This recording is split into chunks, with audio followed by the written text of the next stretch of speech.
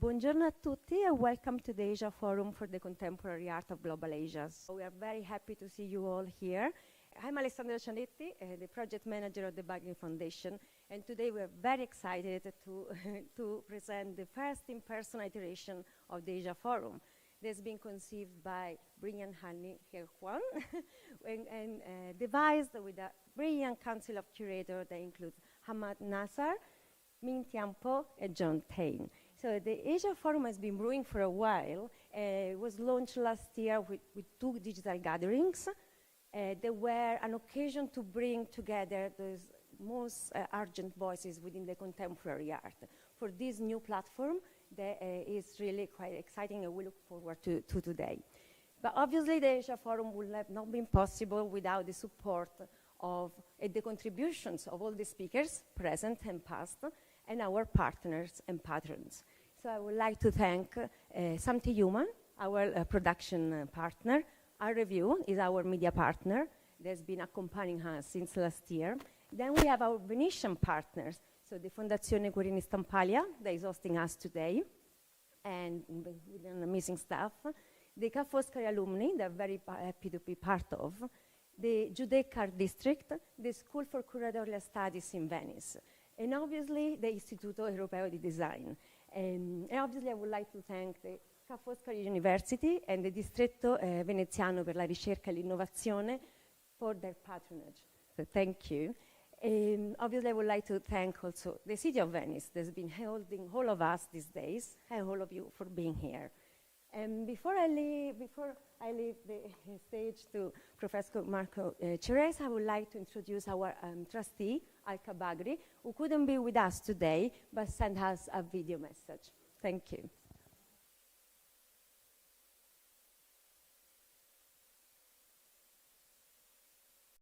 Welcome everyone to the Asia Forum for the Contemporary Art of Global Asias. I am Alka Bagri, trustee of the Bagri Foundation. One of our main aims at the foundation is to encourage global dialogue across cultures and disciplines and share knowledge and expertise about Asian art. We are extremely proud to be presenting for the first time this timely and critical forum at the opening week of the 59th Venice Biennale. This unique platform lands in this city with the ambitious task of addressing some of the most pressing topics in current art practices and research. The Asia Forum Council of Curators has lined up an incredible selection of speakers today. We are all very excited to contribute in ways which will push the limits of our collective knowledge and universal solidarity. I hope all of you find these talks engaging and enlightening. So have a wonderful day, and thank you for joining us. So I'd like to welcome Professor Marco Ceresa from Ca' Foscari University that will pass the mic to Annie Kwan that will kickstart the day. Thank you. Thank you, and good morning, everybody. Today I'm here to convey the greetings and the best wishes from the rector of the University of Venice, Professor Tiziano Lippiello, and this is, let's say, the institutional part of what I'm going to say. Personally, first and foremost, I have to thank you for putting together this wonderful event. The University of Venice and the Department of Asian and North African Studies, of which I'm director, is the largest department in Asian studies in Italy and one of the largest in the whole of Europe.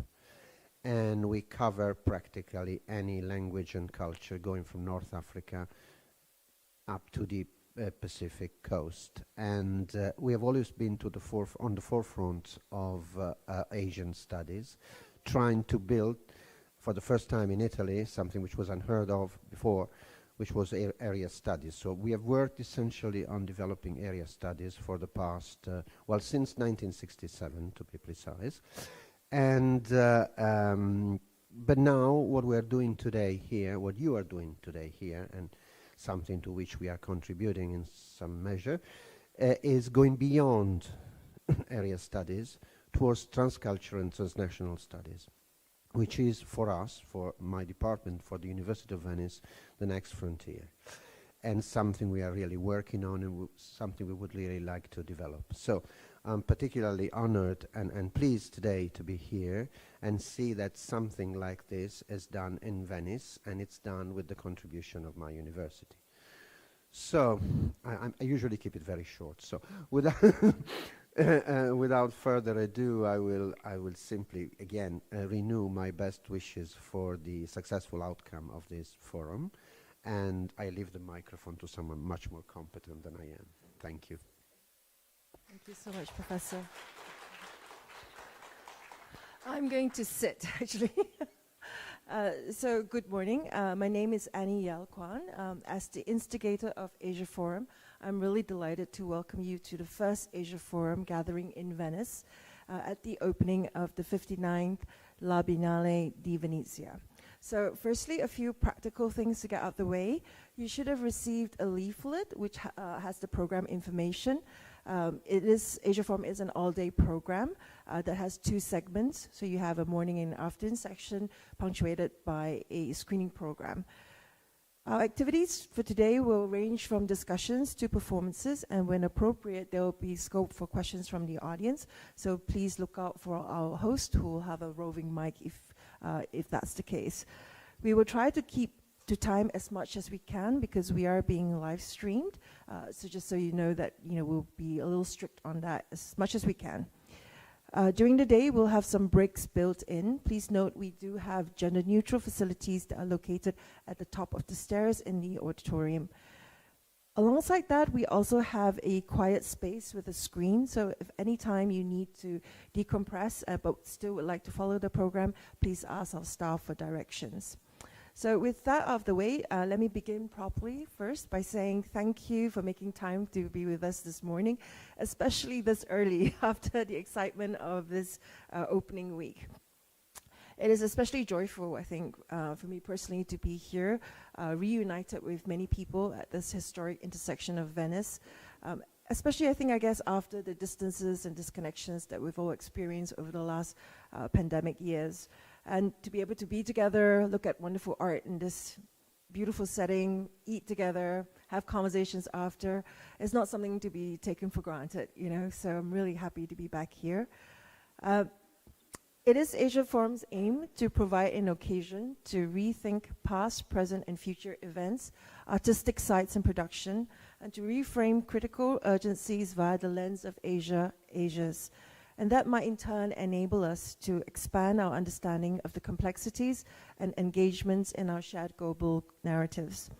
It's also our aim to nurture a space of gathering, like today here where we are with you, for discussion and debate that we may consider meaningfully why and how we do the work that we do and with whom. And in that respect, thank you to everyone here in the audience for your work and for continuing to do the work that you do despite the challenges of these years.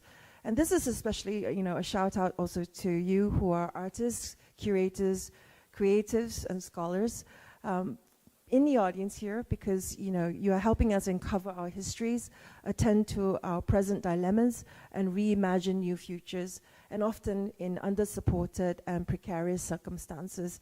And yet what you do is so vital to our resilience. And so with this, I want to give a shout out to our inspiring colleagues from the last 2 Asia Forums, Anna Singh, Ho Zuen-Yen, Shilpa Gupta, Lan Tian-Xie, Patrick Flores, Lawrence Leck, Hori An, Tita Selina, and Erwan Ahmed, some of whom are actually with us today too, either with their presentations or through their works. Truly working together is an ongoing conversation, and we are thrilled to open up to our contributors of today's forum too.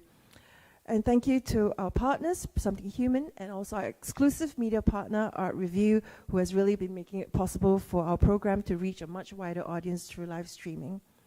And thank you, a big thank you actually to our supporters in the city. You've given us such a warm, unexpectedly warm welcome actually to the Fondazione Querini Stampalia for this beautiful space of intellectual legacy, but also really looking after us so well in the last few days. We are also very honored to call our partners the Istituto Europeo di Design, Giudecca Art District, Curatorial Studies, Venice, Ca' Foscari alumni, and we are especially honored for the patronage of the, let me get this right slowly, Distretto Veneziano della Ricerca e delle Innovazioni. Okay, I tried practicing that a little bit. And of course, the Ca' Foscari University for giving us their patronage. We're really very honored. And of course, last but not least, you know, Asia Forum is very grateful to the Bagri Foundation, to their unwavering generosity and faith shown to this project since its initial conception to unfolding of its iterations in 21, 22, despite, you know, all the various challenges. So thank you especially to the Bagri family and also the wonderful production team of Alessandra Cianetti, Juan De Lara, Emma Townsend, and Chelsea Petit, of course. And, you know, this really makes me think about something that we talked about earlier, Hamad, like who you travel with shapes your journey and its possible destinations. So I'm so proud to call as my colleagues, you know, and introduce to you Asia Forum's Working Council, my fellow conspirators, Hamad Nasser, John Tain, and Ming Tiampo.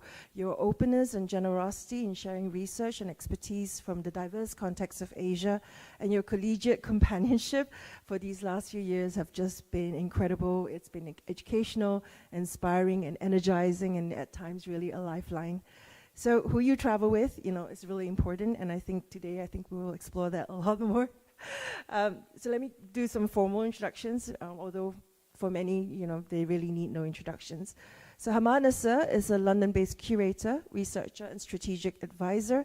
He's presently Senior Research Fellow at the Paul Mellon Centre for Studies in British Art, where he co-leads the London Asia Project.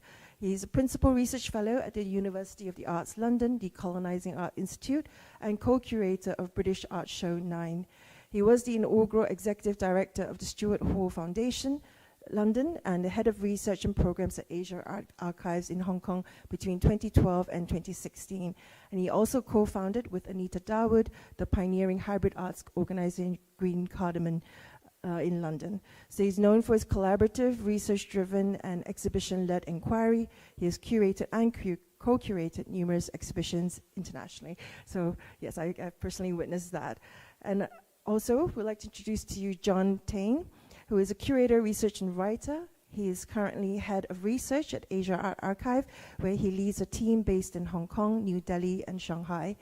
He is an exhibition organizer, including Women Make Art History and the Body Collective during Art Basel Hong Kong in 2018 and 19, and most recently, Crafting Communities in 2020, which looks at the confluence of feminism, crafts, and social practice in the biennial series of War Manifesto events organized in Thailand from 1997 to 2008. In 2019 and 20, he co-convened Mahasa, Modern Art Histories in and Across Africa and South and Southeast Asia, which is a collaboration with the Dhaka Art Summit and the Institute for Comparative Modernities at Cornell University. And last but not least, I'd also like to introduce to you Ming Tiampo, who is a professor of art history and co-director of the Center of Transnational Cultural Analysis at Carleton University. She is interested in transcultural models and histories that provide new structures for understanding and reconfiguring the global. She has published on Japanese modernism, global modernisms, and diaspora, including the book Gutai, Decentering Modernism, which received an honorable mention for the Robert Motherwell Book Award. In 2013, she was co-curator of the ICA award-winning Gutai Splendid Playground at the Guggenheim Museum in New York. Tiampo is an associate member of ICI Berlin, a member of the Hyundai Tate Research Center, Transnational Advisory Board, a member at the Paul Mellon Center for British Art on the London Asia Project, and a founding member of TRACE, the Transnational and Transcultural Arts and Cultural Exchange Network, and also a co-lead on the Worlding Public Cultures Project. So I'm indeed very honored to have these wonderful, esteemed travel companions who I'd like to invite on the stage right now. Thank you so much, Professor. So when we're getting organized, I just wanted to thank Annie for her incredible leadership and vision in starting Asia Forum. I remember when she first started cooking this up and we started cooking together, she really imagined Asia Forum as a way of thinking about Asia together in this site, which is so important, where Asia is often seen as kind of a market-based production, and really thinking through what Asia could contribute in terms of shifting intellectual dialogues, and making the intellectual sort of theoretical basis of what we do in terms of current urgencies much more visible on the international stage. So Annie, thank you so much for bringing us to this point, and also thank you to John and Hamad for your companionship on the journey. So our first panel today is it's called Modernity as Crime Scene. And this first panel is really about kind of setting a scene of understanding our modernity critique and understanding how we identify this moment as a foundational moment for the articulation of these present urgencies that we are all experiencing today. And of course, the importance of locating that critical perspective in Asia.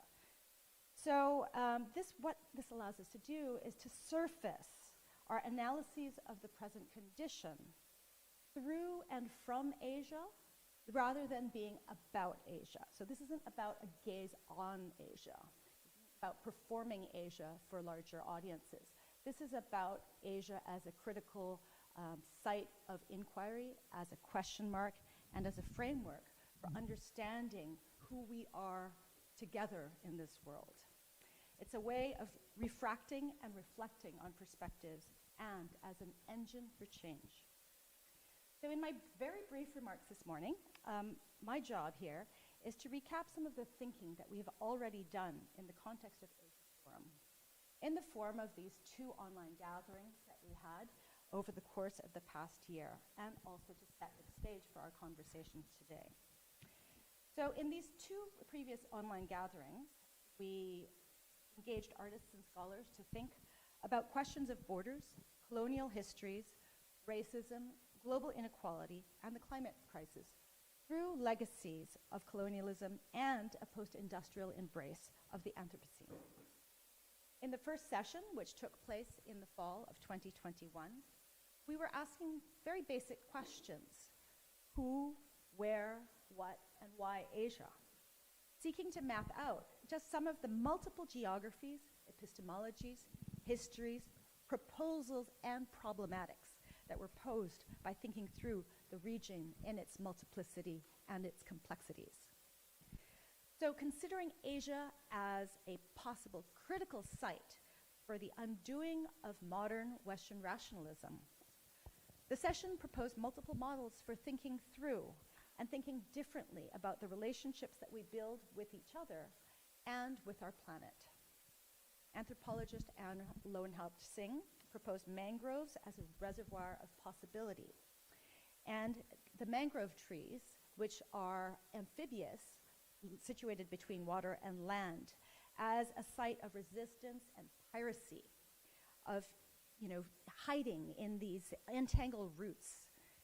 And similarly, Lan Tianxie proffered the metaphor of the silverfish as a way of incorporating and disturbing histories, as a way of encountering difficult histories that are a catalyst that ignore and inaugurate a field of play for the very many unruly forms of life.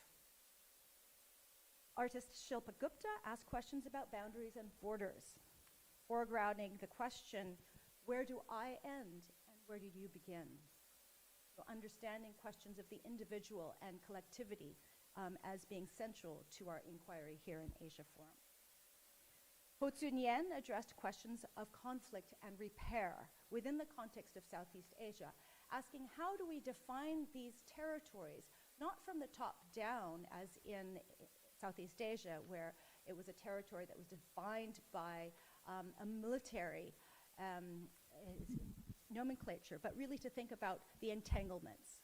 And of course, Patrick Flores thought about Catholic processions as a way of thinking through different ways of being and knowing, to think through water and flux as imbrication. So you can already see in that first session, we were starting to surface some issues. And we built on these themes of watery flow and imbrication in that first session to think about the question of liquidity in our second session, which was much more focused. And this we saw as a site and as a way of understanding a resistance to modernity's colonial project. And in that conversation, we took this concept, which has become critical to neoliberalism, synonymous with late-stage capitalism and the logical outcomes of modernity as crime scene. We took this question of liquidity in a number of different directions. So Lawrence Leck started off the discussions with Sino-futurism. Ho Ri-an, who will be presenting a performance later today, considered the question of liquidity through a genealogy of present and recent pasts that followed the flows of labor and technology and capital across transnational contexts and different historical timeframes. And finally, Tita Salina and Irwan Ahmed took a literal take on the concept of liquidity, taking us on their journey from Jakarta to East Kalimantan, tracing the movement of capital, but also of the capital, in the sense that Jakarta was being moved from, the capital was being moved from Jakarta to Kalimantan because Jakarta is the fastest sinking city in the world, faster even than Venice, sinking at a rate of 10 centimeters a year. This was a situation, of course, that was caused by the climate crisis and by groundwater depletion, by land reclamation. And these references ultimately brought us back to the question of the Anthropocene and our ecological crisis that was first brought up by Anna Lowenhaupt Singh in our first session. And so you'll see that these threads will continue through our conversation, which will think about many of these same questions as we open up into new discussions as well, considering the planetary impacts of modernity as crime scene from an Asia-centric analysis. So we're hoping that today we'll be deepening our previous conversations in order to start with a consideration of modernity as crime scene and understanding modernity as the socio-political and cultural and aesthetic rupture of industrialization, deeply, although not exclusively, imbricated with the logics of colonialism, environmental colonialism, and extraction. It represents a redefinition of the human and our relationship to the planet and to each other, a radical re-envisioning of anthropocentrism, or rather a radical anthropocentrism that, as Sylvia Wynter pointed out, only designates some humans as fully human. So by returning to this crime scene, we are hoping to find clues about how we arrived at our current point of crisis and to build pathways towards different relationalities and the possibilities of repair. So I will pass to you. Thank you, Ming. Before I start, I just wanted to start with a word of admiration, not just for my fellow travelers, but also for you.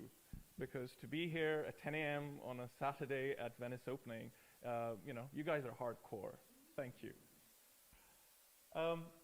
When the pioneering performance artist, Taeching Xie, presented a survey of his work in the Collateral event for Taiwan in 2017, he had not been practicing since the turn of the century.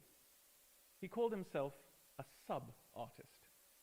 And in speaking to The Guardian, he said, "I am a witness to a past crime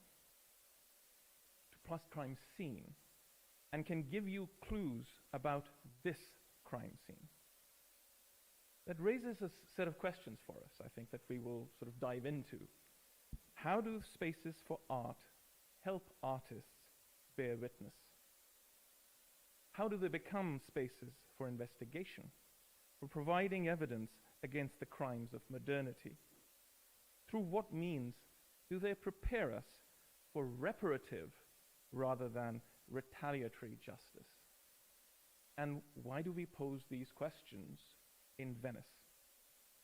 Well, the obvious answer is it's probably the extreme example of art infrastructure as crime scene.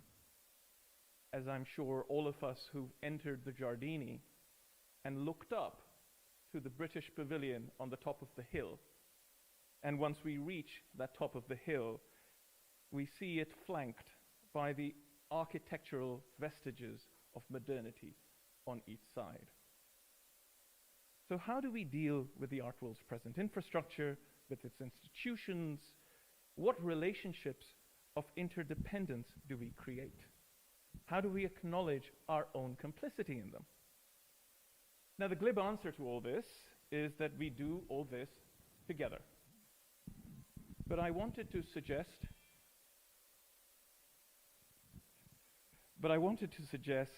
two ideas that may help us in framing our approach. The first of these relies on the practice of pushing hands. If we can play the little clip as I speak. So for those of you who are not familiar with Tai Chi, it will come up. So Tai Chi is a form of moving meditation, and it's also a martial art. And pushing hands is a form of Tai Chi where usually one plays, and that's the term, one plays with a partner. And when you're playing with that partner, you are touching either in one or 2 points of contact, usually the forearm or the hand or the arm. And the point of the exercise is to listen to who you're playing with. Listen to where their center is. Understand it, feel it. You don't fight force with force, but you redirect it. You allow it to spend itself, to use the energies that are already in play to serve a different purpose. And hopefully we'll sort of play, I mean, there was no sound in this. This is really just about showing. This is it.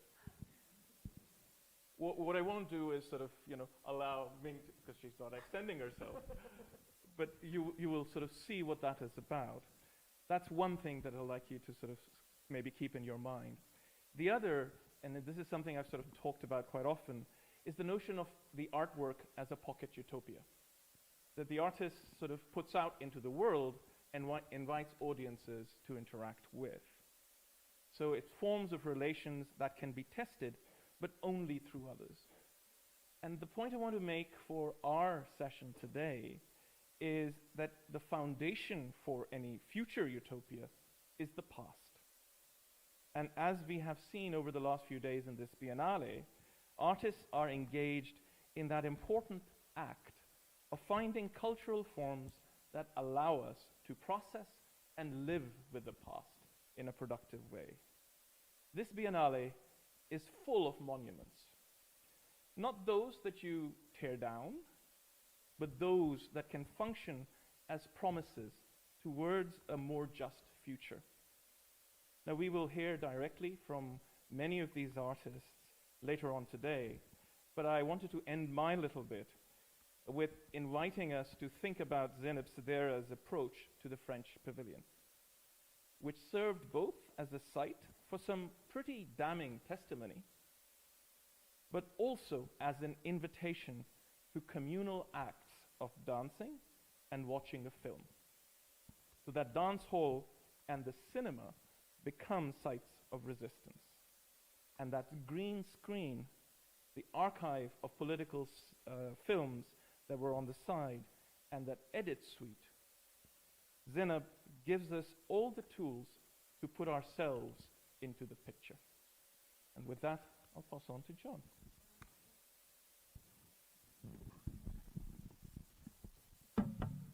Pushing hands. So I'm just going to follow up on what Ming and Hamad have already said and kind of preface, I guess, what Annie will be talking about. So I too want to thank all of you and welcome and thank all of you who are here in this room and also joining us from online for Asia Forum today, especially as it is very, very early here and possibly very, very late somewhere else in the world, and also to the guests who we will all be hearing from today. My gratitude most especially goes to the co-conveners, Annie, Hamad, and Ming, for being such fantastic interlocutors for this, the third iteration of Asia Forum, as you heard from Ming, and including the first two digital gatherings last year and the first in-person gathering, of course, today in Venice.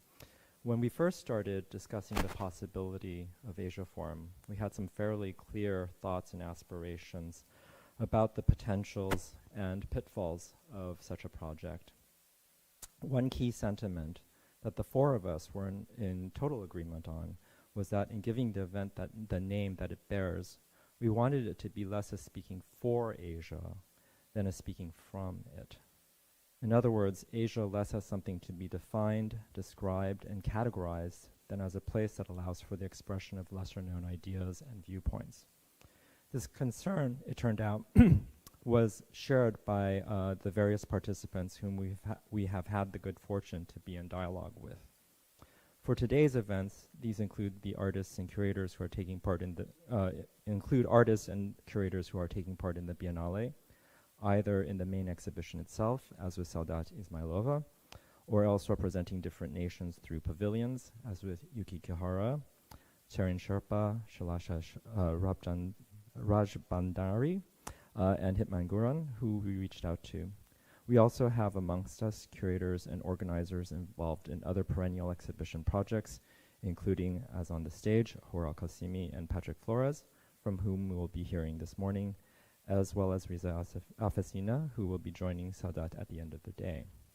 And finally, we will have two artist interventions from Horayan and Abbas Zahedi. Together, these interlocutors helped us deepen and amplify some of the strands of thinking that we had been developing in wanting this to be a space that could be kept open for sharing rather than a theater of representation. This last point, of course, raises the question of who this project is for, especially as we are speaking here in the midst of Venice during the opening of the Biennale, which some have deemed equivalent of the Olympics for a still Eurocentric art world. As Rostam Barocha has noted in the context of India, the concept of Asia is not something the understanding or utility of which should be taken for granted. And one of the urgent tasks that we face is precisely to undo such pre-existing notions in favor of keeping open possibilities. In other words, one way of understanding today's interventions is that the Asia that we are constituting, the Asia that is becoming, is an Asia Minor, as it were, by which I do not mean the peninsula of Anatolia, but an Asia that is defined not in opposition to the West, the foil to the West as posited by Samuel P. Huntington in his now infamous 1996 book, Clash of Civilizations, for instance, or by various other European and American thinkers stretching back for centuries. Instead, in sympathy with thinkers like François Lyonnais and Shumei Shi, Hentel Yap, and Xiang Zairong, it is an Asia that is not centered and not hierarchical, seen through sideway glances to lateral networks that are not readily apparent. In emphasizing the lateral rather than the top-down, the Asia of, the Asia in, Asia Forum, is one whose inherent complexity and multiplicity remains intact and apparent, one in which the transversal movements and interactions, solidarities, resonances, and intersections between the different cultures that compose it come into focus. To wrap up, the Asia in the name is an ongoing project, a proposal, a promise. So I'm just going to hand things over. So thank you so much, Ming, Hamad, and John, for framing those thoughts. Always in conversation with you, it's incredibly inspiring, and so many engines start to turn at once. But I wanted also to share a provocation here in response to this very witty and generative title, actually, for this panel. Thank you, Ming. So as a lover of many sort of crime novels, and certainly all the crime procedural dramas, we have a lot of sayings, and we think about crime, we think the crime scene, what gets erased, we think about, does crime pay, what is criminal and so on, and all these kind of sayings that we know. And so I kind of speak to this maybe in a more personal way, like bringing in a different register.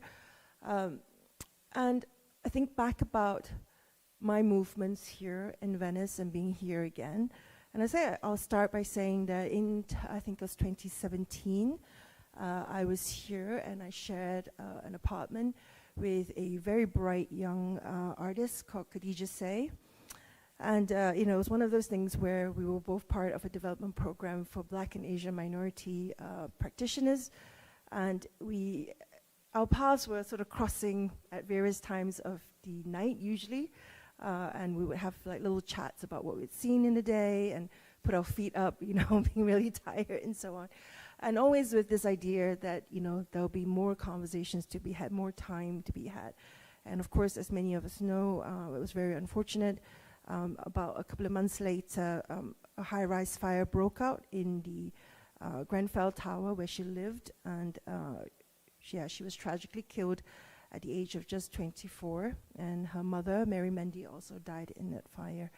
And perhaps you think, why am I bringing this up? And I'm thinking in terms of this title, originally we were thinking about modernism, and it made me think about what the disciplines of art history and the discussions around formalisms, but also then the wider context in which how these things are generated and conceived and perhaps normalized in that way. I think about movements of bodies from sites to sites. I think about sites of production in where we move through and all these different histories. And so that brings me, of course, to the movement of our two bodies, the way we connected our different cultural backgrounds, our particular lineages within the context of the UK, and how that also brought us to Venice, right? So on one hand, we think about modernity as something that positively had given us the development of certain technologies, photography, as we know, which was part of Khadija's very beautiful burgeoning practice, but also, concrete tower constructions, the way cities are expanded, and all of this that also then generated more movements of people. And yet, I guess I'm questioning that despite how we have all these various developments of construction and utility and so on, what are the processes that have been developed in terms of how we think about justice, in terms of how we think about healing. I think, Hamad, you brought up earlier about reparative histories. I think that's a really important subject matter, especially leading, if we connect that to the various histories that are still located within, stories of intergenerational trauma, and also then the very recent traumatic experiences by minority bodies in the last couple of years as well. So I guess this question I have, which is central to this panel, which might not be resolved within this conversation, but I just wanted to bring up, is that how come modernism, as it were, brings us to a point where we have much that is created, both in the cultural sector and otherwise, that is incredibly sophisticated and well developed, but at the same time, there's also much damage, right? And how come in the face of that damage, why is it so difficult to question where do we locate culpability? Where do we locate accountability, right?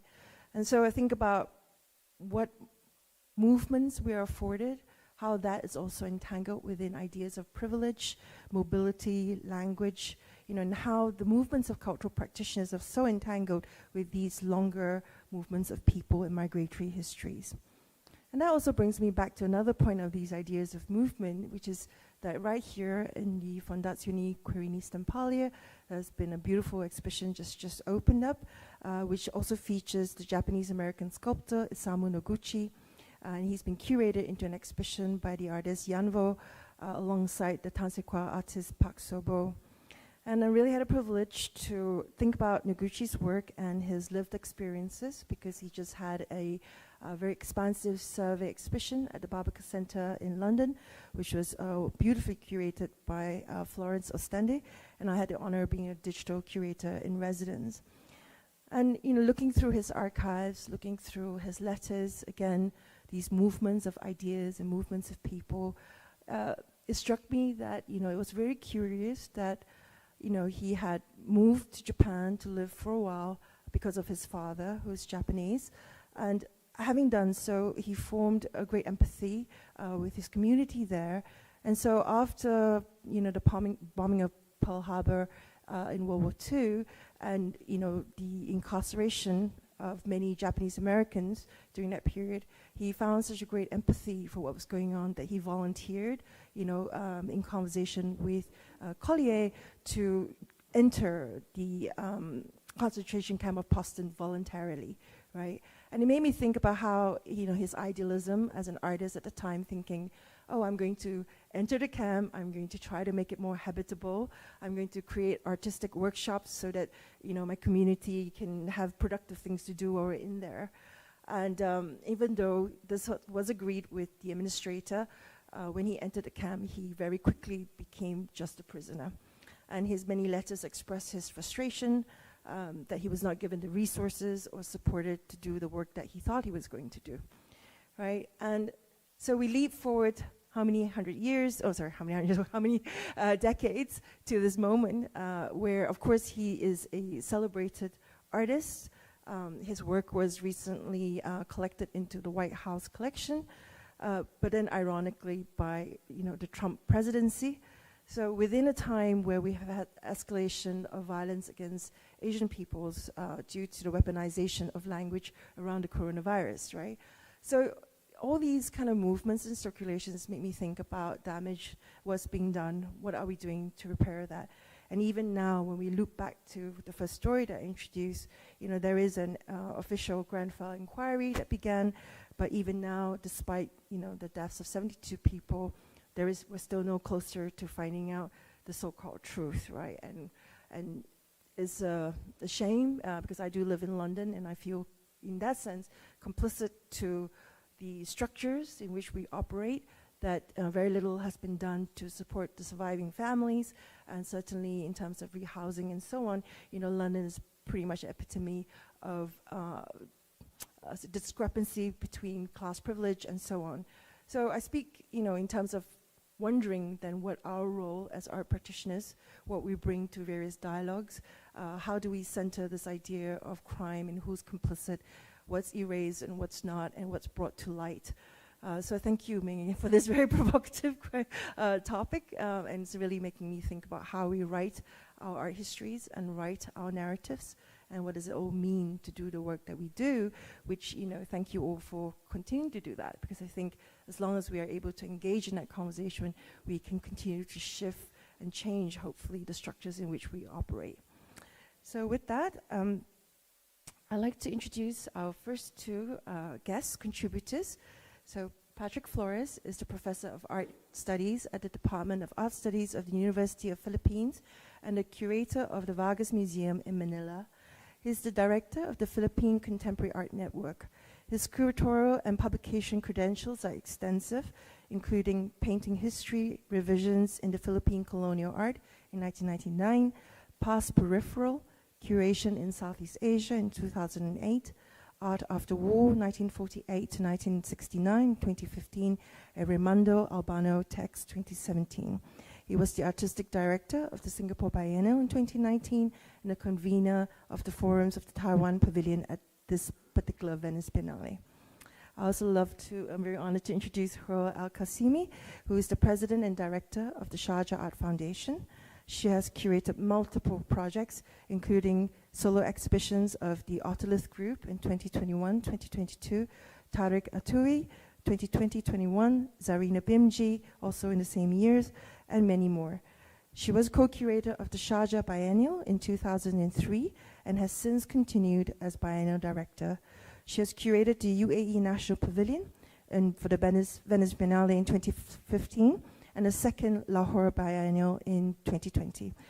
She's also incredibly busy because she's president of the International Biennials Association, chair of the board, Sharjah Architecture Triennial, chair of the advisory board, College of Fine Arts and Design at the University of Sharjah, and the president of the African Africa Institute Sharjah, while serving on multiple other advisory boards and art jury committees across Europe and Asia. So we're really honored that you've both made time for us today. Yeah. So I'll hand over to you, Patrick.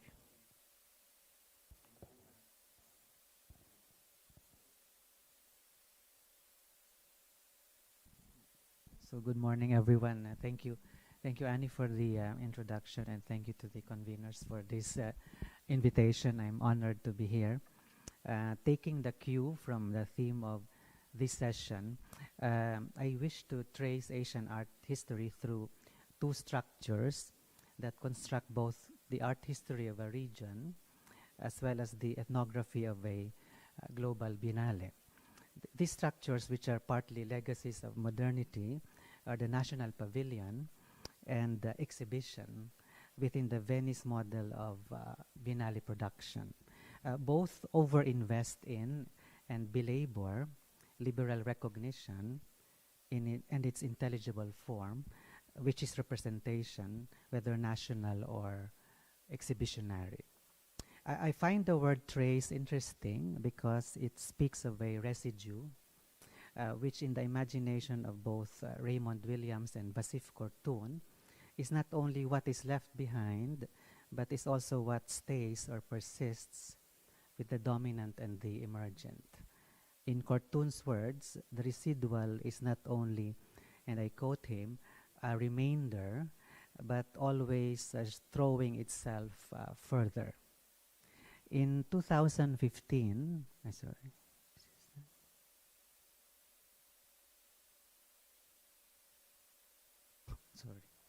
In 2015, I curated the Philippine Pavilion in Venice after the 50-year absence of the country in the Biennale. It was therefore a return to the scene of the crime, as it were.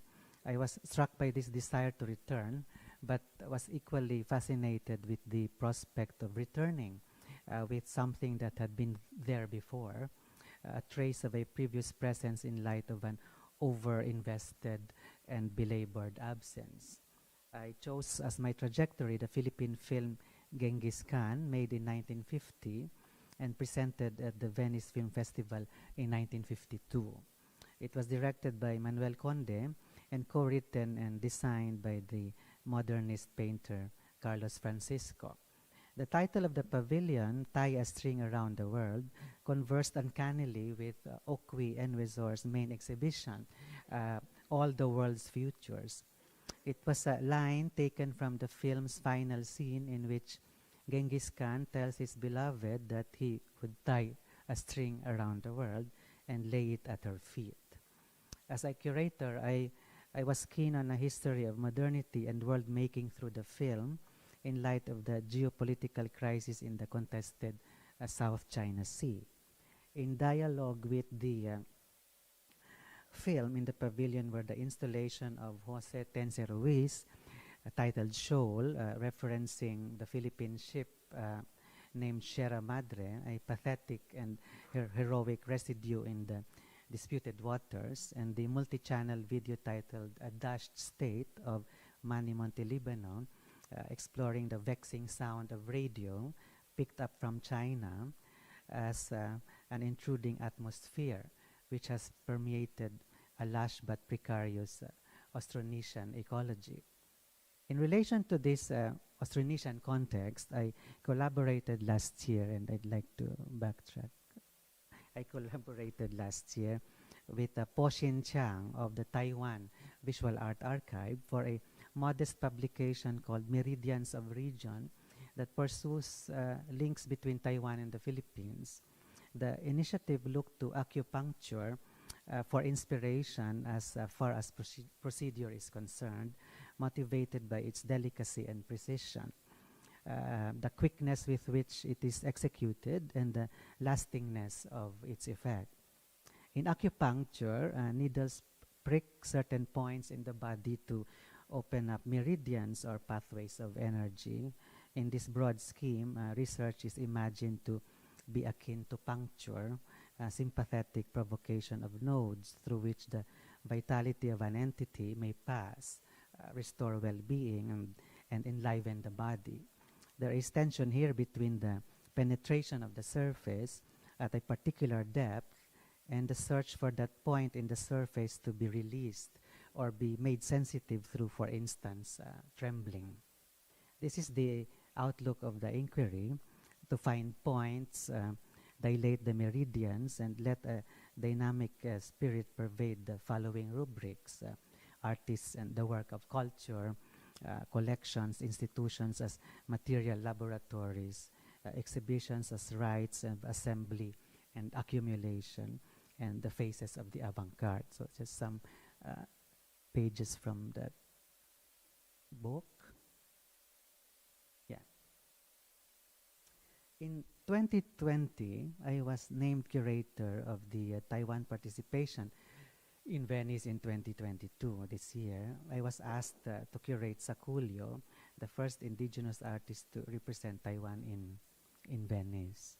Sorry.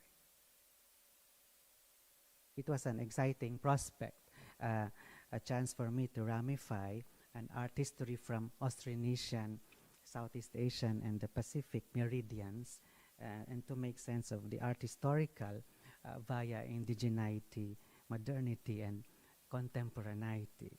The preparations unfolded in good faith and in the spirit of reciprocity. The serious accusations against Sakulyo of sexual assault in December last year were unforeseen and unfortunate, and his disqualification as the artist of the exhibition left a deep void in the project. As events quickly unfolded in social media away from curatorial calibration, I thought that there should be in the future a methodology to replenish amid a trauma or a crisis, a fissure in the cosmology, the ethics of care that curatorial work promises, and to initiate a process of reparation and transformation for those who feel violated and those who are named as agents of the violation. For me, institutional disengagement, which I totally understand, should not be bound to the curatorial patience and risk to stay with the trouble and come to terms with the loss of art, curation, and the pavilion. Sakulyo's presence in Venice to signify Taiwan would have performed a series of exclusions within Taiwan and Venice. As an indigenous artist, he does not belong to the dominant Han Chinese geopoetics. Taiwan, for its part, is not considered a nation state in Venice and therefore is not entitled to a pavilion. The third exclusion is his ineligibility to embody Taiwan and its identity effects on account of alleged transgressions. These exclusions mingle the discrepant registers of the aboriginal and the compromised, the primeval and the injurious, the erotic and the ethnic. I remember writing the Taipei Fine Arts Museum, the commissioner of the project, to explore a difficult meridian by curating a performative condition in which this tear in the fabric of society may be stitched with generosity and fairness within a tradition of deliberation and restitution in our contemporary time. This, I thought, was our poignant obligation to the indigenous communities of Taiwan, the first people to inhabit the country and may well be the future of the planet, as well as to all the women who have been wronged in history.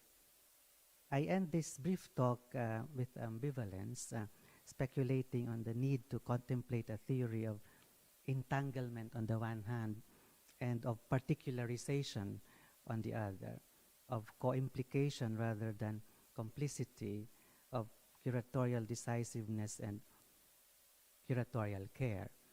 Concomitantly, there might be a need to revisit modernist conceptualizations of judgment, representation, criminality, and justice, and think through the broadness of reparativity and restorativity within a prospectively indigenous and feminist relationality, with the problematic of gender exposing the limit of both ethnicity and its representational and ultimately national aesthetic.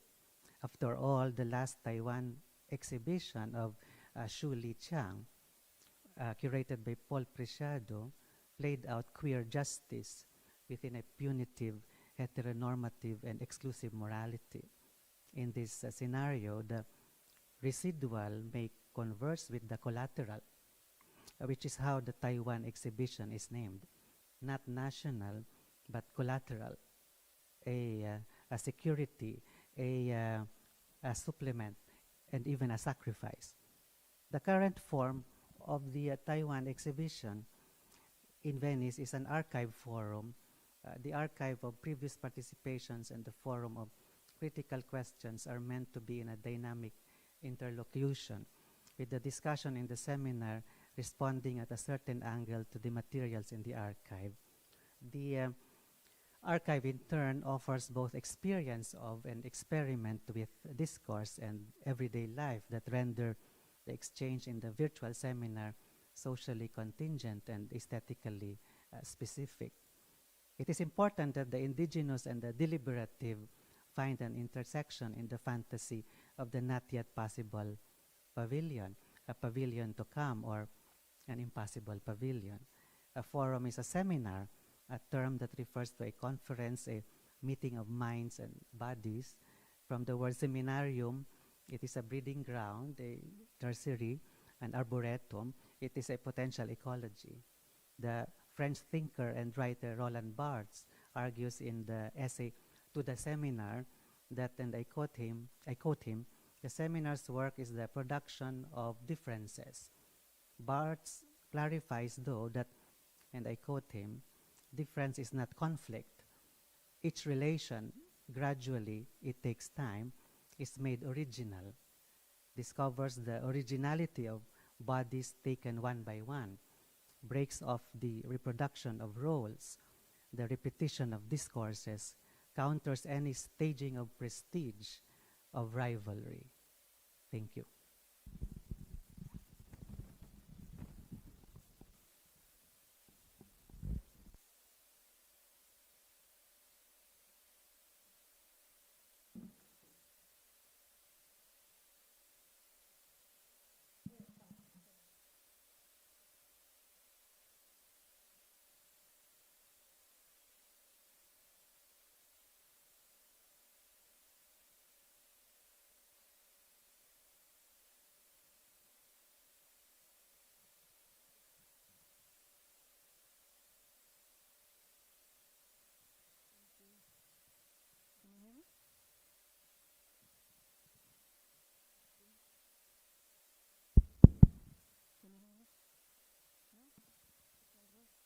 Can you hear me? Okay.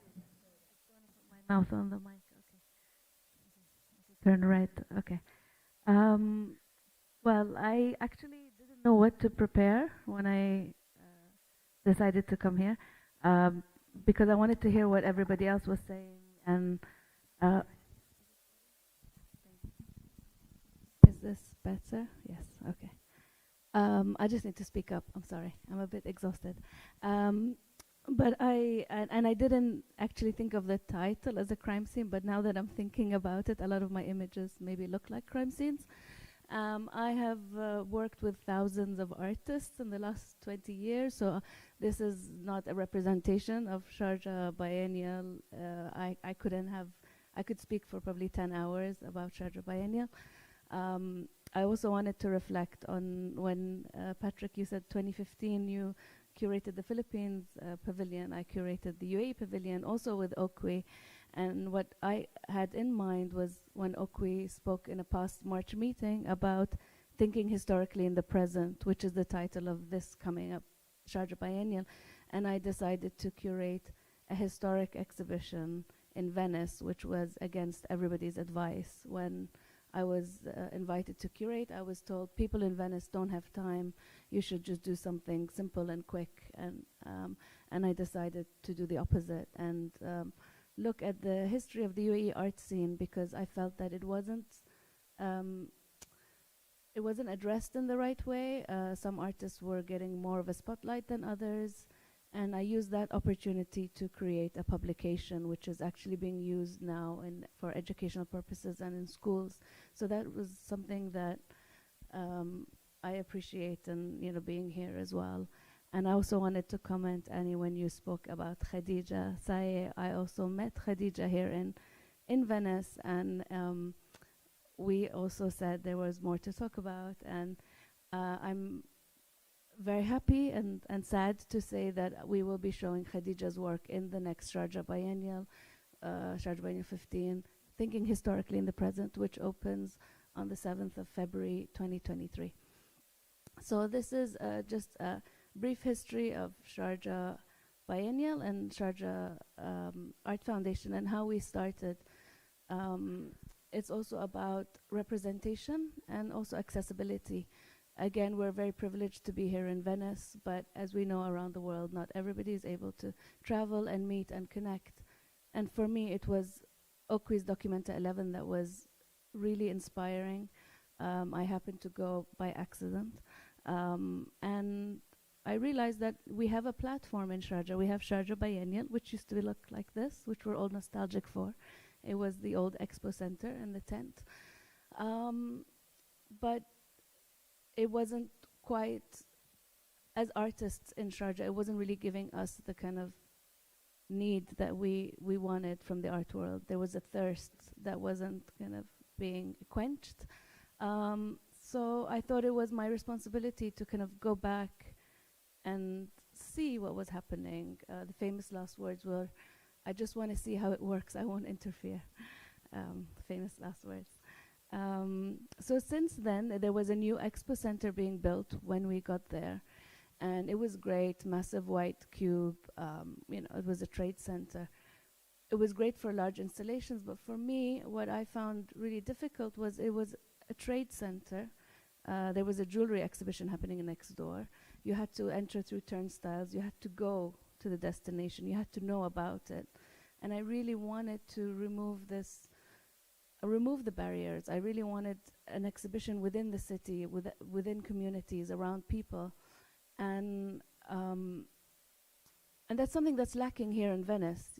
Someone always says to me, "Would you ever consider curating Venice Biennial?" I said no, because I don't know the community in Venice. I know the art world in Venice, but it's not, I just feel like it's so separate. Maybe I'm wrong. I know that there are lots of trips and people visit and the university students, but we have a different public and we have it's different than our parts of the world. So I thought it was my responsibility to kind of look into that. This was the last year that we used the expo center. I decided to leave, even though we did not have spaces. We just inhabited any spaces, the museums, the squares, any museum that would give us their space, we would use it. And then we started planning our new exhibition spaces. So that was also Expo Center. Elena Tsui, when 2004, 2007. So this is what we started to do. So this was the year, one of the co-curators of the 9th Sharjah Biennial, Tara Abul Futuh, is here in the audience. This was a time when it was really important to get out of this space and just explore the community and the towns. Amal Qinawi, also from the same biennial, performed. We recently did a solo exhibition. Amal passed away, unfortunately, and it's really important for us at the foundation that we've worked with such amazing artists who have sadly lost their lives, that we should continue to push for representation and make sure that their works get shown, and her works are being shown in many biennials, past and upcoming, which I'm not allowed to say, but you will see very soon. This one I did not think of. So I mean, they're all kind of crime scenes in a way, right? Okay, now that you think about it, Imran Qureshi's "Blessings Upon the Land of My Love" from Biennial 10 was happening while we were experiencing the so-called Arab Spring. So a lot of people, we started posting this project as he was painting it, and it created such excitement, but also intrigue. We also had Al-Amal School for the Deaf perform a performance within the space with the work. This work ended up continuing. It was in the Sydney Biennial on Cockatoo Island, And then there was another one on the rooftop of the Met. I was a little disturbed about this project going to the rooftop of the Met in New York. It didn't seem fitting for me.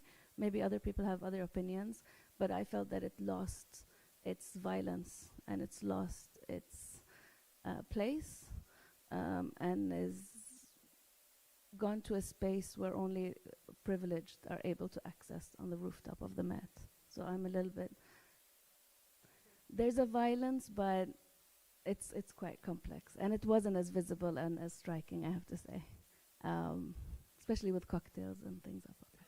So another intervention was on Bank Street, which is another crime scene, I guess. I'm using that word again now. Superflex. We turned a car park into a park. As you know, Superflex did this project where they invited many communities to talk about, migrant communities to talk about pieces of public furniture from their hometowns that they were missing and nostalgic for. We created the bank during the duration of the biennial. It was a very successful project. We are now working with Superflex on another permanent project on an existing park that we're renovating, almost like a memory park with the same process.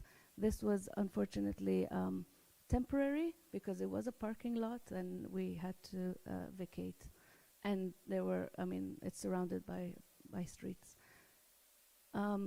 Dictum, Zwa al-Shawqi's performance was also part of a residency called the Witness Program, so again, crime scene, where he takes the script and writing of the Sharjah Art Foundation statements, talks to the technical staff and communities working within the foundation, and asks them to pick out their favorite phrases and turn them into their favorite kind of music, which was a lot of our technical team, a large percentage of our technical team were from Pakistan, some from Kerala, some from Egypt and other places. But the main people he worked with were from Pakistan, and their interest was in Qawwali music. I'll play a bit of this performance for you in a little bit so I don't mess up the PowerPoint. Camp is project from Gulf to Gulf to Gulf. Again, a project that started in 2009, invited by Tariq for the 2009 biennial, Provisions for the Future, Past of the Coming Days. The project started then where they started working with sailors that dock ship just, if you can see, I don't know, near the lamppost on the left over there. And they continued this relationship with the sailors that dock the ship there and asked them to document their journeys through mobile phones and create a video in the end of it. Camp currently has a survey show in Sharjah, not far from the location, which really shows the journey of their work in the last many years. I can't really say now. So the great thing about this is that we had this film screening at the end of the market near the docks, and a lot of the sailors, their families, their friends, and passers-by would come and watch the film every night. So it was almost a witness of what the people who dock their ships here would do when they would leave. And it's really interesting because it's their voices, their stories that we are actually witnessing. This was a project actually with the biennial in 2013, Sharjah Biennial 11, curated by Yuko Hasegawa, where she invited Apichatpong Versatacul and Ole Shireen to design a cinema, a temporary cinema. Of course, we love artist interventions, and we always end up finding a way to keep them. So our temporary Mirage City Cinema has become a permanent Mirage City Cinema. And these are some of our film screenings we've done there. We've done performances, and you could see and this is our new projection room. When it became permanent, we had to redo the projection room that you can see at the very top. Another aspect of what we do as Sharjah Art Foundation is really also looking for buildings or scouting buildings that are being set for demolition, and trying to save them and repurpose them. But how we do that is we occupy the space, use it as much as possible until it's logistically unsafe, and then we'll have to renovate. This is one of the spaces, which was the Kalba Ice Factory, which I have been trying to use for a long time, and I was very lucky that Undiju and Adrian Villaroja decided that they will use it. One thing that frustrates me is when artists think that sites are too far for people. I really want to decenter the biennial. Of course, we have the city center, but what's important for me is that each site is as important as others, and there's no such thing as an off-site. This is one of the most amazing spaces we have at Sharjah Art Foundation, and now after using it for many years, it's undergoing a renovation since the town around us has started to get built up and gentrified, and we have to also clean up our space a little bit. So there you could see his installation. After leaving the expo center, when we realized we do need some larger spaces, we decided to build some spaces within the heritage areas that we were using. Our architect, a long-term architect since 2005, Mona Al-Musfi, has been used to teach at the American University of Sharjah at the architectural school, and has studied the aerial views of this site since for decades, since the 50s, 60s, 70s. So we actually created spaces that align with original walkways and alleyways, and were very respectful to the original footprint. So when you do enter or walk through, you don't realize how large these spaces are because you are walking through winding alleyways. This was a project from the last biennial, which was leaving the echo chamber. Sorry. This section was curated by Omar Khulaif, and he invited Otobong Kanga and Emeka Ogbo to the biennial. This is one of our spaces that have constantly been transformed by interesting projects. One early memory I have is Trisha Donnelly's sculpture in that space. What I loved about this project was that Otobong and Emeka worked with local children to create a soundtrack, but also there's this dead tree or dying tree that you see in the courtyard. So they created a story where you enter and the tree is actually speaking to you. So there's a hidden speaker within the tree. And the tree is in love with salt water, but the salt water is killing it. And she asks the children to sing for her so that the rain will come. It's very haunting, it's very beautiful. It takes on a different life from day to night. From night, it kind of glows with the light boxes and is really, really beautiful. And then during the day, it's also, you could see lots of the birds, and you know, it's such a magical space that we decided we would like to keep this permanent. So I was with Otobong the other night briefly, and we discussed, you know, this is a project that we have been turning on and off. Obviously, for sustainability, we can't have like lights and sound and everything going all year round. In the summer, it's too hot. So it's really beautiful because we almost miss it. You know, it goes quiet, and then suddenly you're walking back into the foundation, and you hear the children as you walk from your car, and the project comes up. Am I good for time? I don't know. Am I? Okay. Another one is, again, renovating spaces and listening to people's 2 minutes? Okay, so no worries. I'll skip the video. Renovating spaces, and as I mentioned, through phases. One of them is the iconic flying saucer in Sharjah, which has a long history. I won't bore you with it. You can look at it online. But we did one, we entered, occupied the space as an intervention with Hassan Khan in Unji's biennial, 2015, Sharjah Biennial 12, and then decided to renovate into a more brutalist concrete space where I curated an exhibition for Robert Breer. And then I started getting messages. I'm also like apparently too available, so I get messages all the time from anybody. where the community were messaging me on Instagram saying, "Oh, you should turn it into a coffee shop." I thought, okay, there used to be a fast food chicken place there that is gone. And I was trying to create this beautiful space, but I realized the needs of the community.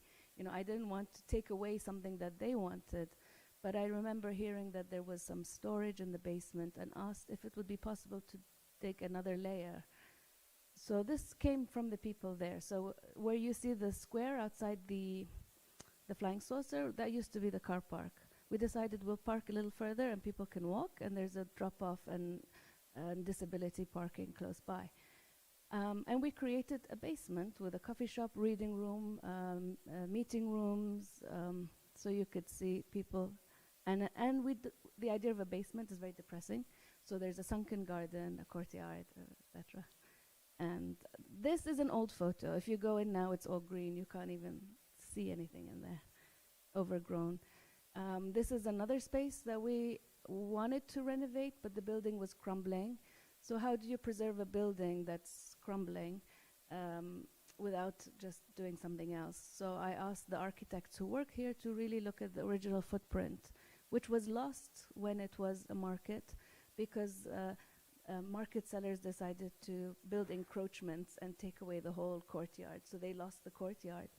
And after we built this, the people in the community said, "Wow, this reminds us of our childhood." And I said, but it's nothing like the building. I mean, that was concrete. This is glass. And they said, "No, but the dimensions of the courtyard really take us back." And we lost this courtyard for such a long time. So those are kind of nice little, it's always interactive, everything we do. So this is a building that I've been trying and still trying and continue to try to renovate. So hopefully, it's been used in artist work. So Shazia Skandar's project was about this in SB11. And I can explain this another time, or you can go to the website. Performances. Another space was Urban Garden.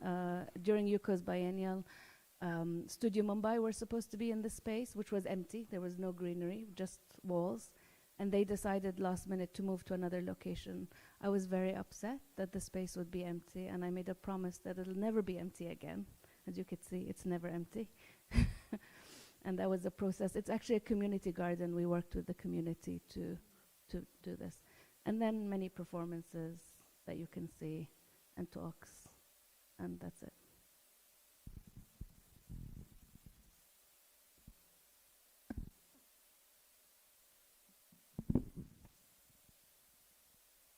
Thank you both so much for those wonderful interventions. I think I need to use a different microphone. I have a question I might start with, which is for both of you, but it takes Hoor's presentation as a starting point. Hoor, for you, community seems to be such a central aspect of your practice, both in terms of the community, your local community, and the place where you are, but also in terms of creating new senses of solidarities and communities across different geographies. And Patrick, you were also talking about the ways in which you were building communities and networks, conversations across Southeast Asia and beyond. I was wondering if you could both maybe comment a little bit on what it means to think through community from the ground up, and how do we think through geographies, especially of Asia, which have been for so long defined by a area studies model that have created this sort of hub and spoke relationality between, West and Asia, West and non-West. What is it that we can do now in order to create new relationalities and forms of repair? If I may, it was interesting. We set up a curator in residence program a little while ago, and I was thinking about that. If we have a curator in residence, who would the artist they would meet be? Would it be the same local artists? We're a small community. Would it be regional? What is our region? I'm always questioning our region. Half our population is South Asian. And it's always, Minasa, Minaya, ASEAN, it's always all these abbreviations coming together. And I decided, you know what, we have a budget airline in Sharjah called Air Arabia, where they fly certain locations because of distances and have hubs. So I'll let them decide the region and let them sponsor this project. So we're kind of redefining the region through the airline map and travel map. And that has become our curator in residence program. I mean, we've had a few editions. We had to stop during the pandemic, and you know, it's kind of ongoing. But it's always this question of region.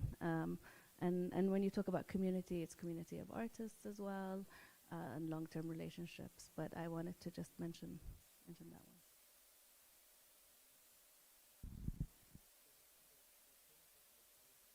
I collaborated with Po Xin Jiang from Taiwan. So this is a different, maybe a way to explore a different intellectual community across two sides, Taiwan and Philippines, which are not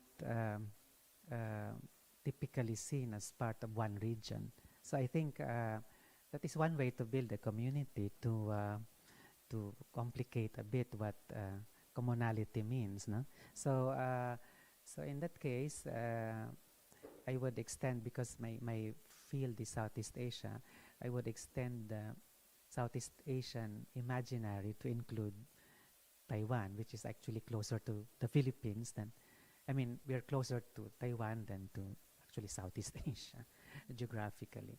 So this Austronesian model might be one way to build a different geographical imaginary and cobble together a community of scholars. The other trajectory might be to complicate the discipline and expand the intellectual community. So in my case, I do art history, but I also do curatorial work, and that expands my community quite considerably. So I go to places that I'm sure art history won't allow me to go to. I mean, if I were just an art historian, academic historian, I wouldn't be able to go to some places and meet other people. So I think to complicate the discipline is also one way to build or expand the community of practitioners. Yeah. Just in terms of a time check, because we were running slightly late, so we are running the session until 11:40. So we really do want to have some questions from the audience. So if there's anything sort of burning, please, get those ready. But while you're getting those ready, maybe if I can introduce one question, and I'll sort of address it first to you, Patrick, because you brought up, and thank you for sharing the sort of an ongoing example. And I think that urgent need for care and that idea of who do we extend care to in the work we do, because there's also a hierarchy of care. And I suppose the question, and it may be slightly unfair, but maybe we can think about it together, is, who takes responsibility for instigating that process? How do we go about it? If we were to do a DIY version, where do we start? A tough one, Hamad, because sometimes the options are quite limited, in terms of taking action on a particular predicament. In this particular case, it was the institution that decided how to move forward. So the institution took responsibility. I wanted, of course, to participate in creating another condition curatorially, but I realized that institutional solutions and curatorial propositions that don't usually coincide. And that is, in a way, productively problematic for the two not to be conflated with each other. But in this particular case, I wanted to extend curatorial care to the artist, but certain mechanisms didn't allow me to do it. So I wanted to take responsibility, but the structures didn't allow. So yeah, I don't have an easy answer, but the desire to respond to it was there, and I tried, but yeah. And who, just thinking of that position, the positionality of the institution, because you, as Savannah introduced, you are also playing sort of leadership roles in so many, and I'm sure the kind of a regime of care is something that you would be thinking about. Would you have any sort of suggestions or responses to the predicament, a general predicament rather than a Yeah, for specific sure. one? Yes, for sure, always. I think it's really important. We've gone from a biennial to an institution, so we're quite flexible in the way we work, but then we have a responsibility as an institution. And if there's any, as we've seen with many things coming out with artists being, or people being called out for sexual harassment, I think, you know, as a woman, it's always important to, you know, hear women's voices, which are always silenced. I think it's important to react quickly, because social media takes things, you know, there's no time to, as you said, to react. I understand that there's a lack of care for the curatorial team, and that's a discussion that has to happen between the institution and the curatorial team. But there is always this, you have to be quick on your feet, think of where you stand as an institution, because if you don't react quick enough, you also get called out. We see it all the time. But care in terms of not only those situations, but community. If you do, you know, a work that, you know, you, as an institution, we've had works that have created outroar with community and public, and it makes you think, what is our responsibility here? It's not, I'm not creating an exhibition just for my art world friends. I can go open up a space in London and New York. This is public money, public audience. This is their space, and they have a say and a right. So this is the, you know, you have to, that's why community, as you mentioned, is so important in what we do, because it's their money, it's their, and they're the audience. And you have a responsibility to feed this platform that you have. I feel very lucky and privileged that I have this platform to do this, and I feel it's my responsibility to do it, and to do it in the best that I can. Does that answer anything?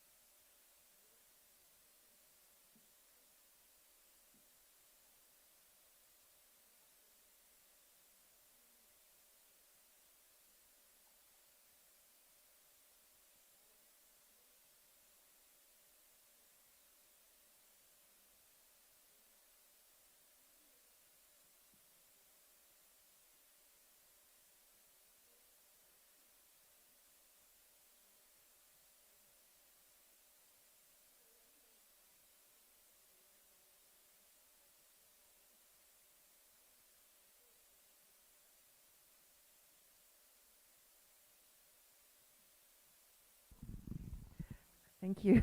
Thank you for the care. So, you know, we're running around in the rain. I was trying to do all the directions of getting around Venice and not being Venetian. That was quite challenging. I really appreciated that hot cup of tea, Ming. You went out of your way to secure me.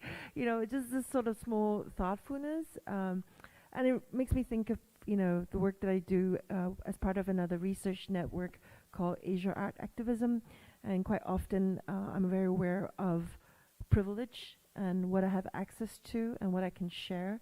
But in so doing, sometimes, you know, you are perhaps looking forward or what can be done. And so I really appreciate, you know, my community and members who have then also realized that I can't take care of other things while I'm doing something else, and then would try to find ways to pitch in and support. And I've realized so much then that spirit of mutuality and reciprocity is what keeps us really resilient and what keeps us, able to keep going.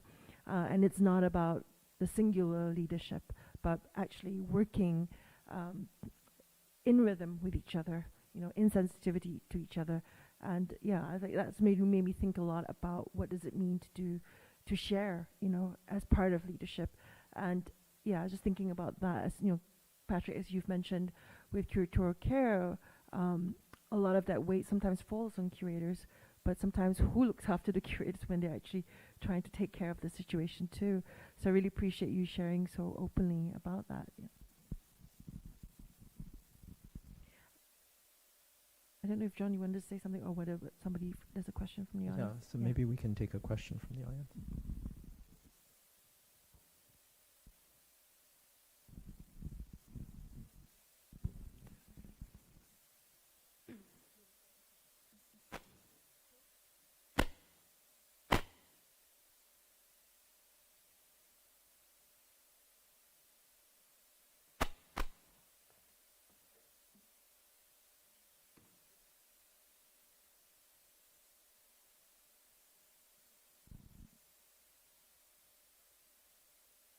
Well, maybe while we're sort of organizing for questions, John, did you have something that you wanted to say? Or I was just going to build on something that Annie was saying about curatorial care. Maybe this is a way for us to think through what Asia has to offer in terms of different models of collectivism and of collaboration in terms of understanding the relationship between the individual and the collective, perhaps through different lenses, and think about that suggestively. Like the way in which Rangrupa has brought the concept of lumbung to the forefront, right? And that, sorry, thank you, care, see? And that, this is a way for us to reimagine modern Western epistemologies and notions of who we are as individuals and how we work together. Yeah, I on that note, I was really struck by the way that Patrick and Hor, each of you kind of spoke to this question of who this is for and what it is for and who it's serving. And I think that the question of it being, Sharjah serving a public because it's public money and it's a public space, and being responsible ultimately to that is kind of really apropos. And Patrick, I think this question of the various levels of exclusion, right? In the case of Taiwan, for instance, I think those are kind of interesting questions that maybe are specific to specific locations and contexts, right? That maybe other areas or other people working in other contexts don't necessarily think of or take for granted, right? That if there's a kind of natural or kind of so-called natural kind of explanation or justification, and often within the context of Asia, these things have to be kind of really negotiated and still remain to be negotiated.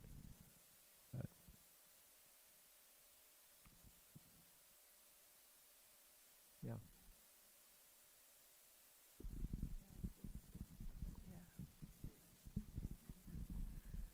We have about sort of just 2 minutes left, for this session. I don't know, I feel like it's so hard to wrap up because it's like a Pandora's box. We've just opened up so many. Should I put a clip of what Al-Shawk is performing? Yeah, let's do that. Okay, That's a great way to finish. Let me find it.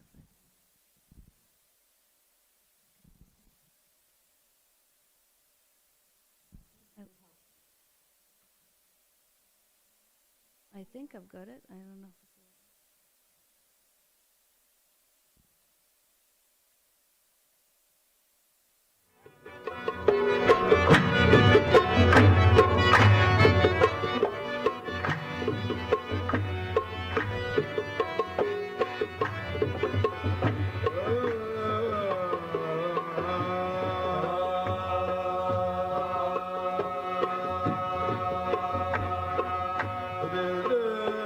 No.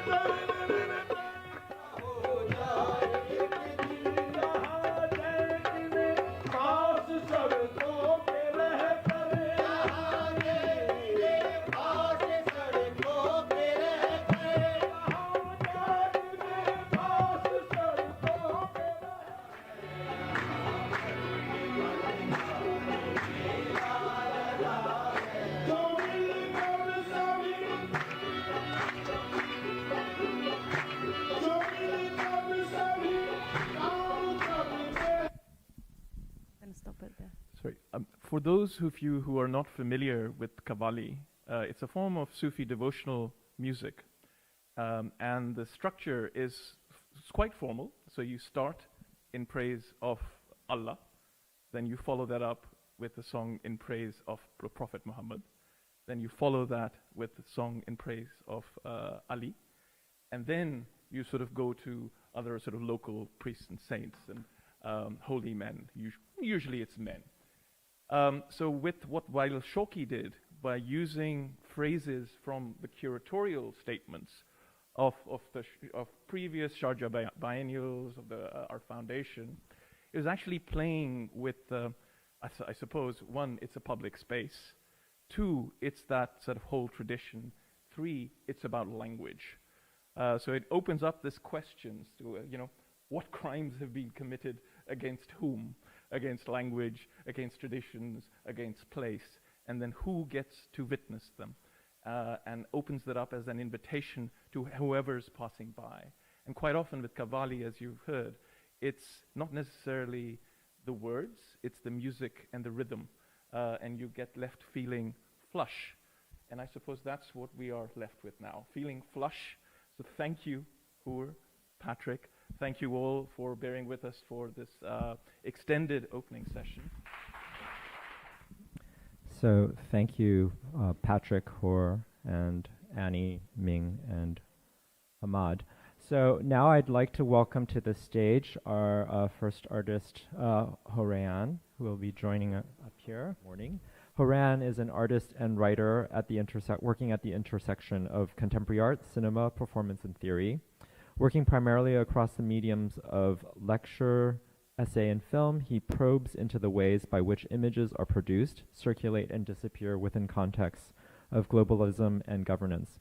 He has presented projects at the Bangkok Art Biennale, Asian Art Biennial 2019, Guangzhou Biennale of 2018, Jakarta Biennial, Sharjah Biennial, Kochi Museums Biennial, various multiple biennials, Haus der Kulturen der Welt, Kunsthalle Wien, Musée de Quai Branly in Paris, NTU Center for Contemporary Art, Singapore, and Parasite, Hong Kong. In 2019, he was awarded an International Film Critics Prize at the International Short Film Festival, Oberhausen, Germany. In 2018, he was a fellow of the DAAD Berliner Künstlerprogramm, and most recently, he was named a nominee of the Future Generation Art Prize 2021. In today's lecture performance entitled Factories, Tables, Post-Revolution, he will be drawing upon his recent works examining the material networks and political imaginaries of reform-era China, and probe into the foreclosure of class politics amidst the ongoing crisis of late capitalism. Moving from cinematic scenes of workers appearing in and around factory gates the world over to photographs of Chinese and Singaporean technocrats seated at massive meeting tables, his presentation considers what it means to speak of the economy in a time when the revolution appears to have exhausted its historical course. So without further ado, please join me in welcoming Horayan.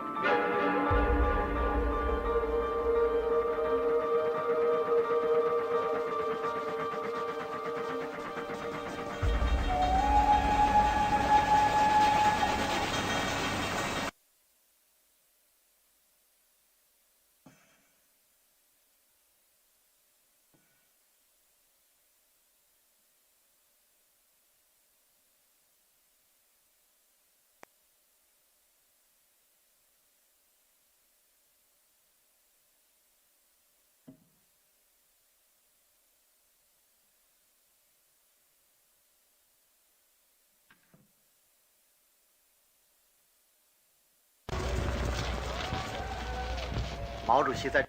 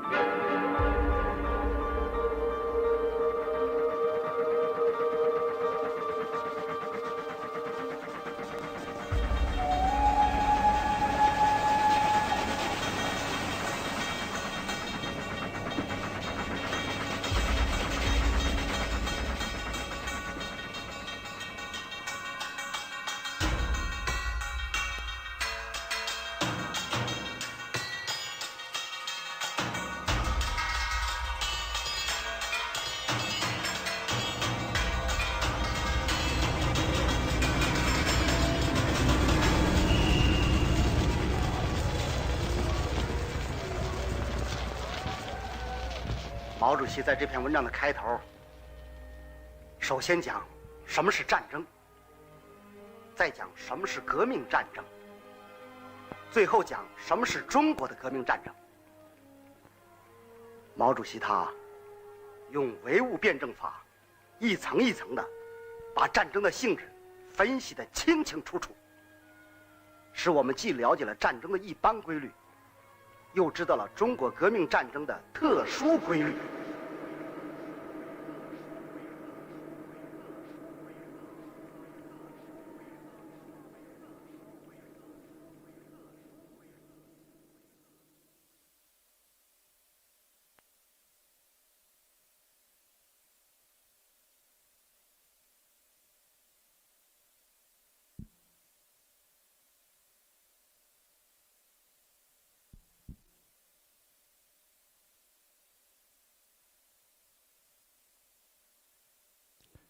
In the wake of the 2008 global financial crisis, hedge funds in the US looking to recoup their losses started turning their attention to the so-called Chinese miracle. Boosted by the strength of its real economy and a massive stimulus from the government, China had managed to continue expanding its economy in a time when many countries were struggling to recover from the recession. But fund managers seeking to make a quick entry into the Chinese market faced a problem. Many of the companies they were eyeing were not permitted to trade their stocks in the US. So to circumvent this problem, they exploited a legal loophole that allowed them to merge these companies with shell companies in the US already listed on the New York Stock Exchange, and then convince investors to buy these stocks by playing up the prospects of the Chinese market. However, some investors eventually started getting suspicious of what exactly were the figures being reported by some of these companies. To be sure that they knew what they were getting into, they hired private investigators to set up a surveillance camera in front of the factory gate of these companies. The idea was that by counting the number of workers and vehicles passing through the gates over a period of time, one could get a sense of whether a certain company was indeed worth the hundreds of millions of dollars it reported. This led to many fraudulent companies being exposed and delisted from the stock exchange. As I watched the time-lapse surveillance footage that I obtained from websites run by these investors turned investigators, I realized that I was looking at the beginning of a new genre of cinema, not least a genre that brings us back to the very origin of cinema itself. In fact, the history of cinema offers us no less than 3 genres set in and around the factory, from which this current genre has emerged. The first genre is known as workers leaving the factory, which of course is also the name of what is often referred to as the first motion picture ever made. In the film by the Lumiere brothers, The factory to which the camera is pointed is specifically a capless factory, one owned by the Lumiere family. The workers fanning out of the factory gate form an amorphous mass, leaving behind the disciplinary confines of production for the free and unbounded world of leisure and consumption. Time and again, cinema would return to the factory only to stop at its gate, refusing to enter, choosing instead to retreat in step with the workers hurriedly leaving the factory. Only by first leaving the factory can the private lives of the characters unravel along with the narrative. Then came the second genre of factory films that can be best called workers never leaving the socialist factory. Unlike the first genre, wherein the factory gate conceals the exploitation that happens behind it, here it is precisely towards the interior of the factory that the camera is irresistibly drawn. After all, having already walked out en masse from the capitalist factory, the workers have returned to the factory, this time as its rightful owners, in hope that they will never have to walk out again. Filling the screen are therefore images of intense physical labor that would have repelled the camera in the capitalist factory. They even become a source of visual ecstasy, with montage dissolving the individual body into a flurry of shocking effects that conjures the collective consciousness to which the socialist worker so aspired. Towards the 50s, a third genre of factory films emerged, workers never leaving the Chinese socialist factory. While in much of the Eastern Bloc at that time, the suffering of workers still continued to be justified through the fetishization of labor. For the leaders of the Communist Party of China, this exploitation of labor by state enterprises had turned the socialist command system into state capitalism. So, to prevent China from going down the same path, they decided that ideological education had to take priority over manual labor. Given this, in the films produced during the Cultural Revolution, one rarely encounters workers engaging in back-breaking physical activity. Instead, what comprise the narrative are scenes of endless meetings held between manual workers and their managers as they collectively devise strategies to deal with problems like an interruption in a supply chain or a mechanical breakdown. Of course, here the technical is always political, with the workers literally taking inspiration from Mao on how to turn iron into steel. In fact, it is usually beyond the factory gate that the worker comes up with some brilliant idea, often after having stared longingly at a portrait of Mao. In this genre of factory films, the factory gate designates not a border dividing one world from another, but merely one corridor among many within the expanded interior of the Chinese socialist factory. And so it is that after over 100 years of cinema, a fourth genre of factory films has finally come into its own. One that I can only call Not Enough Workers Leaving the Chinese Factory.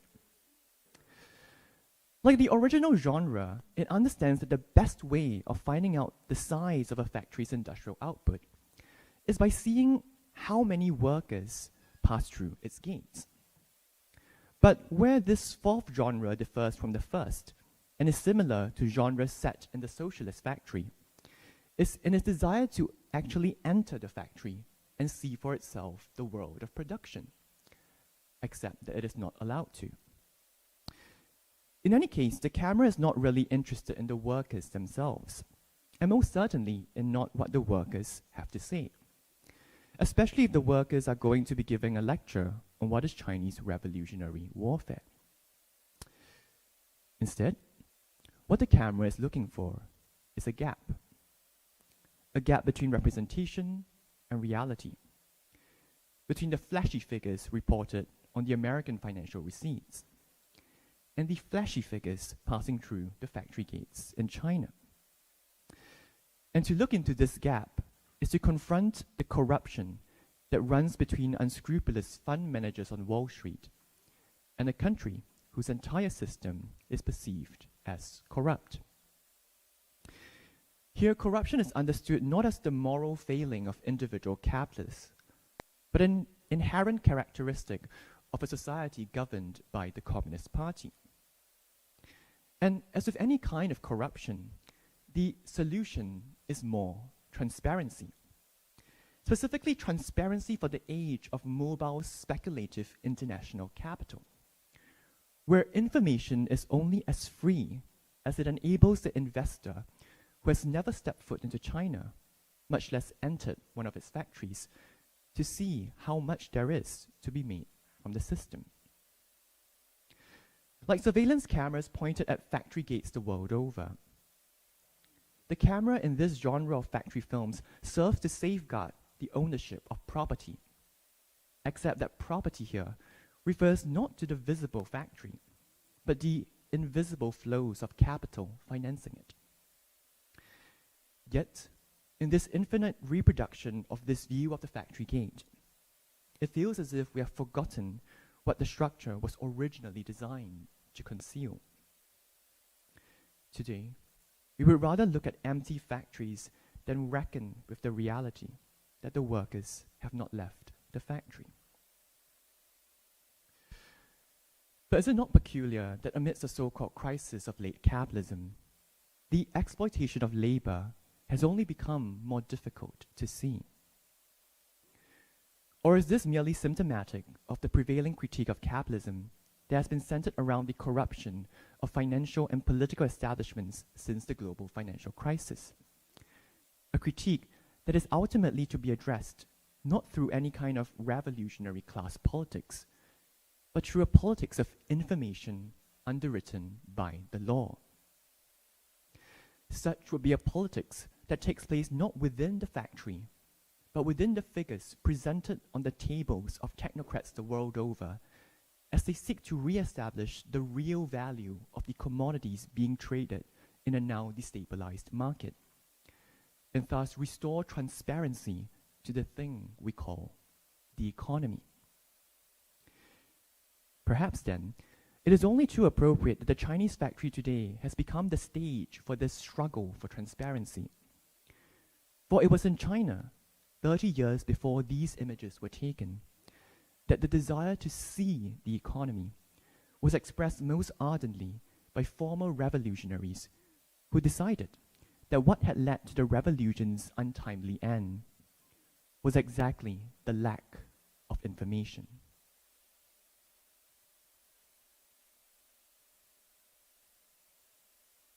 In November 1978, Deng Xiaoping, then the senior vice premier of China, made his first and only official visit to Singapore.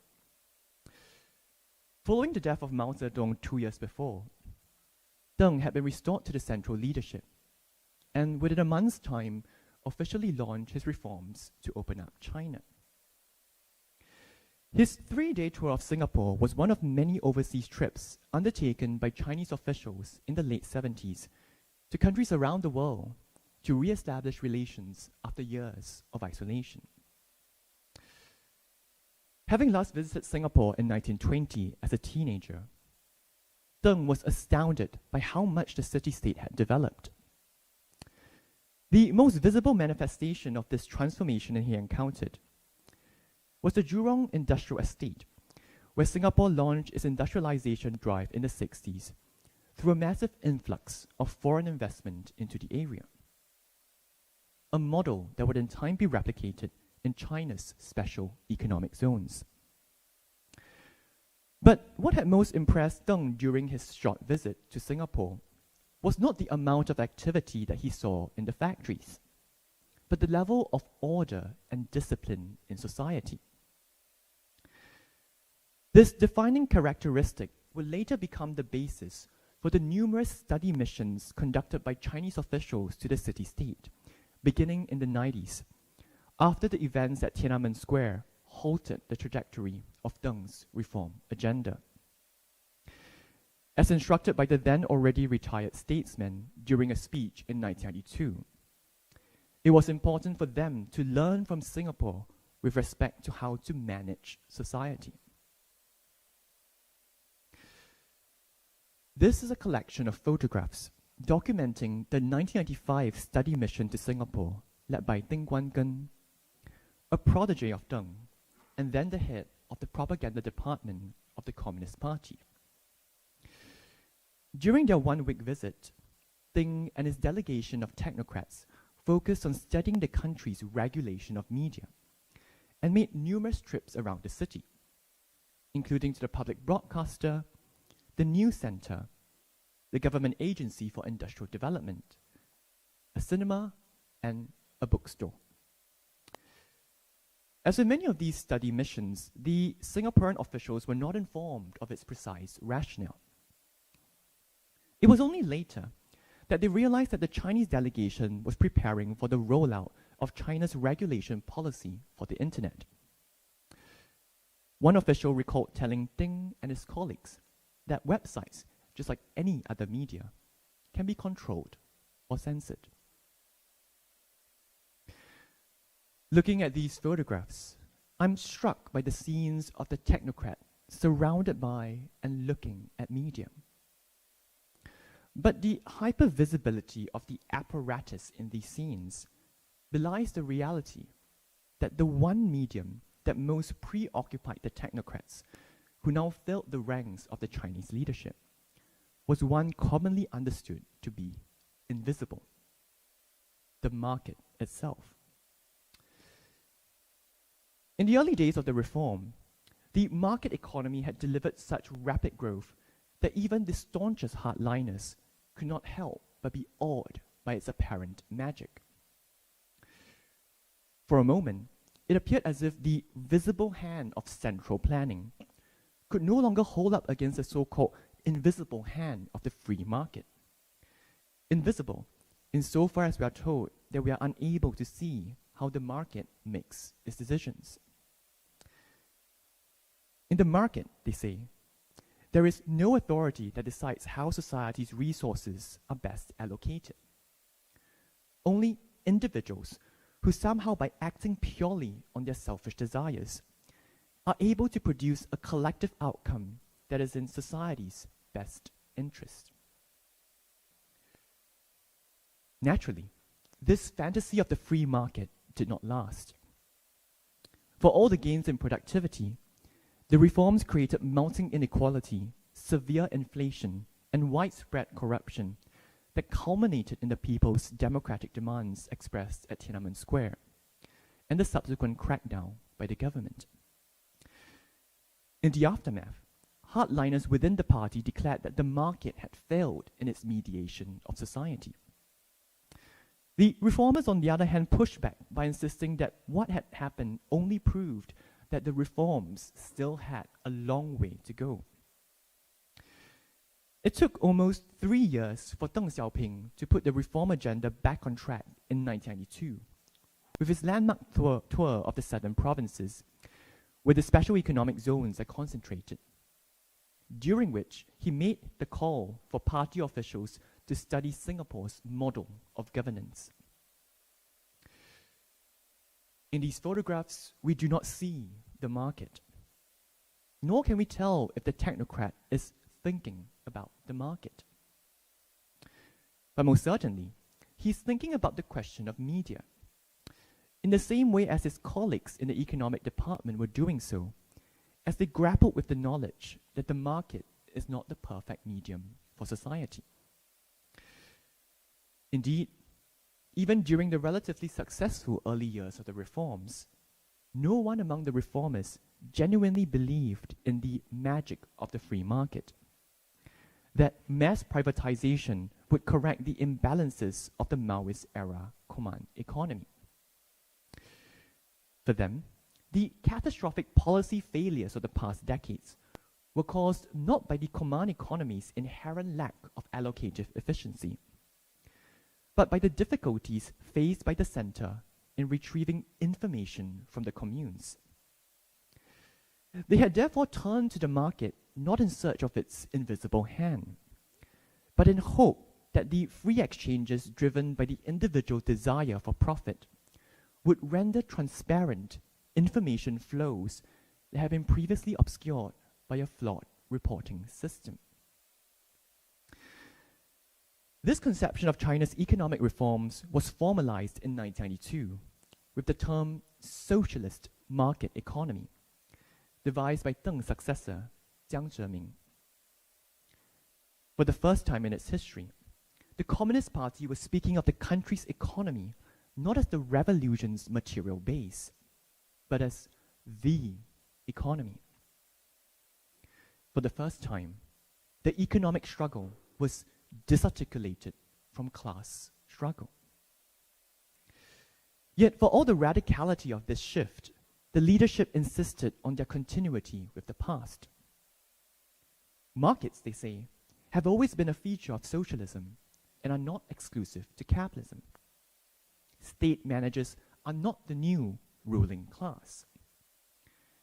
Rather, what distinguishes the socialist market economy is the requirement that the market makes visible for the Socialist Party state what it is otherwise unable to see.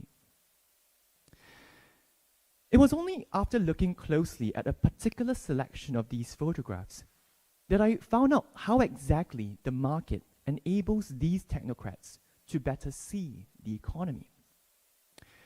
Curiously, these are the photographs where the technocrats are not looking at media, such as when they are attending the many meetings that took place between their site visits. These also happen to be very bad photographs. Often the composition is off balance, the framing awkward, and you can barely make out the faces of the people on the scene.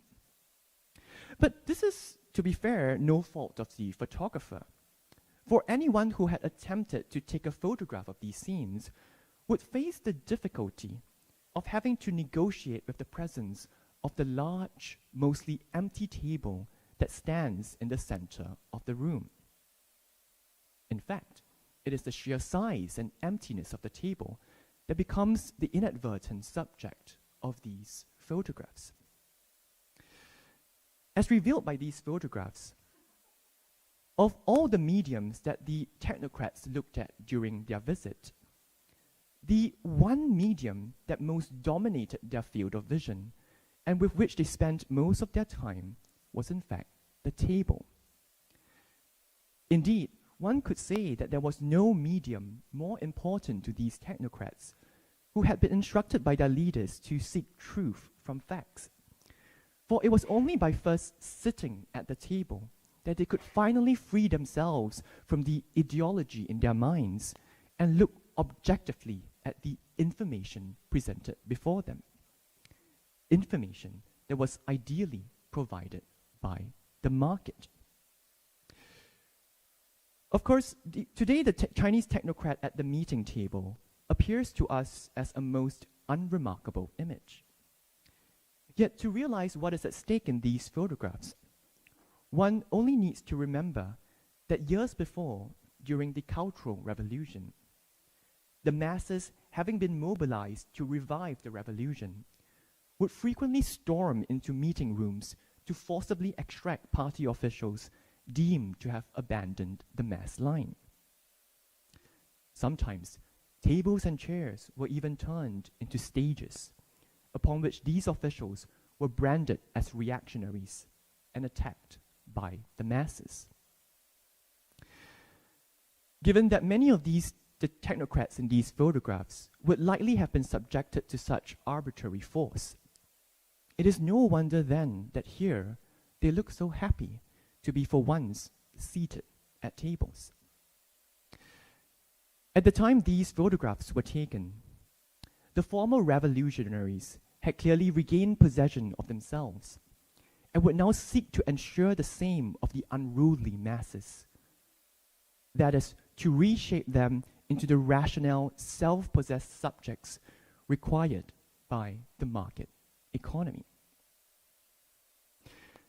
However, for these technocrats, it was not enough that there were large tables at which they could peruse information in isolation from the masses. For despite the crackdown on dissidents and media censorship that took place following Tiananmen, they also recognized that the demands for political reform would not go away if they did not resolve the socio-economic problems that had precipitated those demands in the first place. And of all these problems, the most intractable was the rampant corruption that resulted from the intersection of the market economy with the Socialist Party-state apparatus, insofar as it threatened the continued legitimacy of the party-state itself. For many party leaders, Singapore was and continues to be the one country uniquely capable of pointing them towards a solution to this problem, given its reputation for being virtually corruption-free, despite the monopoly of power held by the ruling party.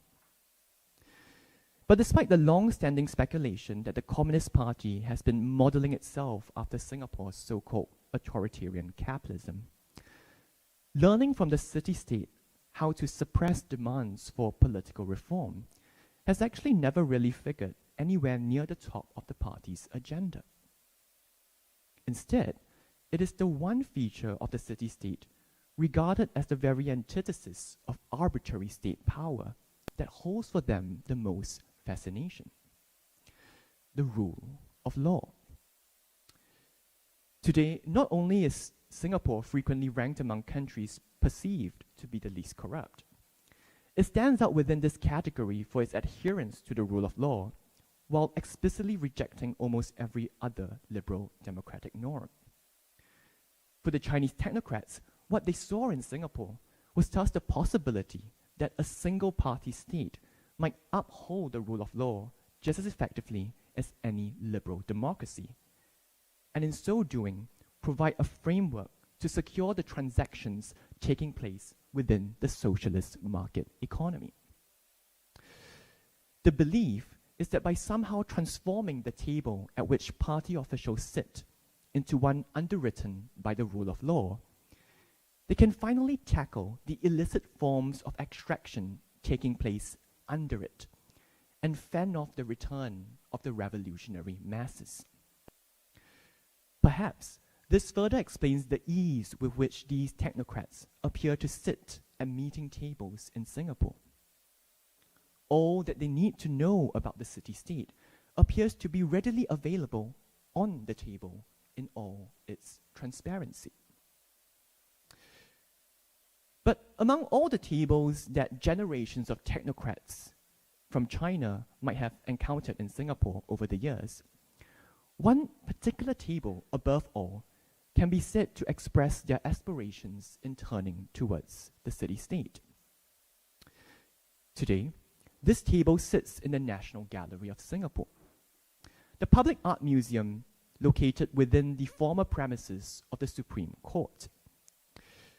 Previously occupied by all the Chief Justices who have carried out their duties in the building, the table now displays rare documents in a permanent exhibition that narrates key moments in Singapore's constitutional development, from the first regulations written by the British for what was then a new settlement, to the constitution of the independent republic of today that serves as the foundation for the rule of law. Unlike the rest of the museum, there are no images in this exhibition. Yet, one might say that it is exactly in this retreat of the image that one feels the presence of the cold black and white letter of the law. However, during a recent visit to the museum, I noticed a rather strange addition next to the historic table. A signboard featuring a photograph of the former reality television star Donald Trump and the North Korean dictator Kim Jong-un.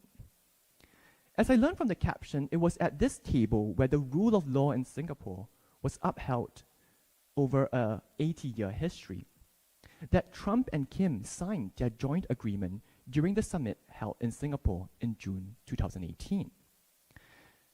As the signing took place at the Shangri-La on the resort island of Sentosa, the legislative documents displayed upon it had to be cleared for the table to be transported to the venue, the only time it has been removed from the museum.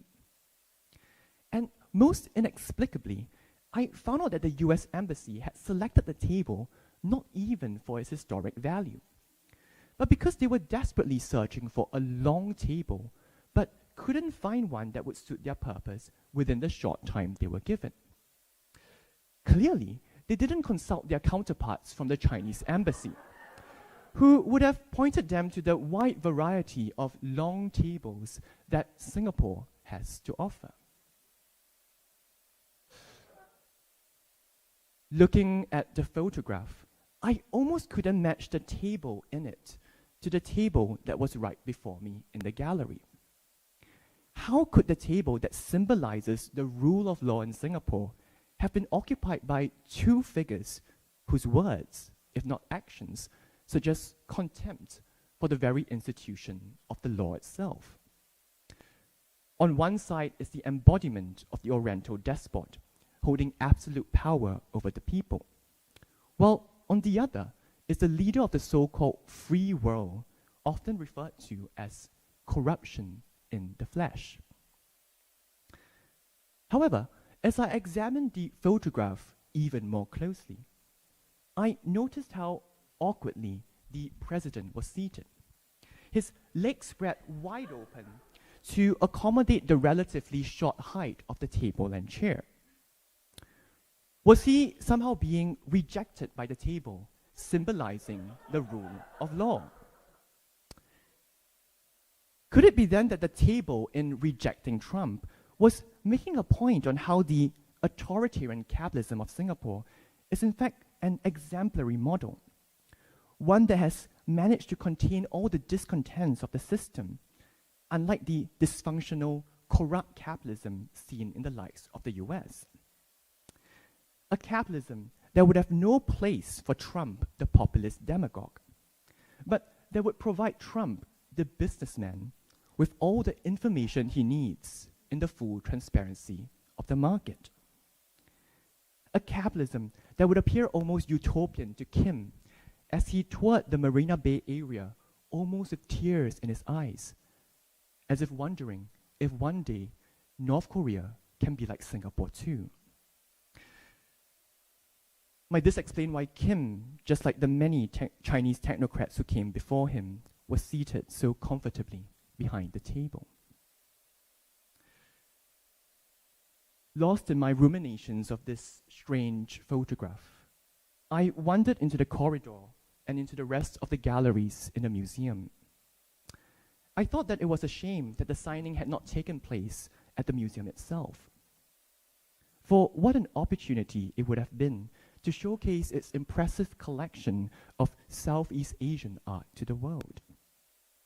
Not least because just right down the corridor is a former courtroom that today houses paintings of the revolutionary masses that had emerged through the anti-colonial movements that swept across the region in the last century. But I guess even if the signing did take place at the museum, there would have simply been no time to look at these paintings of the revolutionary masses. Faced with the prospect of the crumbling of the prevailing international liberal order as we know it, there was no time to imagine how, in a different time, workers, peasants, students, intellectuals, artists, shopkeepers, and sometimes even industrialists could have gathered in the name of the nation, which is not the mono-ethnic nation to which the unsalaried masses of today have turned, but rather a shared horizon of revolutionary feeling, a space onto which the masses projected their dreams for a collective future. I wondered if the technocrats in Singapore would have even seen these paintings themselves. What are the people dreaming of today?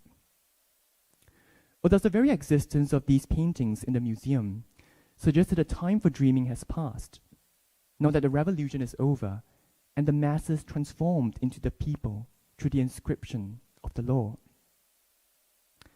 How many laws would have to be passed to constitute a revolution in today's terms? But I guess the technocrats are too busy at their tables thinking about the economy to entertain this question. They probably wouldn't have gone close enough to the paintings to even register what the people were demanding as part of their revolution. As technocrats, their task is to view the people from a distance that produces the right amount of abstraction, enough to make out the figures, but not the faces. At this distance, they would count the workers as they leave the factory, but they would not be able to account for what goes on behind the gate. Ideally, these workers, in leaving the factory after a day's work, would also have time to go to the museum, not least a museum narrating a history of revolutions, where they would look at paintings of the revolutionary masses with that same distance with which technocrats look at workers leaving the factory. At this distance, history itself dissolves into abstraction, leaving the viewer outside of history, outside a history of revolutions, post-revolution. With tomorrow's revolution thus deferred, the most that one can dream of today is a seat at the table. Thank you.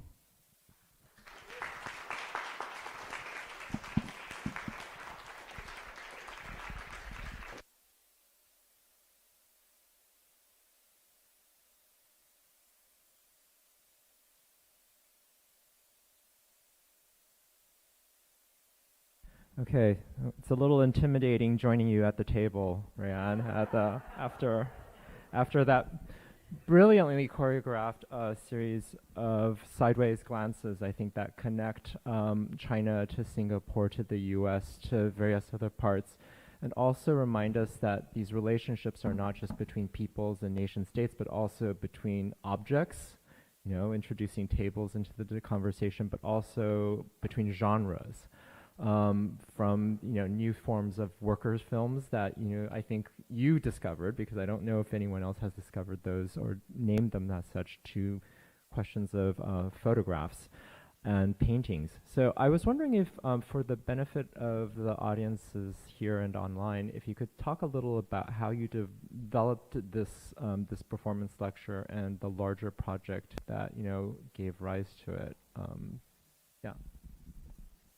Yeah, so what I just presented is actually kind of adapted from excerpts from a longer performance called The Economy Enters the People.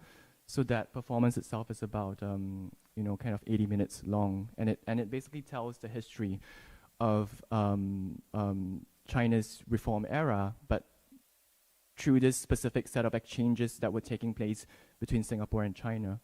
So what really started the whole project were really these photographs that I found in the archives, because I was trying to, I knew about this history of China looking to Singapore as a model, but I wanted to look for kind of government records, or whether there were any kind of recordings of the meetings that took place in Singapore, but they were not available in the archives in Singapore. But then there were a lot of photographs. There were like hundreds of photographs of these meetings. Yeah. And you don't know what they were talking about, but you saw the massive table. So that was how the project actually started, which is to start talking about what I saw was actually the subject of these photographs, this massive table. Oh yeah. And of course, as I said in the lecture, it's an image to which we are kind of desensitized to today, because that's what politicians do, right? They sit around tables to talk about the economy. Yeah. But in the context of China at that time, this was quite an extraordinary new kind of embodiment of the Communist Party official, who was more, from the, if you're kind of coming off that revolutionary history, yeah. the party leader was supposed to be more like standing on the stage, at first rallying the masses until the masses started to take over the stage itself. Yeah. And of course, the Chinese communist model was always, contra the Soviet model, they always were very cautious of bureaucratization because they saw like bureaucracy was like anti-revolutionary. So like it was from these images that I started to really try to excavate, this set of histories.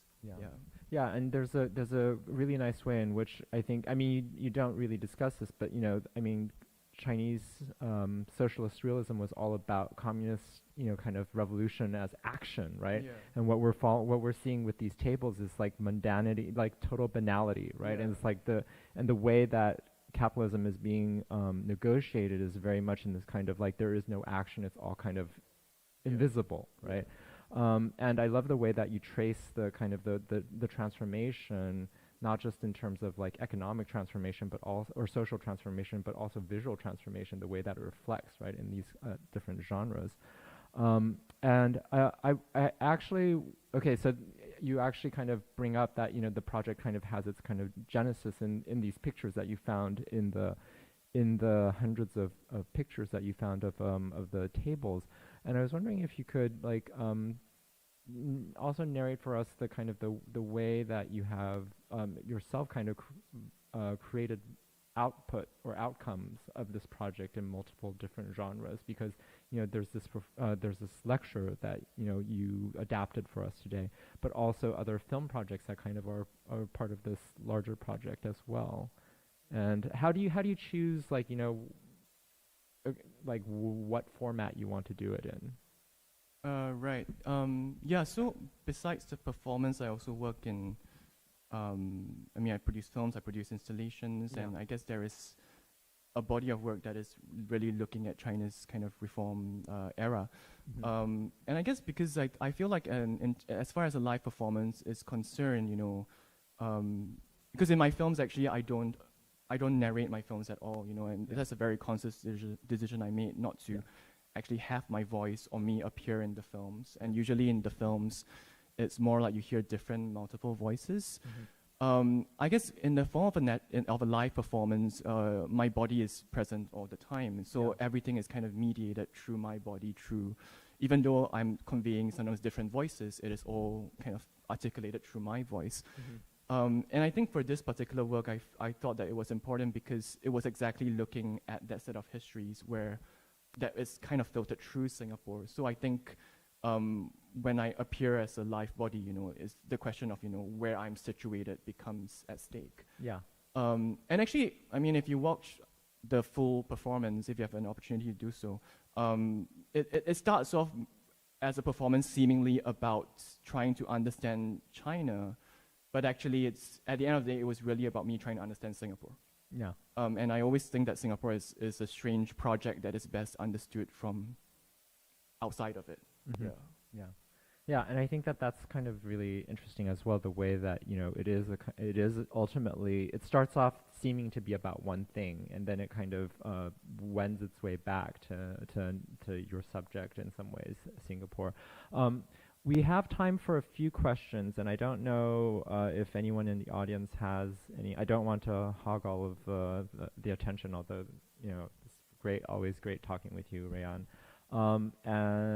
Do we have any? If not, I can continue speaking with him, but yeah, why don't give people a little time to think. And I was wondering if you could also talk about the footage that you have, that you start the film with. There's a contrast between the Chinese film and the Chaplin, and and the kind of the very stark contrast. I guess there's a kind of a double moment, right, of inactivity, because there's the kind of the factory scenes where workers are not leaving, very clearly not leaving, right? And then the board table, and there's a kind of a parallel between the kind of the tables and these scenes of inactivity, right?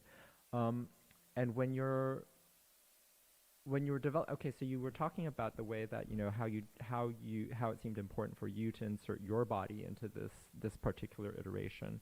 I was wondering if you could talk a little about the construction, because I think one of the things that I think is really I find really fascinating about your projects is that they're deeply, deeply social in the way that they're kind of doing this investigative research into, you know, development and transformations, but at the same time, they express themselves in ways which are also incredibly formally rooted, you know, and that there's a very kind of clear specificity. And I was wondering if you could talk through a little your thought process on that. Like, how do you work on this so that, you know, like the two kind of really become integrated in this very clear way? Yeah.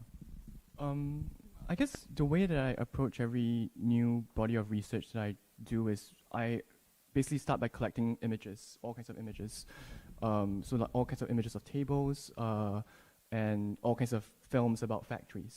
You know, so that's how I really start the process, you know. And usually when I start, when I latch on to one particular motif, you know, I will try to gather more iterations of that motif. So, so there is a part of my collection of images that I just look at all kinds of tables in Singapore. So you build like an archive. Yeah, kind of, you know, and from there, you know, you start to see certain, you know, threads, narrative threads start to emerge.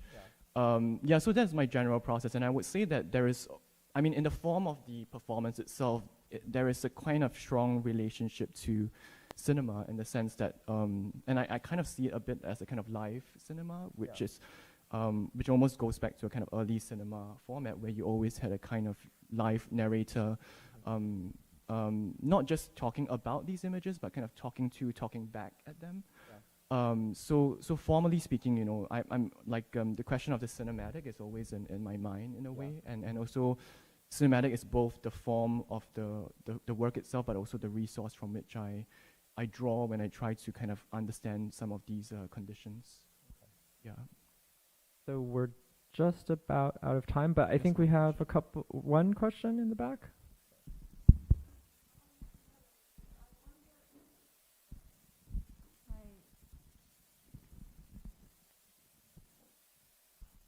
It's working. We can hear you, I think. I wonder if you could say something about your own relationship with representation.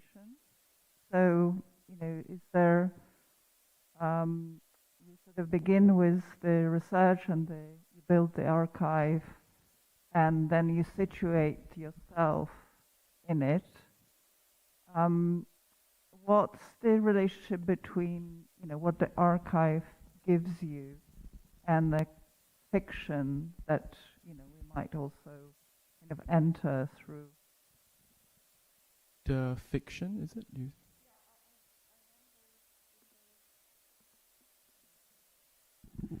I wonder if, you know, as an artist, obviously we're also experiencing, you know, your performance is an artwork based on, you know, a certain line of inquiry originating in the archive.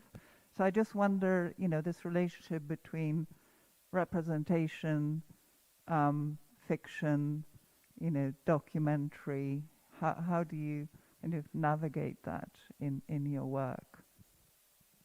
Yeah, I guess maybe one way to answer this question is that sometimes people tend to ask me, you know, how much of what I say in the performance is fiction or is it a fabrication, and most of the time, actually, at least for this particular text, you know, everything that I say is historically accurate, or like it really did happen. And actually, for instance, the table, I mean, I did, you know, try to find out why because it was just so absurd to me, why literally plug out a table from the museum to be transferred to a luxury resort, because this was a very old table. It was not easy to move the table at all, so it would have cost like tens of thousands of dollars just to move that table. But then I spoke to the gallery staff, and it was like the alternative was that the US Embassy was planning to fly in a table. And this is all real. This is like, yeah, so they were literally looking for a table because they sent like one guy from the embassy who was basically running around the whole city looking for a table that suited their impression of how the scene would look like. Until someone I think someone within the White House said that, oh, I remember that years ago when I did a tour of the National Gallery, there was this table. It was quite nice. Yeah, so, and like these, actually it is these kinds of I mean, I almost think of them as like everyday fictions, you know, things that actually happen, but it's just so absurd, and that you just live with them without really, you know, that it happened. So, like, as far as the question of fiction is concerned, you know, it is these kinds of, you know, fictions that happen, you know, around us that I'm always more interested in, and I guess for me, very often the whole project or that I undertake is often an attempt to kind of unravel representation, or kind of unravel, to use images as a basis to understand, you know, broader social and historical context. And very often I like to work with images that are, you know, extremely boring, you know, like images of tables, for example, because I feel like these are actually the images that can tell us, you know, what are these conditions, what are these kind of political realities that have become so normalized that we don't even think about them. So this is kind of my project when it comes to thinking about representation. Yeah. Yeah, starting from the very kind of simple place, maybe, or overlooked place. So unfortunately, I think we are sticking very much to trying to stick to schedule, and so at this point, I'm going to have to bring this to a close. Thank you for the question, and thank you, Rayan, for that wonderful, wonderful intervention. Thank you. Thank you very much.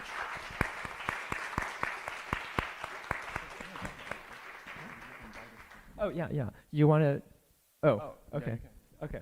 So there is also this book by Rayan called Factories Tables, which is available because we do live in a capitalist society for purchase. So, can people come up and take a look? Yeah. Yeah, I mean, there are like browsing copies, at the registration counter. I mean, basically, this book is almost like a collection of the different images that I collected. So there are many more tables inside. Yeah, so one part of the book is almost like an IKEA catalog when you look at different tables that you would like. Yeah. And this you just worked on in Bangkok recently. Yeah, so this book is only recently published, so like literally 2 weeks ago. Yeah. Fresh. Yeah. Yeah, okay. Okay, great. So thank you, Rayan, and get your copy outside. We'll be taking a quick break, and we'll resume, let's see, at 50, or should we say 55? Okay, so we're going to be changing for the Nepal Pavilion crew who will be joining us. So as soon as they can come on, then we'll begin. So let's say 5 minutes, yeah? Okay, great. Thank you, everyone. Thank you, everyone, for joining for today's third session. So we have on stage with us the artist and curatorial team for the Nepal Pavilion, Tales of Muted Spirits, Dispersed Threads, Twisted Shangri-La. And what we'll be doing for the next hour is basically Shalasha and Hitman will be presenting the curatorial vision they have for the pavilion, and then Sharon will be speaking from his perspective as the artist. And I will just read a quick intro bio for the three speakers. So in reverse order. Tserin Sherpa was born in Kathmandu, where he currently resides. He was trained in Thangka painting by his father, Master Urgen Dorje. Sherpa's practice stems from his personal experiences within the Himalayan diaspora, as well as the nomadic history of the Himalayan peoples.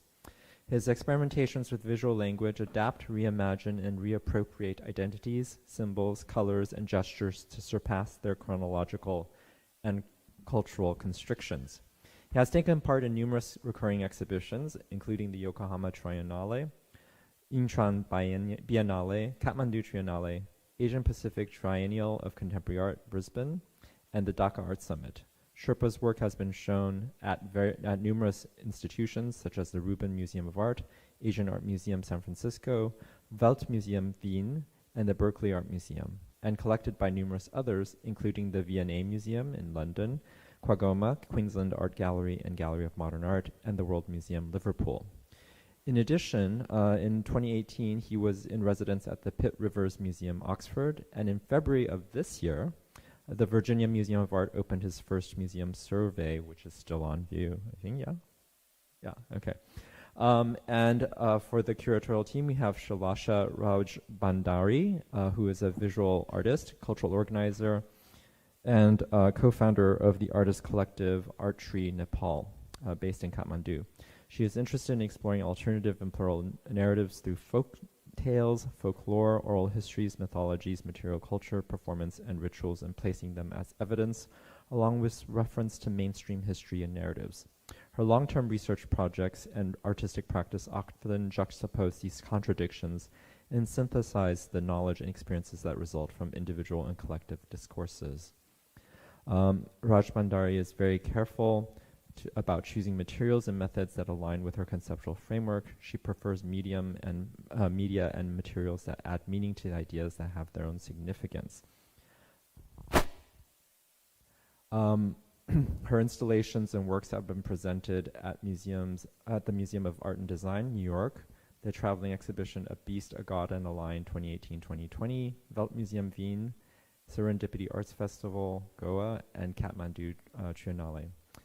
Hitman Gurun, for his part, is an artist whose diverse media of works are concerned with some of the most pressing political, economic, and cultural phenomena, transforming Nepal's physical and societal landscapes, particularly addressing the country's decade-long People's War, several years of unstable governments, and the impact of all of this has had on the personal and professional lives of Nepali citizens.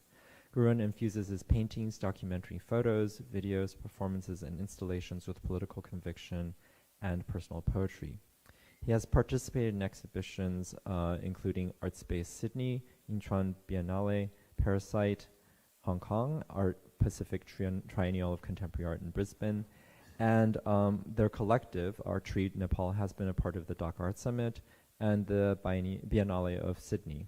They are both co-curators of the 12 Baishak Post-Earthquake Community Art Project and the recent Kathmandu Triennale 2077, which will be traveling to Savvy Contemporary in Berlin and will be open from June 10th onward. And so if you're going to be there, please do check it out. With that, I'm going to pass the mic to Shalasha and Hitman, who will speak first. Thank you. And please join me in giving them a round of applause.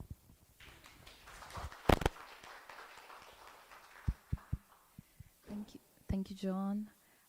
Thank you, Asia Forum, and thank you everybody for being here. So this is the first time ever in the history Nepal is having its own official national pavilion. It is also first time any kind of representation in Venice Biennale itself, because we had not been represented in the main exhibition also. Here is a screen grab from the movie Doctor Strange, where Doctor Strange travels to Kathmandu, a city where I was born in. It is also one of the oldest and one of the most important trans-Himalayan trade route, which has been active from thousands of years. And when he comes to get the knowledge, the Orient knowledge, and understand the more magic in Kathmandu, where it was the house where Dr. Strange comes is in Patan, one of the three city of Kathmandu Valley. He gets a piece of a paper where it's written Sambala, and he asks, as you see, what is this, my mantra? And he gets the answer, the Wi-Fi password, we're not savage.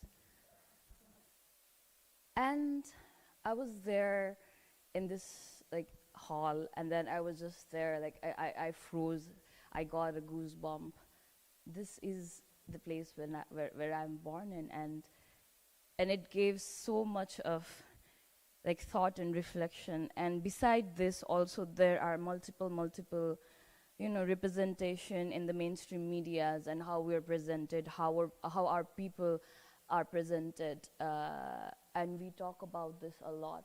And this actually is also, this one screen grab also presents how till this date and time how we're presented, how we're either super savage, untouched by the modernity, or super spiritual again, but not normal at all.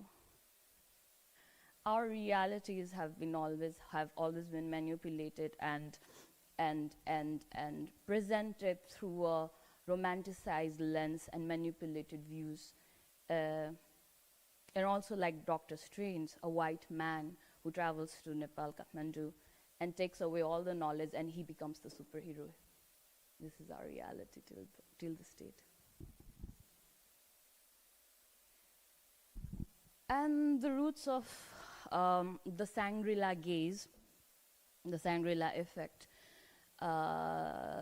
has obviously the colonial roots, but also recent movements of hippie and representations in the novels like this, Lost Horizons, where the term Shangri-La was presented, was coined, where an explorer comes and explores and discovers these untouched, pure places, where people are always happy and jolly, where this is an utopian projection, but it also is actually, in fact, a space, imagination, where the Westerner wants, it's a dream, projection of a dream where the Westerners want to be.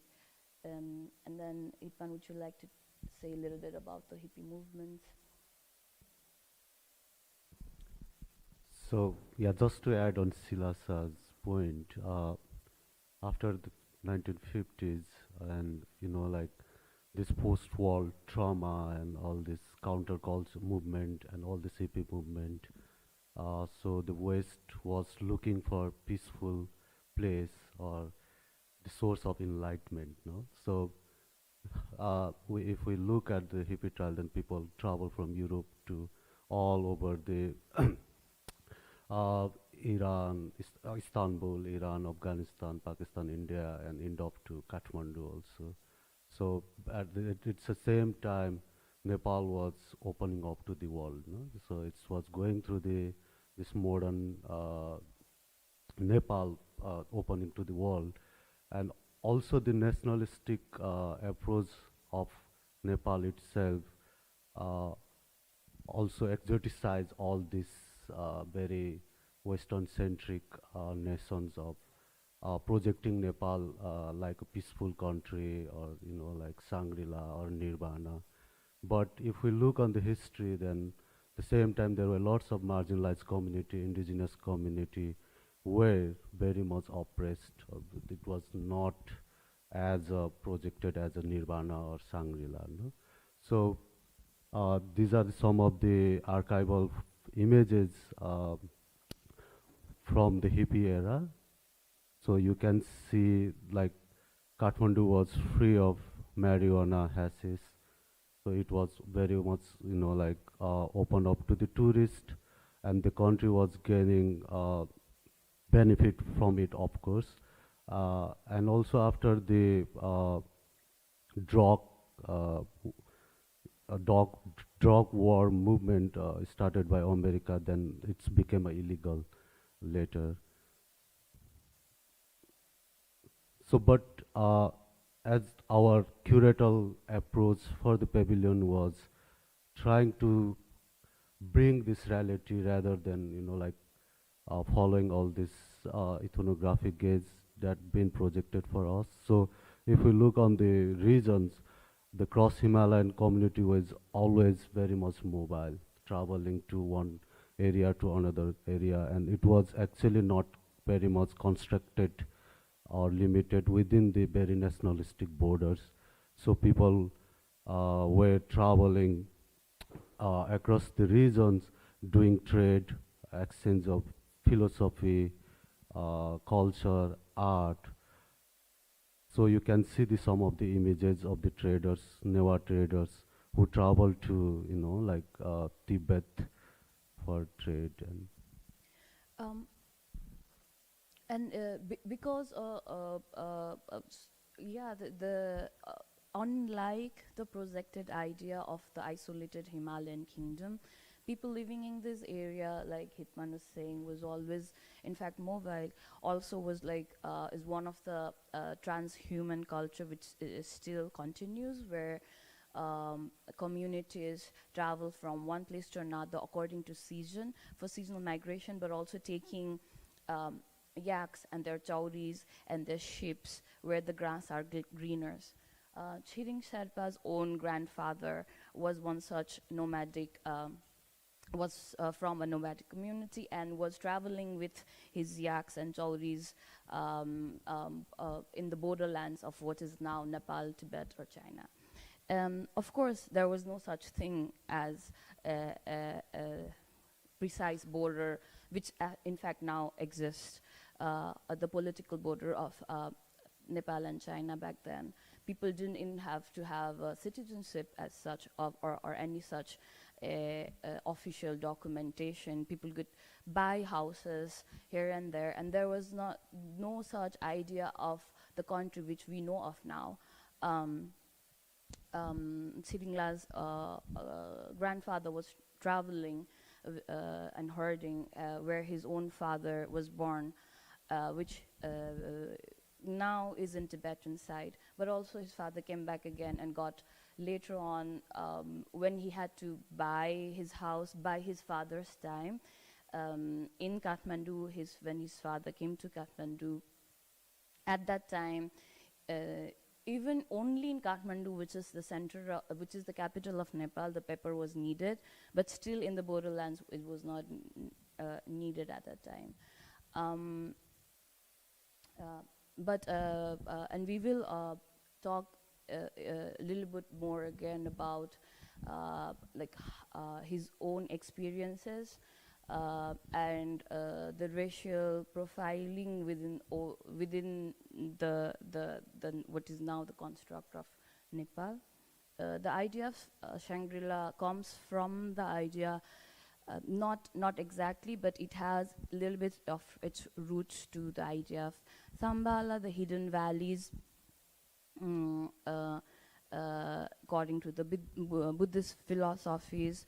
Chiring Sherpa, coming from Sherpa community, came from around in different waves of migration. His ancestors came to the Solu and Khumbu, which is the Everest region of Nepal, from the higher up Tibetan region, searching partly also for those hidden valleys, but also partly because of the dispute within the Vajrayana Buddhism.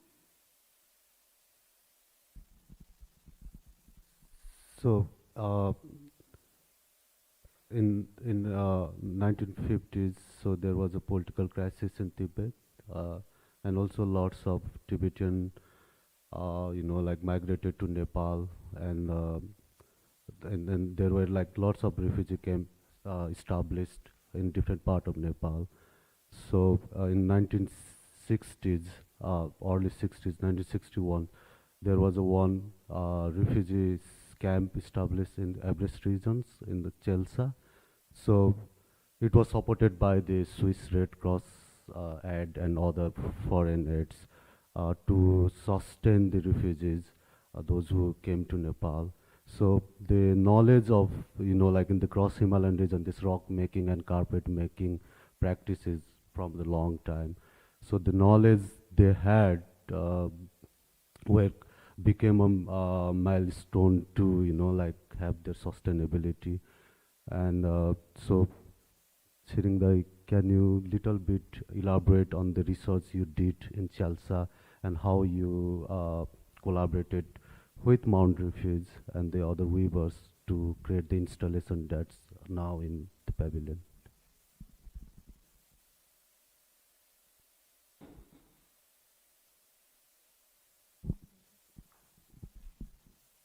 Thank you.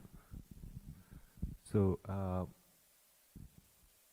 earlier this year, I actually had the opportunity to go to this place in Solu, which is the Everest region of Nepal.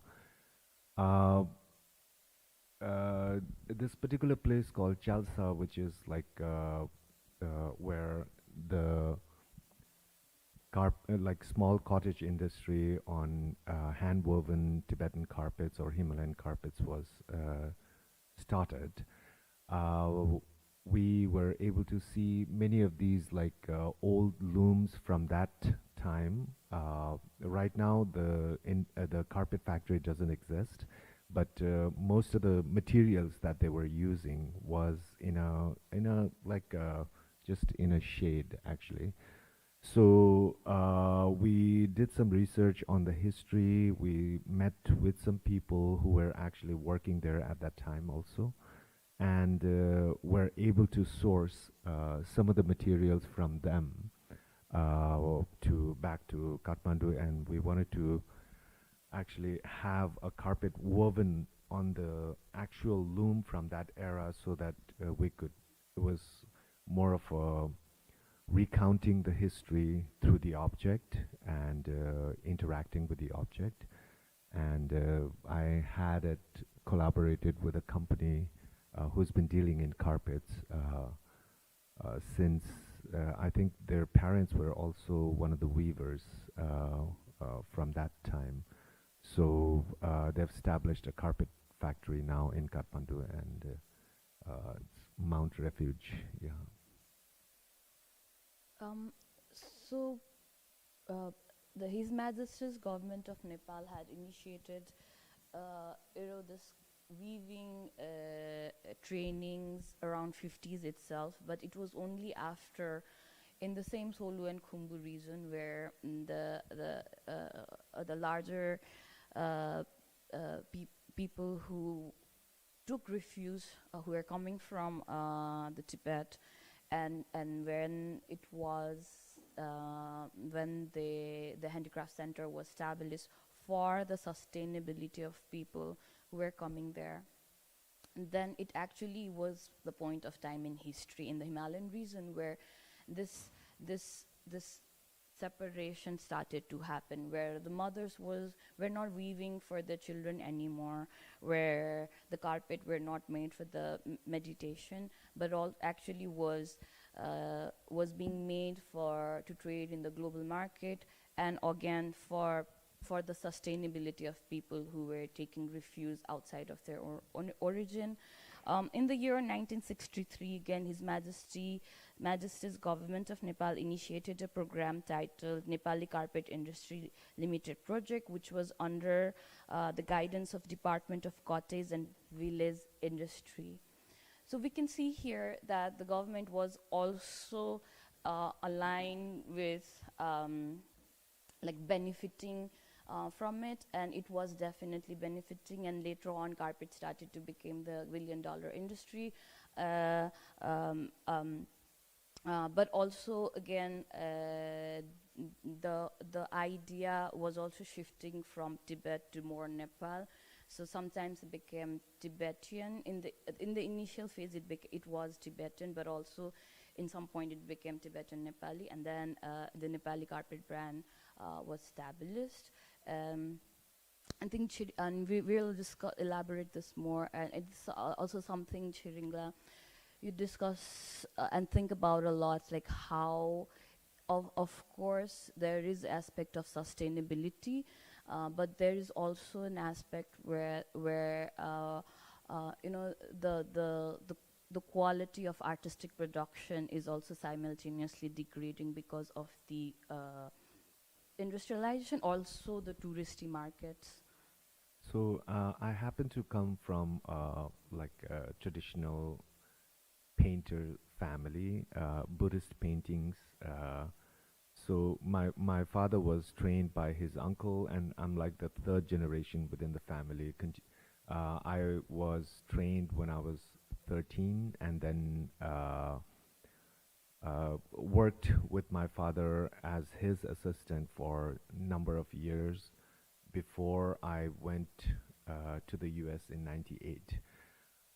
So the process for learning this tradition was I had to study with him the every specifications, such as like drawing. There are lots of like measurement system that goes behind drawing and iconography of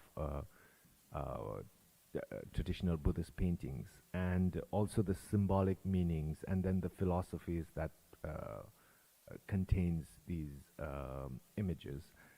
So it was more of actual spiritual practice in itself, rather than trying not just depicting an icon, but rather the artist and the process becomes one. This was the type of practice that I actually was continuing for almost 20 years before I actually slowly deviated from it to create contemporary works. Because after arriving in the US, I felt like there was a lot of stories that I wanted to tell in my own, my experiences, my encounters, so I needed a tool. So I still use the same vocabulary to project all of these experiences. Whereas in Nepal, what I noticed, probably one of the reasons I also wanted to run away from the traditional practice was probably because this whole practice was being viewed more and more as creating a work for the souvenir market in Nepal. This was commodified to the point where it became just another souvenir product. We have number of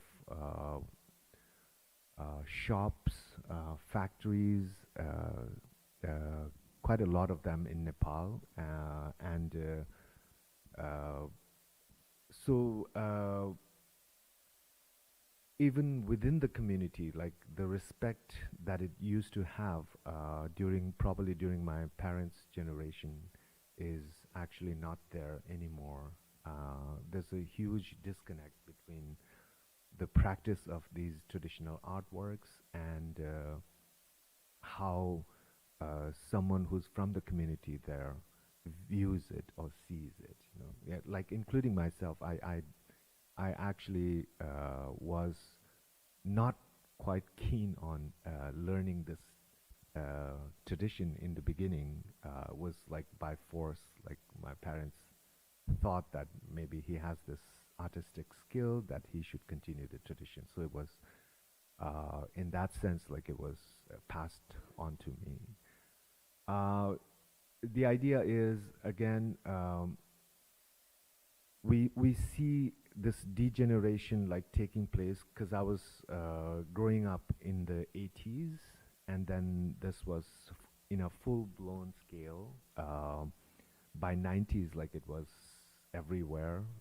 We would see factories which would have over 100, 200 workers working in assembly line, who would create these paintings that were initially for their spiritual practice. So Hitman, we also discuss a lot about how the imperial establishment of schools in the subcontinent affected and brought in the division between art and crafts. And we just discussed a little bit about the Shangri-La gaze and hippie movement, but also Nepal's own civil code has discriminated indigenous community and vernacular cultures, but parallelly benefited from it. So in 1854, this one of the ruler, Janga Bahadur Rana, introduced this civil code. So it was very much based on the Hinduism, casteism, and lots of the marginalized and indigenous community were segregated and very much discriminated in the caste system. So they were not allowed to have owned property or educations, or and even their language were not allowed to use in the national institutions. So that's, of course, it's very problematic, but also after 1950s, during the Panchayat era, when Nepal established the modern institutions, So most of the modern education system or institutions were established based on the, like adopted version of the East India Company established in colonial India. And so it's also, like devalued lots of the artistic existing local artistic practice, because those who came from this institutional background, formal education background, they were acknowledged as an artist, but other were more, like craftsmen or not even acknowledged that. And also, it was basically mostly used to promote the tourism of Nepal, from where the government was getting lots of remittance and like economic benefits. So it's also like so we always had these questions like coming from this marginalized or indigenous community, how like who have these lineages of not belonging in particular or constructed nationalistic territory. So like Chiringla, so he come from the Sherpa community from the highland of Nepal, and he always, later he grown up in the capital Kathmandu, and later he moved to US, and he had this living experience of always being outsider or within his country, or even whenever he travel.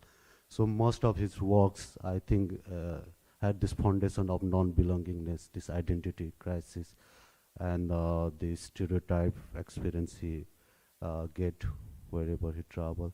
So maybe I think we can go through the work of Chiringla. The work you see here is by Subhas Tamang, one of the artists from the collective Artry Nepal that we are also from. You can see there in the Devanagari script that it's written Masinya, and there are written the communities who falls under that category. Masinya means in the in the civil code they like categorize a segregated human being in different categories in official civil code by the government of Nepal, and Masinya means can be translated into enslavable, but it's just not limited to that. It is also like to the point that it can be eliminatable almost. And then you can see that in the second line, right side, you can see it's written Sherpa as well.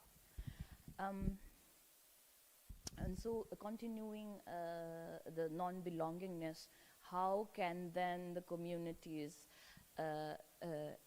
claim themselves when there is so much of marginalization from so many layers? Then where do we belong?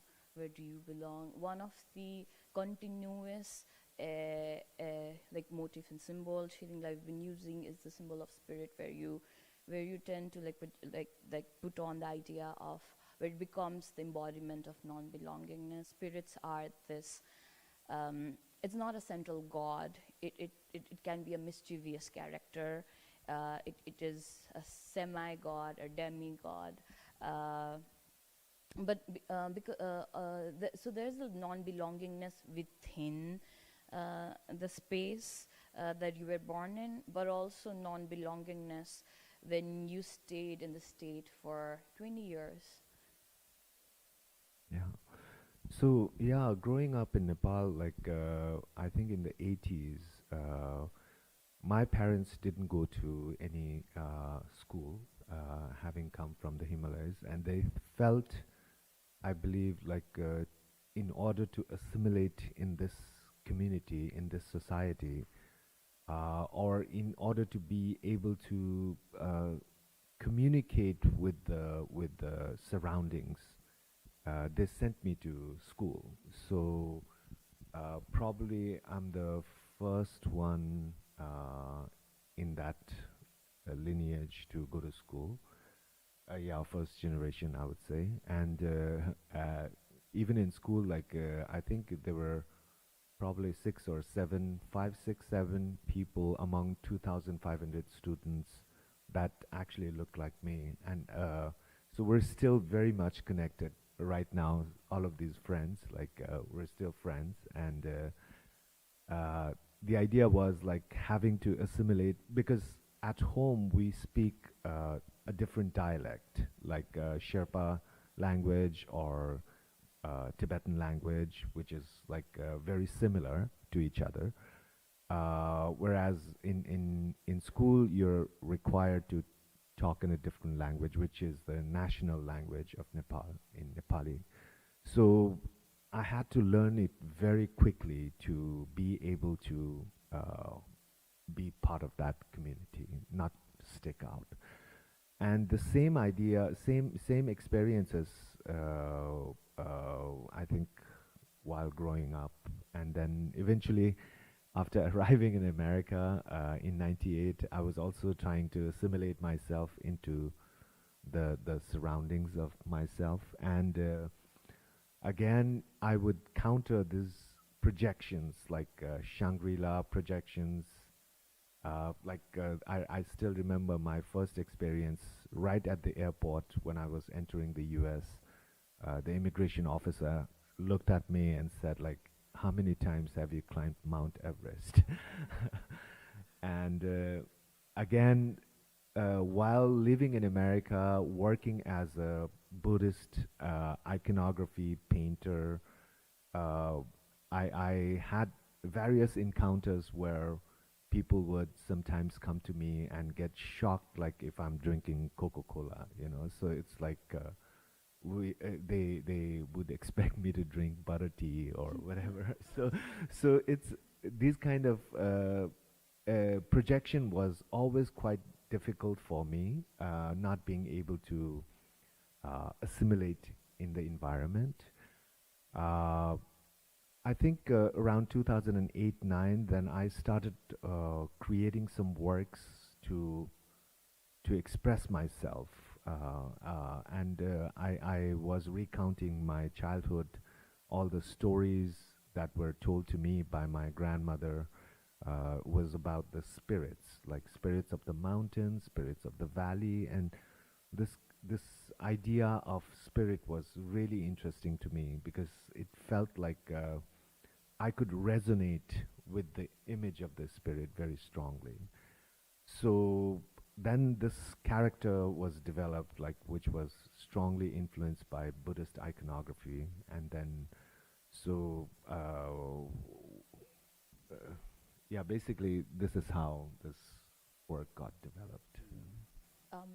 So we're seeing here Ceiling Glass work, two spirits, where spirits are trying to or being forced to learn English, which is also a symbolical representation, partly of how in monasteries the language English were being introduced.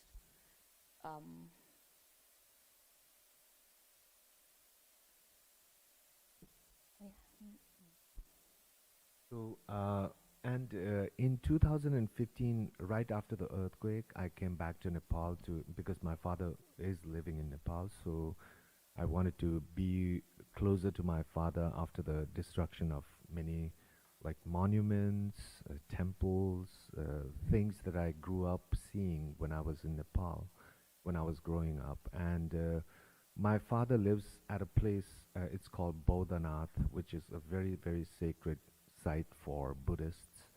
And I remember, like, going around circumambulating this, like, temple, this stupa, basically, monument, and also it was kind of like a sanctuary for us growing up. And when I came back in 2015, it was like all surrounded by scaffolds, and everything was for I think the renovation because of the destruction. And that fear all of a sudden, like, came very strongly, as if like my sanctuary is endangered, you know. So and also my father and I started having a lot of conversation about restoration of all of these monuments. Like, are there people skilled well enough to do the restorations, to bring it back to its original form? So then that led us to, like, think about, like, traditional art and that's when I was preparing for an exhibition in Hong Kong at that time, and I collaborated with some of the metal workers in Kathmandu, and that sort of developed this idea of collaborating with the local artists. There are two aspects of it, I guess. One, of course, because many of the highly trained who have been doing this as their spiritual practice, or even like just to survive, for them there's a difficulty having to compete with the large factories of mass production, like places. I met this metal worker in 2016 who was on the verge of going to Malaysia. He said, like, I can't compete with these factories who are making this really inexpensive assembly line works. I would never be able to compete with them, even to survive. So I would rather give this up and then go to Malaysia to work there as a laborer, you know. So, and that sort of like really, really scared me to understand like how skilled he was, and this knowledge will be completely disappeared. So that sort of energized me, or gave me enough courage to collaborate with him. And after that, like we were able to showcase this work in different venues, and that also encouraged my collaborator a lot, like knowing that his work is being visible in different venues, different international platforms, and he started receiving, like, you know, acknowledgements. So for Venice project, when we were together, I also thought like it would be wonderful, because this is a very important platform, and why not work with some of these traditional artists who are trained in various different like traditions.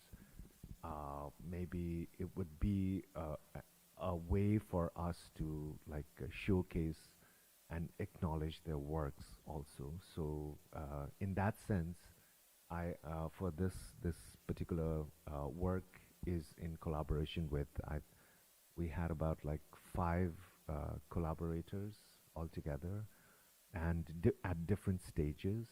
Some were helping us with the molds, some were helping us with the welding, some were helping us with the. So all of these were done in very like the lost wax technique, the traditional technique, which has been done for centuries in Nepal.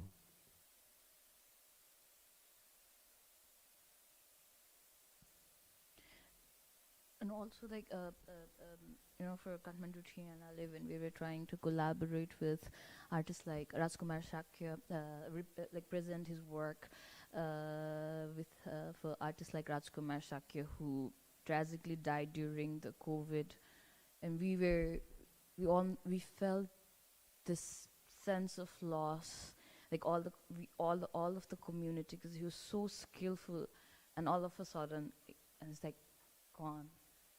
And this sense of loss, and we always think about what can be done, and I think in some extent, so many things it's already gone now, and it's just yeah, it's a loss.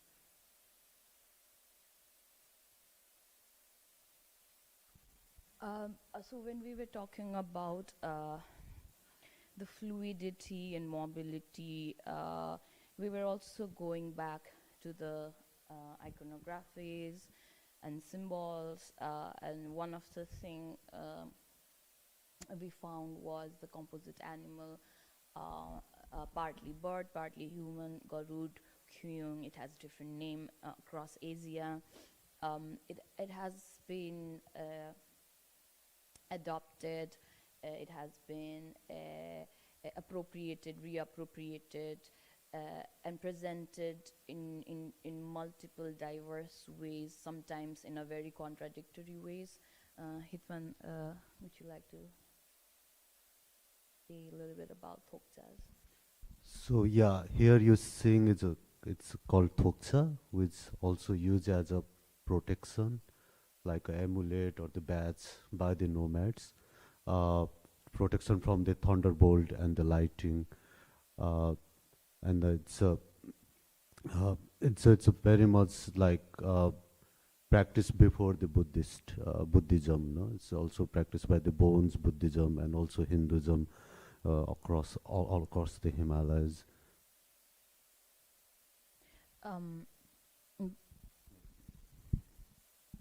But also we were thinking how how Garud has been appropriated and how its entire meaning also has been fluid. We were also kind of partly comparing it with the identities of people living in these areas. Like even pre-Bon, there was a different communities living there, and then Bon, and then how Tibetan Buddhism has also like taken so much of element of from Bon, but also like there was like so much of like cross-pollination between Hinduism and Tibetan Buddhism, and then how like people living in this area has been also sort of like kind of fluid. And Chiringla, you took inspiration from the previous tankas. So I also have a work at the pavilion, which is in the form of painting. And usually I have this practice where I normally refer to some of old images of works from like 12th, 13th, or 14th century, and then use them as a model to create a new work. And this image of the Garuda is the reference image for the work I created. This one.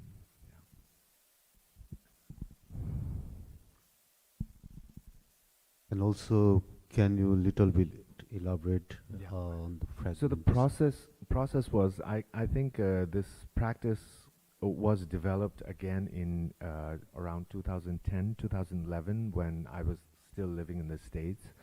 So as a person in the diaspora, I noticed that there were a number of people from the Himalayan region living in California at that time.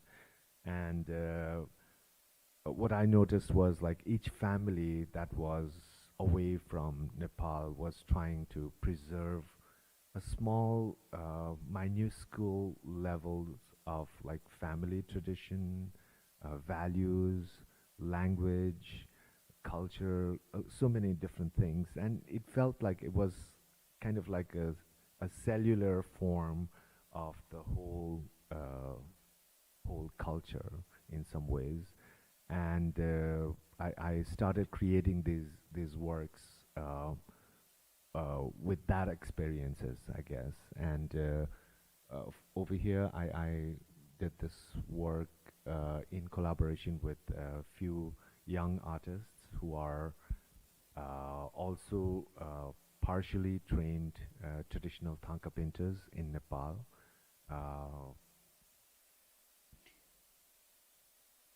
Yeah, and just a example of a previous work where fragmentation and abstraction is pretty much part of your practice, where while it might look very spiritual, at the end of the day it's not, and it's the very idea that you are trying to deconstruct. Exactly.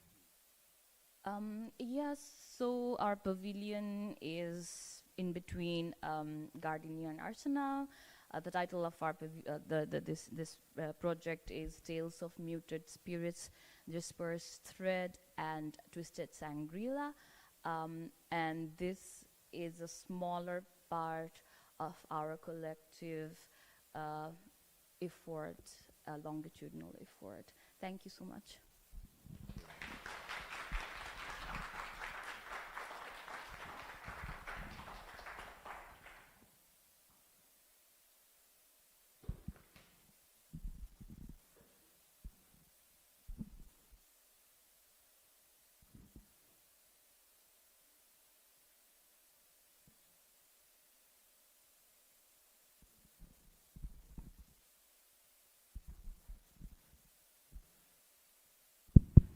So this one is working. So we have 15 minutes. Is that okay? 10 minutes. Let's say 10 minutes. 10 minutes for Q&A. So while you're formulating your questions for Charin, Hitman, and Shilasha, I can maybe ask a couple of basic questions. So you know, the pavilion itself is a kind of a project. Can you say a little about, like, you know, how the kind of the arrangement for that came about? And I know that, you know, through Archery Nepal, you've been working on developing a lot of other projects, but was this something that, you know, you kind of you were at the initiative of, or was this something that, you know, people reached out to you? Can you talk a little about the pavilion itself, I guess? Yeah. I'll start a little bit, and then Shingla can continue on it. I think, I mean, everybody in Nepal have felt the necessity of having to have a pavilion, specifically also because of the you know, misrepresentation of Nepal, and to have our own voices in the global platform, but also very strategic marginalization we have been feeling as a whole.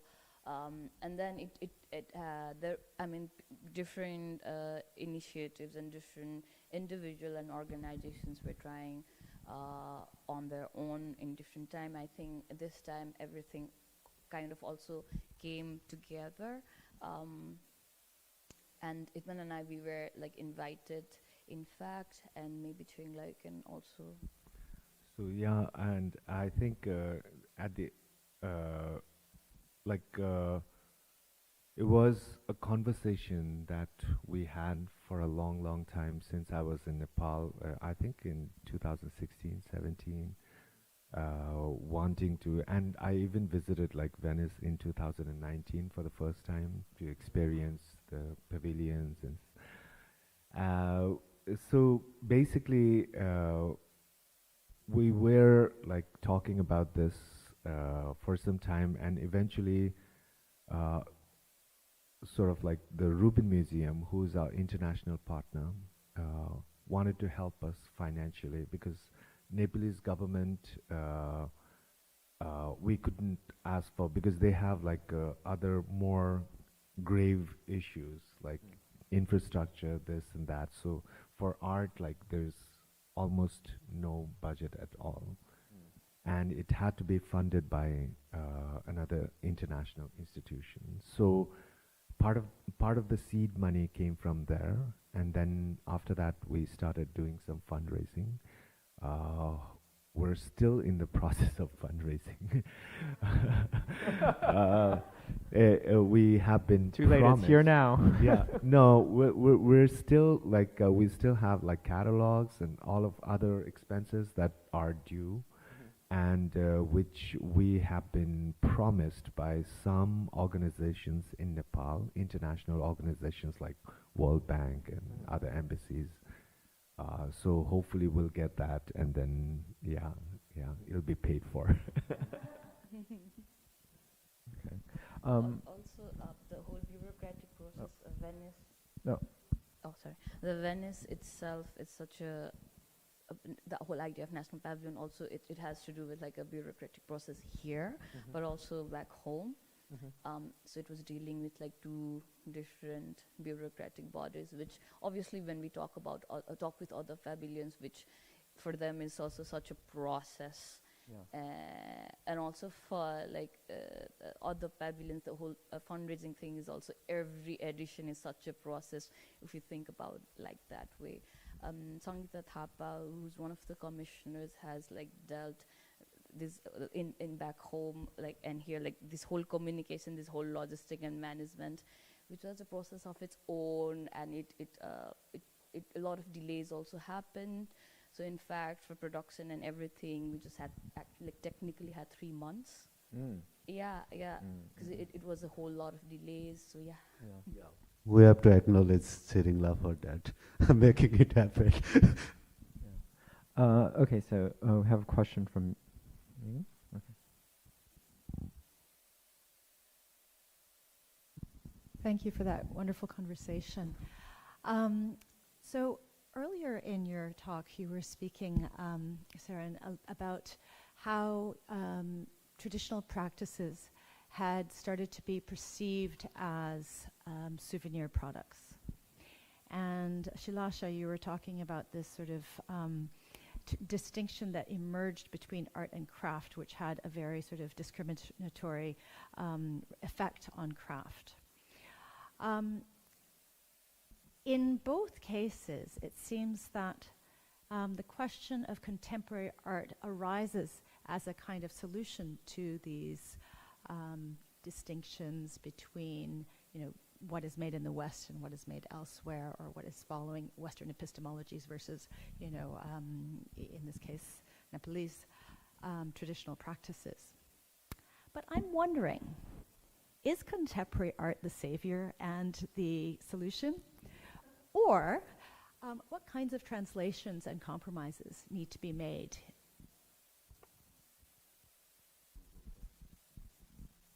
I think as a contemporary artist who was trained in traditional art, for me, I think the both is very necessary.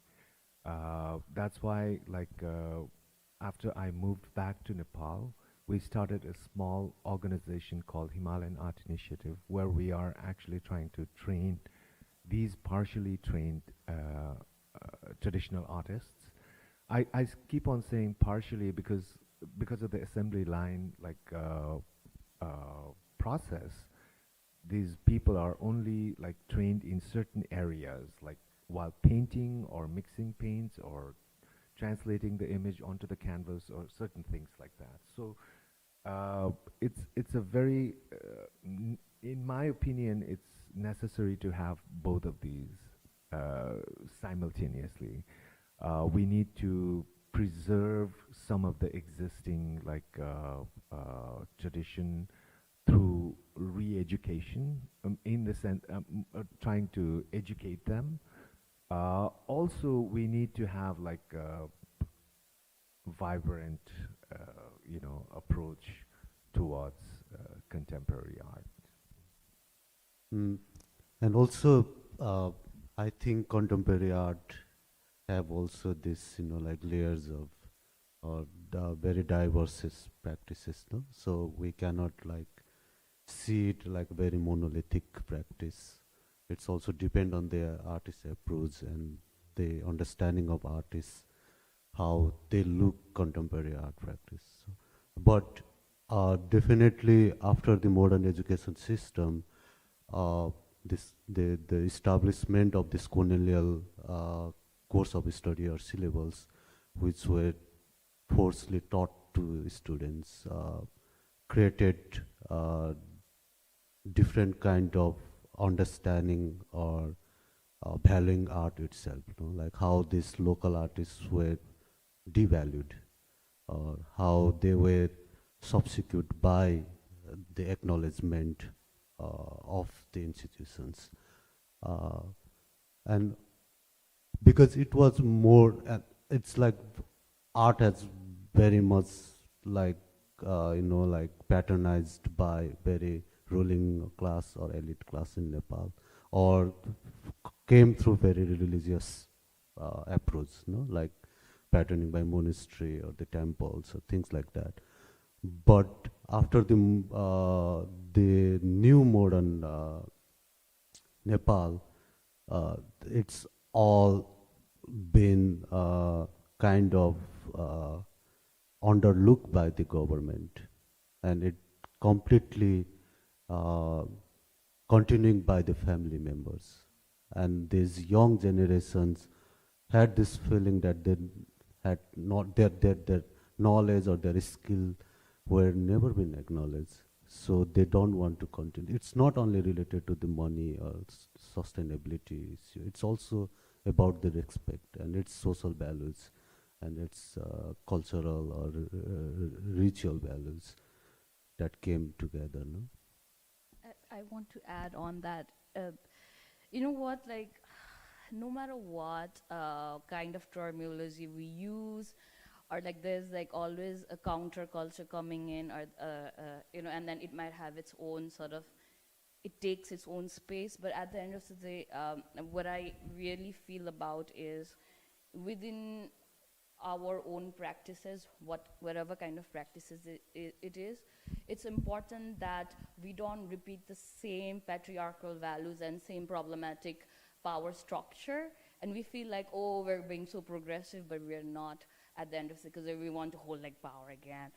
Like the feminism, it's just not about word. It's about like sharing spaces, and not again becoming equivalent to another patriarchal structure. Like the queer movement is just not about the queerness of gender or sexuality. It's about the fluidity and much more. So I think it's important to constantly self-critique as well.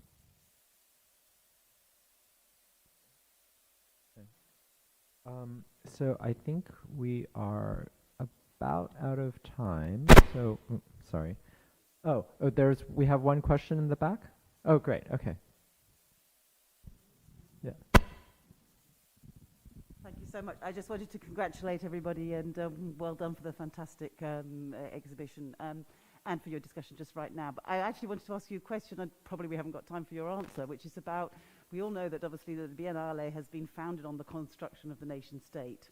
Yeah. And I wondered how you have been feeling and thinking about that as you have produced a place that is being referred to now as the Nepal Pavilion, and yet you fully acknowledged at the beginning there the incredible complexity of the communities of the nation state that is now called Nepal. So I would like you just to comment a little bit about that, about the kind of diversity that you're trying to capture in this show, and yet within these structures that the Biennale and the art world basically pushes upon us. So that's my question. Then I also wanted to know how you feel the show has, how your experience of interacting with the media and everybody else who's been visiting your show in the last few days, how that has added to the profile, whether it's working, according to your original curatorial intentions. Thank you. Okay, thank you for a very important question, and asked very, very quickly. Thank you for that. And so, do you want to? Okay, Shalasha. The format of Biennale and how it's exhibited also throughout this like more than a century has shifted a lot, and it's not. Although it's, if we go back to the history, it's so problematic to begin with, and it still has its problematic structure, which manifest, and we all also know about it. But we are actually super inspired by pavilion like Savvy Pavilion. I really have to admit that transcends beyond the projected idea of boundaries, and now creating and recreating their own, like reclaiming their identities. We're also inspired by pavilions like Hong Kong and Taiwan, I have to admit, which again has its own like space, and everybody acknowledges that. And so much, despite all the odds, we also have boundaries. Like when I have to travel, and I want to be this free soul, but I can't. I have this passport which denotes, like, which again, like segregates me as a third world country, and I don't have that privileges, and at the end of the day, like, want to travel, my nationality bounds me. But despite that boundaries, like how can then we so many examples in the art world who are constantly testing their boundaries and moving against the wave, like then how can we create and start to imagine and start to imagine that future and push for it, work for it. Great. Hitman, okay. But yeah, I think that's a very important question, and something I think we'll be coming back to throughout the day. So keep that thought in mind, and thank you, Shalasha, Hitman, and Charin for your wonderful contribution and conversation today. Thank you, thank you.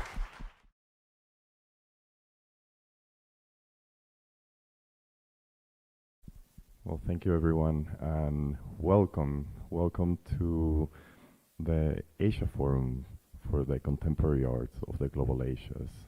For those of you I have not yet had the pleasure to meet, I'm Juan de Lara. I'm the head of arts at the Bagri Foundation, and we're extremely pleased that you have been able to join us today for actually having the opportunity to be here in this fantastic foundation, the Fondazione Querini Stampalia, to be able to celebrate and to delve a little bit into the practices of the global Asians. For some of you actually have been in the first half of this of today's session of the program, so you're quite familiar with the format. But for those of you who are joining us right now for the second half of the day, just to let you know that you're going to participate in a series of unprecedented panels and discussions.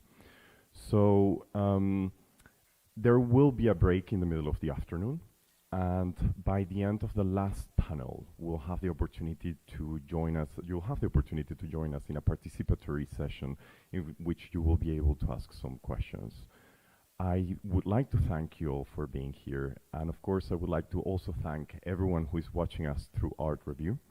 And without any further ado, I would like to introduce Hamad Nasser, who is a member of the Council for Curatorial Council for Asia Forum. So thank you so much, and thank you, Hamad. Thank you, Juan.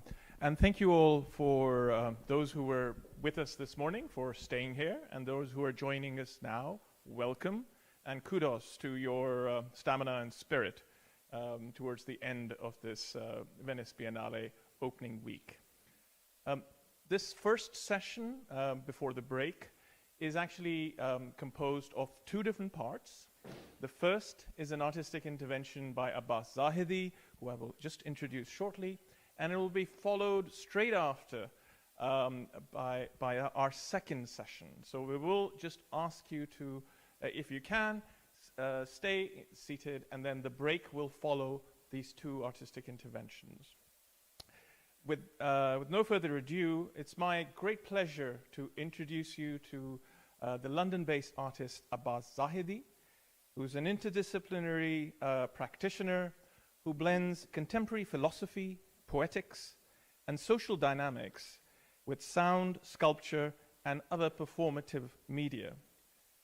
His practice has an emphasis on how personal and collective histories interweave, and he invites us and others into an ongoing conversation. Abbas, placing him within the context of Venice, showed here as part of the Diaspora Pavilion in 2017. So it's a context that he has first-hand experience of. With that, welcome, Abbas.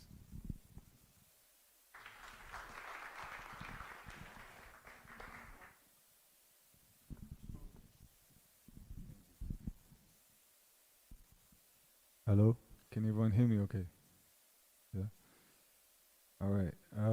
Thank you, Hamad, and thank you to Asia Forum, Bagri Foundation, Fondazione Querini Stampalia, Art Review, and all the partners and all the speakers that have gone before me. It's a real pleasure to be here to address you, both in the space, and I know there's a lot of people online. Just before I begin, is the sound okay? Yeah? Cool. So yeah, that is what makes me relevant to Venice, the Diaspora Pavilion, which, this is an image from 5 years ago. And this is what, at the time it was framed as a tactical intervention by the International Curators Forum to address the idea of national pavilions within the Biennale, to have a space for diaspora and people that don't necessarily ascribe to a singular idea of a nation state. And after I came back from Venice that time, I had this question which still seems to linger, and it was a question of how can otherness be different? Because I felt like a lot of what was taking place was trying to find languages to describe a sense of estrangement, a sense of still trying to find belonging. And so why is that still relevant? I was catapulted here last time as an ex-medic, a community organizer come artist for my first exhibition that was sanctioned by the art world. And this was due to my own kind of fractal intervention of proposing a term which I called neo-diaspora. And I used this to kind of loosely hold together my pre-art world practices Prior to the Diaspora Pavilion, I was not a practicing artist. I was doing just community work. This was my first exhibition that was, kind of put in this context. And, I got to know what is the art world. And so after I came back, I'd spent the years preceding that kind of working within a context of like craft and philosophy and spiritual traditions. And so I noticed I was trying to create all these maps, these kind of grids, these geometric ways of trying to work out what I had seen and kind of what I knew from before. And so when I went back to London after 2017, I did an art degree. I did my master's mainly in philosophy, and I read a lot of theory. I read a lot of Baudrillard and Deleuze, and I learned what is a Martin Creed, and I kind of started to like open up a lot of ideas about myself, especially like with regards to like just kind of the self-awareness you gain as an artist when you present work in public and being around other artists and being in conversation around lots of kind of what felt like really poignant and profound topics around gender, sexuality, and all these things that we were exploring in that time, kind of as a community together. So kind of going through that, I had this idea in my head, that maybe now I've become contemporary. Next time I go to Venice, I might not need some kind of ethnographic prefix. I can just be me, but seems I still need an ethnographic prefix, so we're here for Asia today, and it's fine. This it's not really a critique; it's more an observation, and I think that's like a lot of my work is like this. It's not necessarily a critique; it's observation, and through that we kind of facilitate dialogue. So, if someone asks me where I'm from, usually I just say West London, and there was this, this is. At that time when we did the Venice Biennale, there was a BBC documentary about myself and two other people in the pavilion, and they called it this Venice Biennale, Britain's New Voices, although the original title was Sink or Swim, so they had to change it. And they came to the West London in the fish and chip shop. They spoke to me, they told them I'm downstairs in the basement, and so Brenda Emmanuel goes downstairs and there's an artist lurking beneath the chip shop, and so this was kind of like my origin story, so to speak. Like superheroes have that, and I guess artists do as well.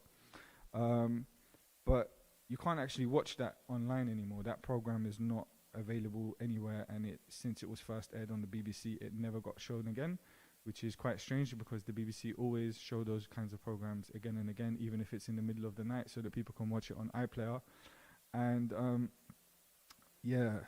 if anyone is unsure as to why it wasn't shown again, then I think some people will know what happened, and so those of you who know what happened, try to tell the ones who don't, and I think that way we can get rid of that binary. So the last time it was diaspora and neo-diaspora, and this time we have a forum called Asia, which according to the website and many of the conversations today means lots of different things. One example is it says a new itinerant platform for experimental art practices and research generative of new worlds beyond the North Atlantic. So for me, this means I can talk about anything. And the reason I say that is because these colored parts of the globe is actually my DNA ancestry. So I feel like a super Asian. Like I'm about as Asian as it gets, according to my DNA. But I'm still from West London, and West London's interesting because like we have fireworks in June, but it's quiet in November, and we see that from this picture, like Asia is a big place. And one of my friends who's here today, they told me it's a mindset, whilst others have described it as a spectre. And in the Lacanian sense, you could say maybe it's a fetish.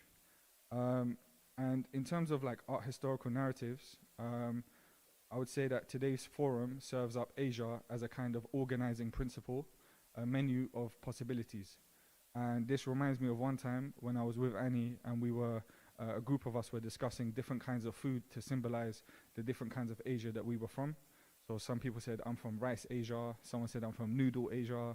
Someone said, I'm from kebab Asia. There was curry Asia. There were a lot of different food types of Asia. And so this kind of gustatory ethnographic parlay is not so different to what we used to do at the Grove Fish Bar with my friends prior to when that BBC documentary was made. And what I had set up a kind of philosophical reading group, and it kind of came in response to various events at the time, and reading books like Samuel Huntington's Clash of Civilizations that framed the world in this weird binary of the West and the East. So it kind of, we wanted to understand the kind of intellectual and spiritual traditions of both East and West. And most of my friends were from different parts of the world. And one of the original founders is a writer called Arsalan Isa. And I'm going to read a short passage from them that they wrote recently regarding that time, kind of reflecting on it, whilst keeping in mind kind of what's come since then for different members of that original group. We all went on to do very different things, and I'm the only one that kind of was interested in pursuing this kind of work that I'm doing now. So Arsalan refers to us as, open quote, some guys pretending we had it all figured out, because in our cultures there are many segregated spaces like this, either in coffee shops, basements, the corners of mosques, or in tea houses. But this wasn't a boys' club. There was also an inexpressible emotionality. There's a longing that is only coherent in an Islamic context. This is a longing to be reunited with God and end bodied suffering. In our traditions, so much creativity concerns the expression of this separation. I can only describe this as a cosmic abandonment.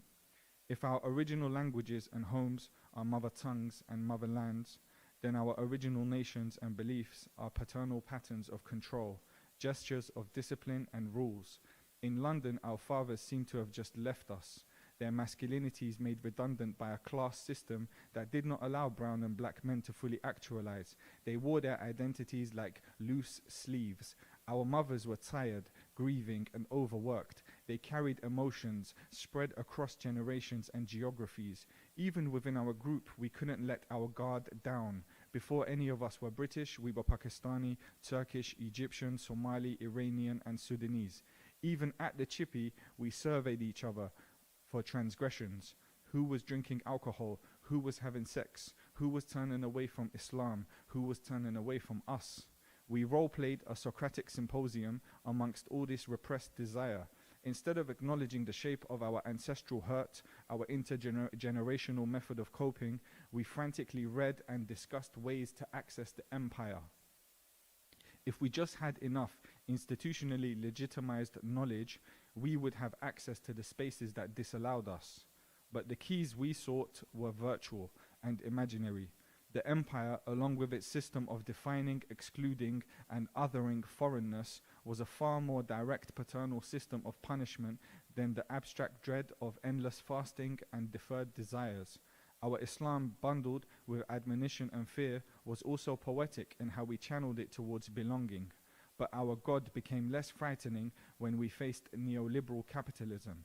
With time, Abbas became less interested in the content of the conversations at the Grove, and more interested in what they meant to people. Perhaps the switch was already present in him from before as a result of continual mourning. In the Grove, Abbas dissociated as he observed us. The solution to a problem is often within the problem itself. The problem was social alienation, not universal truth or legitimacy granted by the empire. No matter how obsessively we read Kafka or Kant, or created myths of our identity through Carl Jung, in other words, in theoretical conversations with books and chosen father figures, the platform that generated the problem was still intact. We did not have the resources to process our hurt.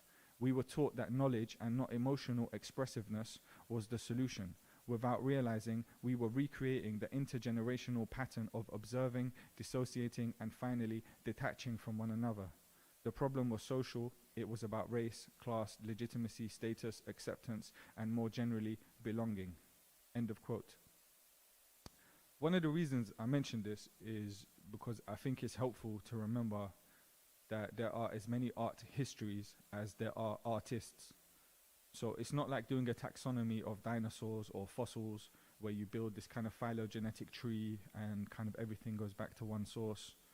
It really reminds me of this anecdote that my uncle had told me once in Iran. It was actually, I was having a conversation with him in the Natural History Museum, and my uncle is a very devout Muslim, and he always tries to preach to me about why I should be like more practicing or like believe in certain things. And we were in the Natural History Museum, and they had the genetic, the kind of evolution story on display. And I said to him, do you believe in this? He said, yeah, of course. This is science. That's how we discovered genetics and medicine, etc. Of course, this is like valuable knowledge. So I said, all right, but what about the creation myth? Like, you believe in the Quran and all that stuff? He says, yeah, of course. Like, that's my religion. I pray that every day. And then I said, well, what about like the Zoroastrian, the ancient Iranian myths? You believe that as well? He goes, yeah, of course. That's like our nation. That's our country. That's our people. That's our language. That's all these like rituals of spring and rebirth and all these things. So I was just like, so you believe everything? He was like, yeah, why not? And I thought, yeah, why not? Like, and then I was like, maybe it's like this European or English way of thinking that's made me think I have to think in one way. Then I went to CSM and I read Deleuze. So anyways, if we get back to the story I was on,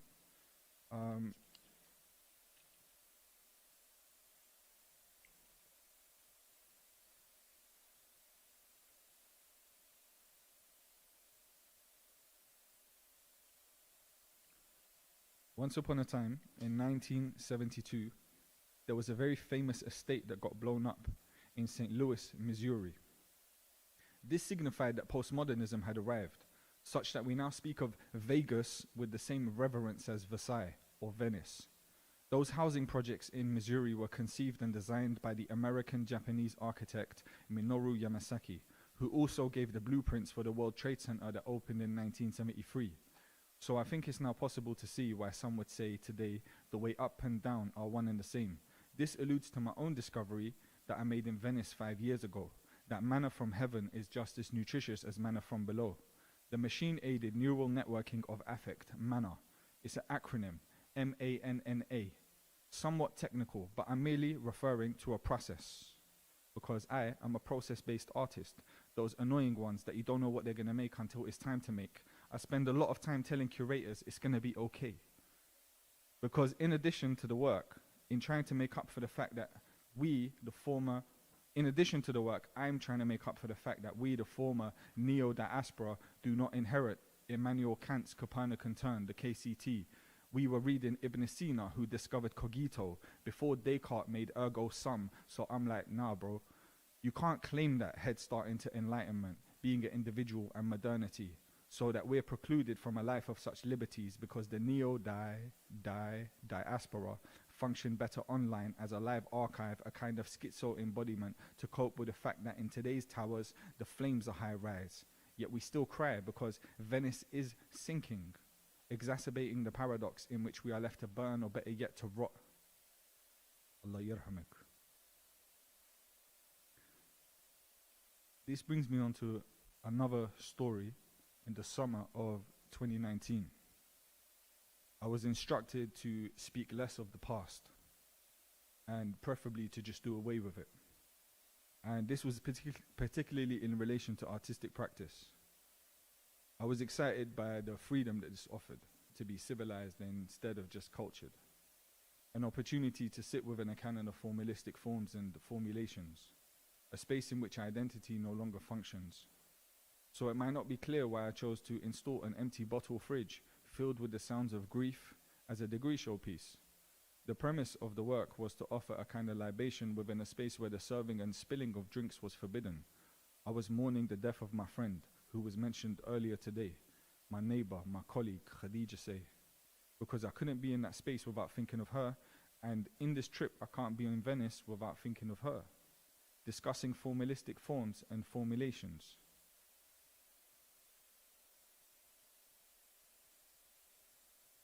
Formalistic forms and formulations. That's what we talk about when we discuss visual culture. And that building had flammable material put upon it as cladding as an aesthetic decision, so as to make invisible the image of undesirable migrants in a posh part of West London, many of whom were immigrants who didn't have a forum like this one.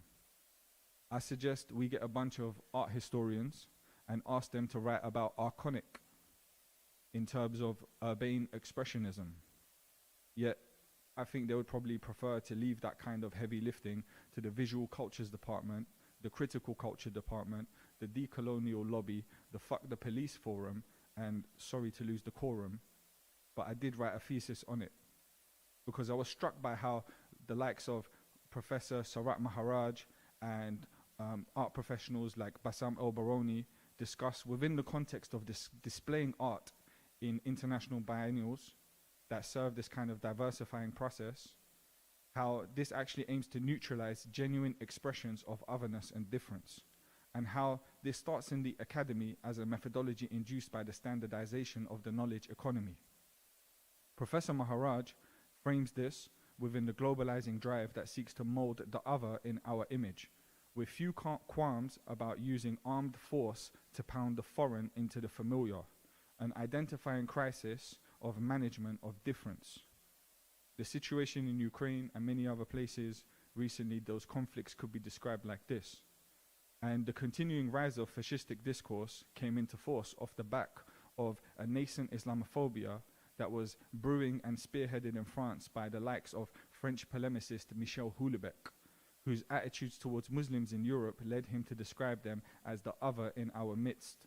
In his book Platform, he remarks that Muslims are clogging up Western society like blood clots, which need to be broken down by the civic body's immune system so as to be reconstituted and assimilated.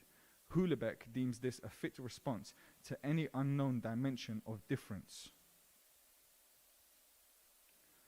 This focus on reconstitution evokes parallels with the 20th century scientist R.C. Thompson's theory of transformations, which seeks to represent how differences between diverse species and races emerge out of basic geometric shifts in their morphology.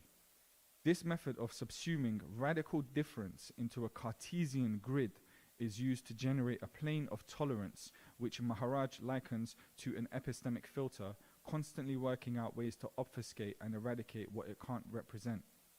So, in an attempt to visualize this dynamic, this is a Cartesian grid. Same guy that said cogito.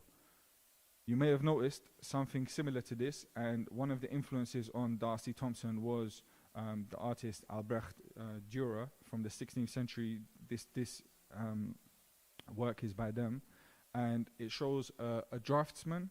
So the top image is the artwork. The bottom image is an early sketch, and you can see there's a draftsman and a woman reclining.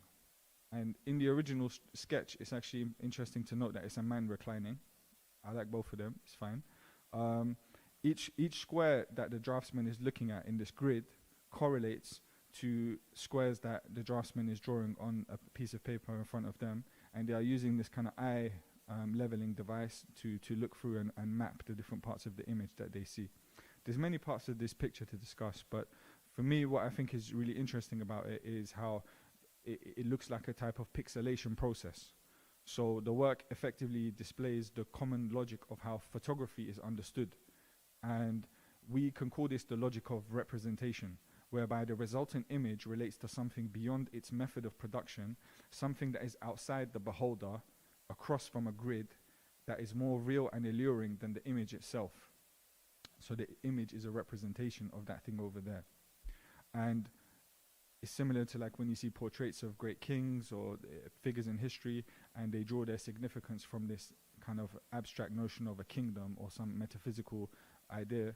And it's a bit like the speakers today, like myself here in this forum, how we relate to something beyond our individual existences, this spectre of Asia that feels more real than each of us who's here and provides the metaphysical grounding for me to be able to address a distinguished audience such as yourselves. And this is how identity politics works in art as well. So we all perform to become this kind of well-placed pixel that is part of some greater image.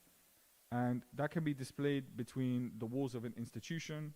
It can have directors standing on either side and receiving praise for this kind of tapestry of difference that they've curated. And this visualization by Jura shows that kind of underlying logic of representation that is embedded within one approach to photography. And there's another image by Hans Holbein the Younger, which is called The Ambassadors. It's on display in London at the National Gallery. And this image is famous for one very masterful detail, also relating to optics. But I don't have time to go into it. Again, if some people know, they can tell the ones that don't know, and we deal with that. But basically, the ambassadors, they are these kind of guys, and it looks like they're doing like a sponsored ad on Instagram for like exotic goods, and I mean back then Instagram was like oil painting, but basically it's the same kind of logic. You pose with a product, and then you sort of get people interested. And they have like these garments and finery. One of them looks a bit more monastic, monkish, and the other one is a bit more flamboyant. So this is kind of an interesting idea, because if within that kind of representational model that I was describing, I think I'm probably one of the objects in the middle of the image. Like maybe I'm that Turkic rug, or the astrolabe, or the globe, or the sort of I don't know which one I am, but I guess we can all think like this is like kind of how representational art kind of functions today, that you have these sort of elements that are bolstered within a kind of these kind of institutional heavyweights. And so it's again like a kind of method of pixelation, and in this case the mode of production is hidden until you notice that detail that if some of you know, you can tell the others. So what the thing is, like currently, like back then the ambassadors were very proud to like be very visible and very forward in the image. And I would say nowadays the kind of this idea of ambassadors, the current version, sort of obfuscates who they are. So it looks a bit more like this, and they can like shift. It's more like a green screen. You can kind of choose your own ambassador. So there's lots of different kinds of ambassadors. They look different. So slightly more slippery terrain, but the hidden logic remains the same. And it's even possible to switch out different ambassadors. So we can kind of diversify in this way, according to what Professor Sarat Maharaj described as the Cartesian grid and that plane of tolerance, which we'll come back to in a bit. And this logic frames questions of human difference as issues of technology. So imagine, for example, in the future you have a pair of smart glasses, and you walk around and everything that you see, everyone's face that you see, you can set the glasses to change their gender, their race, their whatever you want them to be. So you look at a film, you see only the type of people that you want to see. You walk in the park, you see people, your lenses will make them look different, like an Instagram filter, but you'll just have it readily available to go, so that you don't have to deal with anything that's too different from yourself, anything that might cause a sudden existential crisis. And it's a bit like we've already kind of been indoctrinated into that logic through like noise cancellation, like the headphones. So it's essentially the same thing for your eyes. You can just block out things you don't want to see. And I mean, kind of when we curate shows, we block out things we don't want to see. So even without these glasses, like it's important to note that like our eyes are, they don't just take in information from the world. They allow us to project onto the world as well. So we've all kind of, throughout our lives, cultivated our own sort of virtual reality that we project onto the world everywhere we go, and on the things that we see. And the Impressionists actually were one of the first in art to observe this. So their images look different from a distance, and you kind of project a lot of the detail onto those little blobs that they made look very beautiful.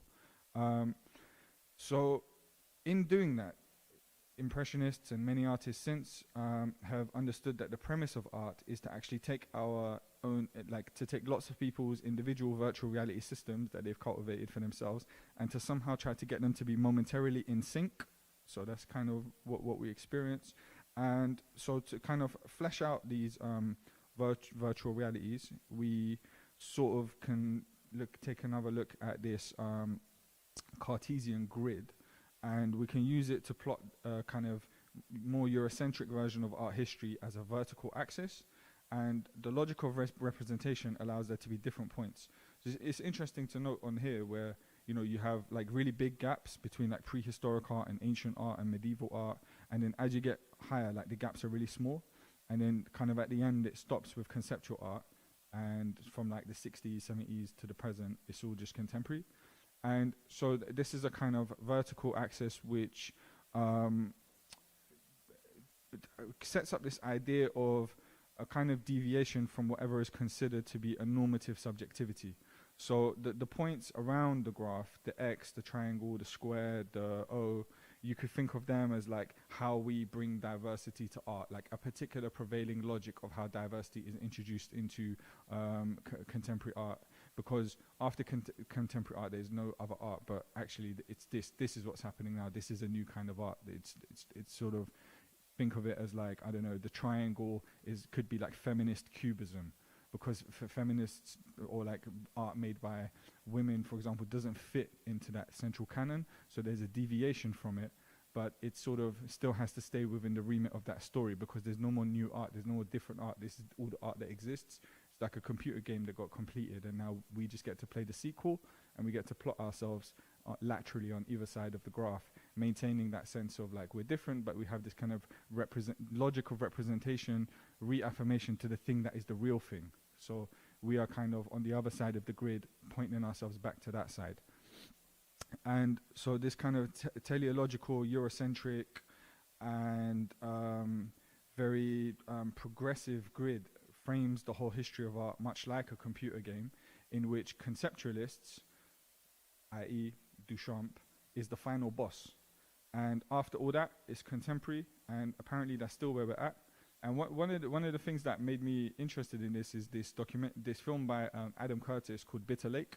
And there's the scene where the British Council are in Afghanistan teaching a group of young Afghans about ready-made art and Duchamp's fountain as the kind of pinnacle of Western civilization, and sort of telling them that this is how you can make yourselves contemporary. Like after this war ends, you'll be free, and once you understand this, you will be contemporary. And it's very similar to what I was trying to do in art school. I went there to learn about Duchamp and figure out how I can get past this hurdle of being contemporary rather than being on those like other points of the grid.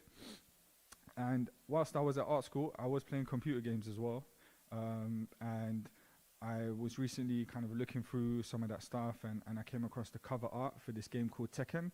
And this is Tekken 2. So it sets out a similar narrative to like art history, in the terms that there's like lots of men and there's like a few women fighting it out to defeat the final boss. And the final boss is that big guy at the top called Heihachi. So he's the Duchamp of Tekken. And this image is from 1996. And every other Tekken sequel since then has pretty much the same storyline. More people fighting, and to get to the point to defeat Heihachi at the end. And somehow he comes back again and again and again, and they just add more people.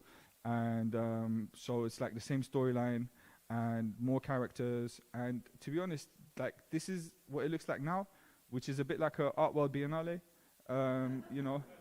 And like, yeah, it's just basically, you know, lots of people. I mean, we can kind of zoom in a little bit here and there. You know, you've got like lots of very ethnographically labeled people, lots of ethnographic details, like Saudi Kafia, and there's Heihachi in the middle, always in the middle. And, you know, there's like lots of people with like colorful outfits. There's even animals. Yeah, it's basically like everyone in the world is there. And so, yeah, this is kind of much more diverse, I agree, and it generates a greater lateral deviation from the central axis of the Cartesian grid that we were discussing. But in real effect, we're just increasing the resolution of the same image by creating more pixels and by seeing ourselves as pixels in terms of this great image.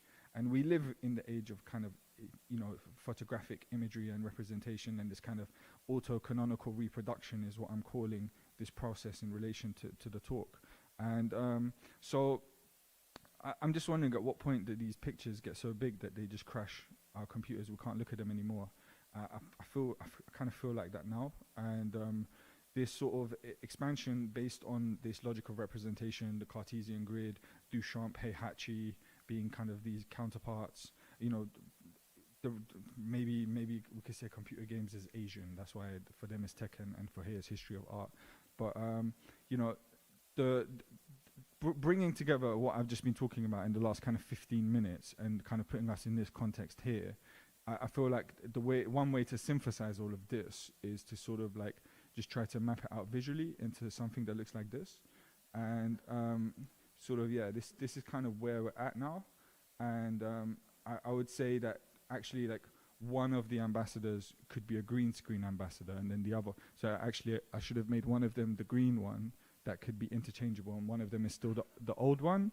That's why we still come to Venice and we come to these places, and you know, and again, this is not a critical observation. This is just observation. Yeah. So and the thing is, I call this version of art that we're in, I call it Art Plus. So it's actually not contemporary art anymore. This is really Art Plus. So because we've gone off that lineage and we're just adding points, we just plus. And so it's a procedural system. It functions through the formula of addition to add new elements whilst maintaining the underlying structures and modes of production. And so the kind of those lateral deviations, they keep referring back to the central axis. They refer back to Heihachi. They refer back to Duchamp. And so that's kind of, and you know, that's the place we're in. So yeah. And like for me, kind of what I'm interested in is more like this.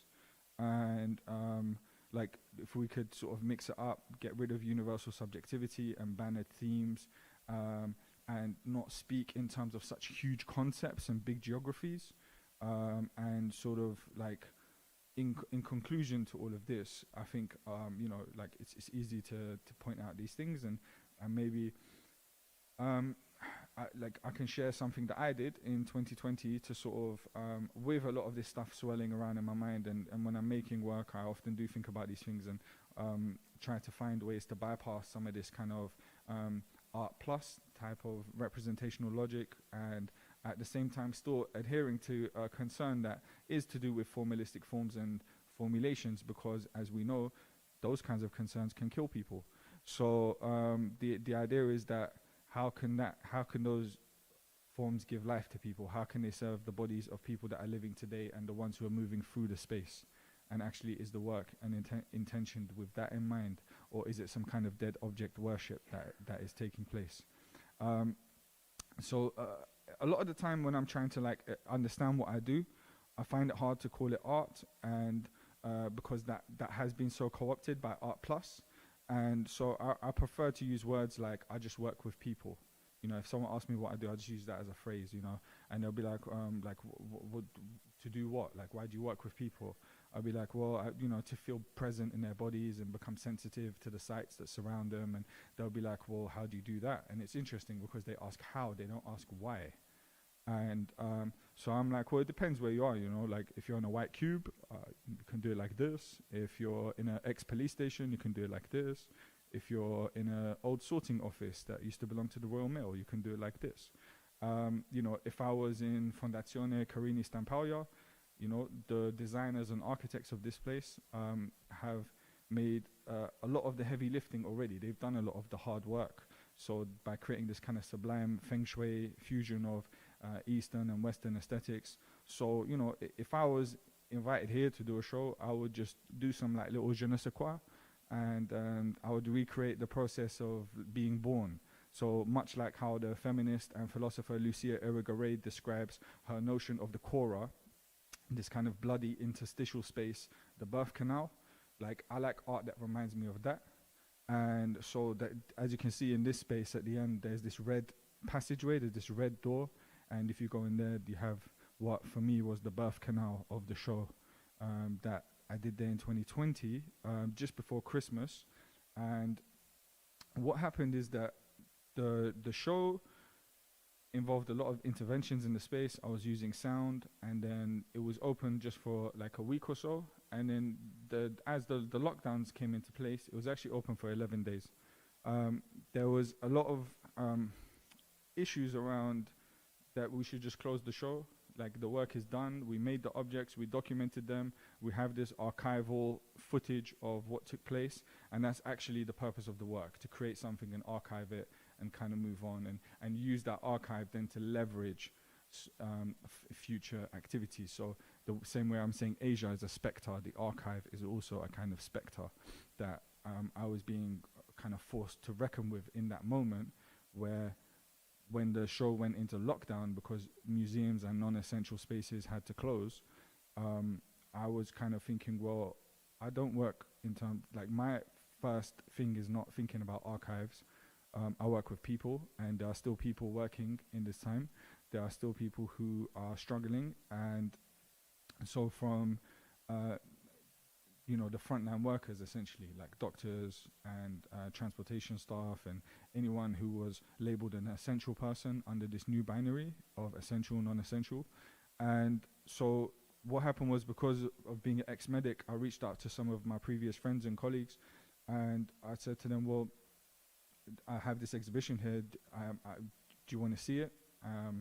And some of them came and they invited their friends, and over time there was like just a lot of different doctors, and a group of neurologists called Neurofringe actually came to me to say, we would like to open this up to our whole medical community in order to facilitate efforts addressing the mental health issues of doctors and nurses and frontline staff within hospitals during the lockdown, where there are a lot of people dying, there's a lot of pressure, it's getting too intense, and medics are having breakdowns as well. So this show was not made with the intention of serving this purpose.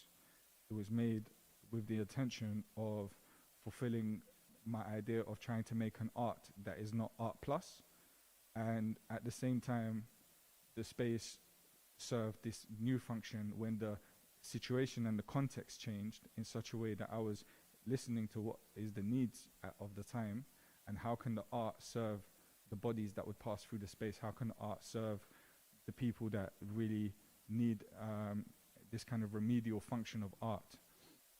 And this is just to show you this binary that I mentioned, where in the newspaper at the same time there was this mention that the top jobs, the most essential job is a doctor, the least essential job is an artist. And so I thought it was really interesting that I had put out these pictures of doctors coming to an art space saying, we need this, and again, this was all kind of done just in a very intuitive way. It was not kind of like in a responsive manner. It was sort of, organic through talking to people, very kind of grassroots initially. And you can see people from transport workers to doctors, nurses, they're coming to the space. And ultimately the thing that this project is called Sonic Support Group. And you can see this paper here was actually submitted to the 7th Congress of the European Academy of Neurology 2021 by the doctors who part of Neurofringe, who helped me establish this collaboration. As you can see, the names on there, Mohammed Mahmoud, my name, Abbas Zahdi, and Sabrina Kalam, and everyone's name there. They put me as an author in their medical paper to a neurology conference to give a talk about Sonic Support Group and how art can help frontline workers in that time. And to be honest, I didn't come across any other examples of galleries or museums doing this kind of work. If someone knows about it, please let me know. I'd be very interested to kind of build further on this project. This project is still existing, by the way. It's just been handed over to people that it's their primary concern to work in this way. And for me, the proof of concept of doing it as Sonic Support Group enabled to facilitate those relationships to allow this work to continue still. So this was actually presented as a keynote speech during the neurology conference in 2021. And the neurologists themselves spoke about my exhibition in the conference. So it wasn't even me presenting the artwork. And there were, I think, 7,000 or 10,000 neurologists attending this conference, and they were listening to a talk about contemporary art and social practice.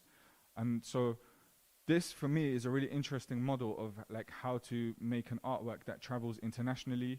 It has a wide audience, people from all over the world, and actually all of them are probably a new audience in many ways.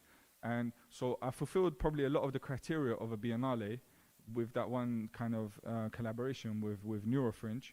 And so this is one way that I feel like I'm contributing to this idea of what does it mean to try and go outside of this Art Plus model when we are talking from various like different subjectivities, and also trying to address and contend with this idea of the canon and the archive and what are we doing. And yes, of course we care about things that are aesthetically also valuable, but those aesthetical concerns also need to be ethical, and they need to inform things that are happening within the society that we live in, for the various reasons that I've mentioned. So I think that's the end of my talk. This was another Sonic support group session in the space, and yeah, thank you. Firstly, thank you, Abbas, for what can only be described as a tour de force. I'm not going to try and summarize, but I felt like there was so many sort of lines of flight and inquiry being opened up that we're going to take just 5 minutes for any sort of burning questions that are coming. I thought I had a burning question, but you kind of answered it at the end. But maybe it helped me just to think about where you were heading. So maybe I'll just restate it anyway. So perhaps while people are formulating their own, because in a little bit of what you were doing for, say, the first 30-odd slides was what an old boss of mine used to call admiring the problem. So to say, well, this is where we are, and we look at this, and this is how we're stuck. And then in your model, what you kind of do is you go from that universal, that vertical line, and introducing that idea of deviation from the universal. In some way, you sort of open up this idea of the multiverse, which most of us knew from Marvel.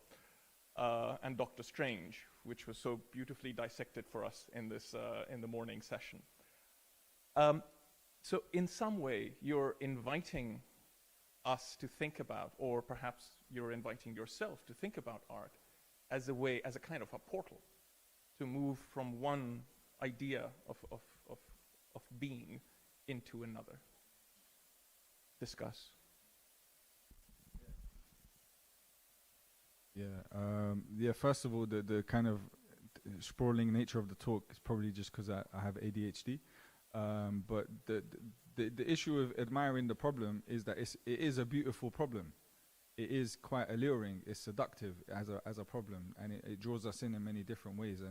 And the issue here is I'm speaking in what is kind of like an academic conference, and so the way that we speak in these environments is with a lot of kind of like confidence, but I'm very aware that I don't have like any major like answers or breakthroughs other than the works that I'm presenting.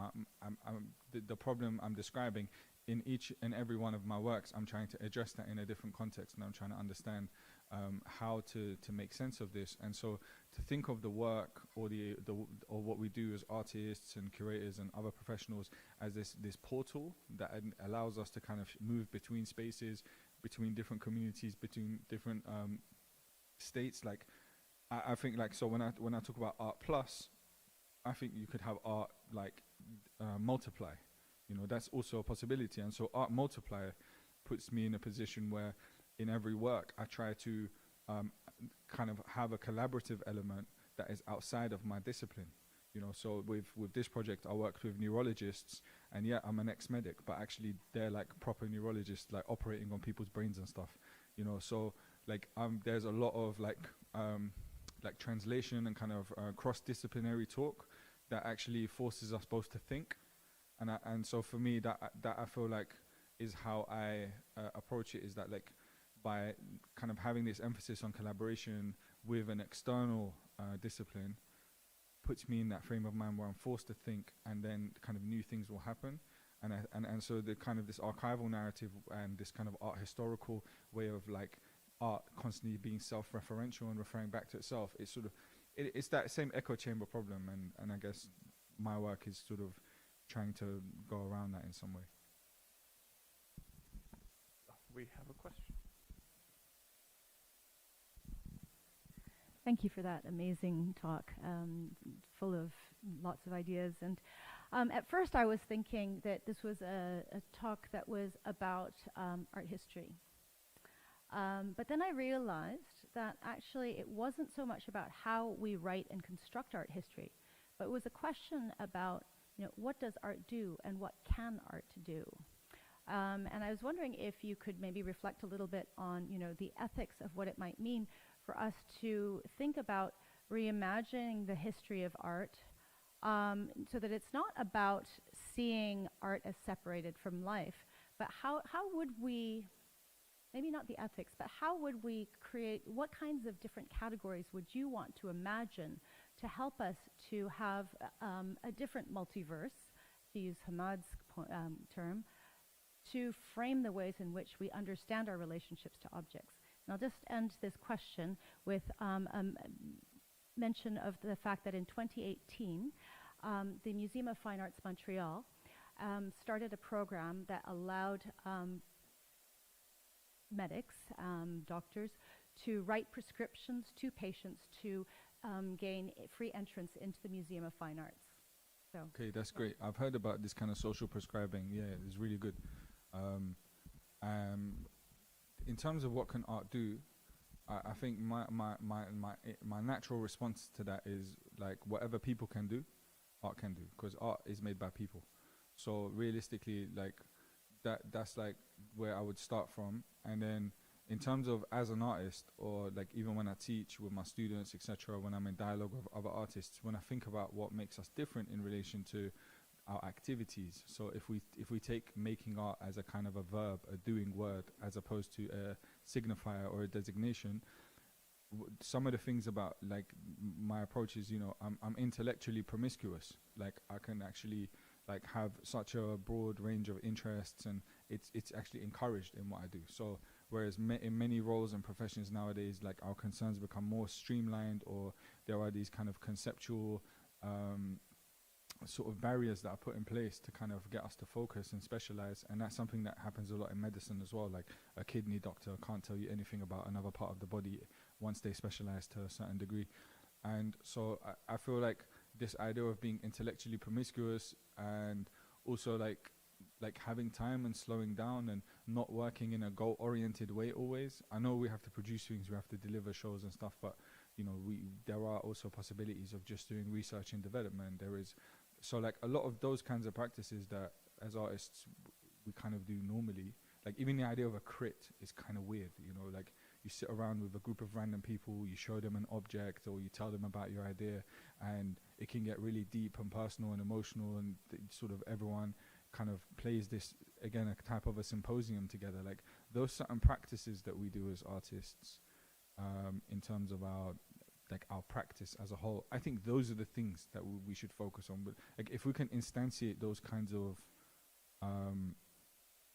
like methodologies in other fields, and except like this is like what's happening here, this looks like a crit, but it's actually like a support group meeting in the space organized by the hospital nearby. So like those kinds of activities in art, we really value them and we find a way to make them productive, whereas in many other disciplines they're not valued, and because they're deemed not to be productive. So I think that's how I would look at that, in terms of like really focusing on the kind of day-to-day logic of what we do, and sort of seeing how that can be opened up and afforded to more people. Yeah, I don't know if that really answers your question. Thank you, Abbas. And I think in that spirit of intellectual promiscuity, we will draw this session to a close, but move immediately on to our next. And I'll sort of invite Ming to come and introduce Yuki. But before we do, just a hand of applause for Abbas. Thank you, Abbas.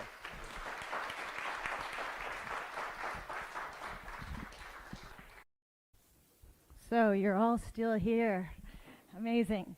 Well, we have a treat for you, and it's my great pleasure and privilege to introduce our next speaker, Shigeyuki Kihara, or Yuki Kihara as we like to know her.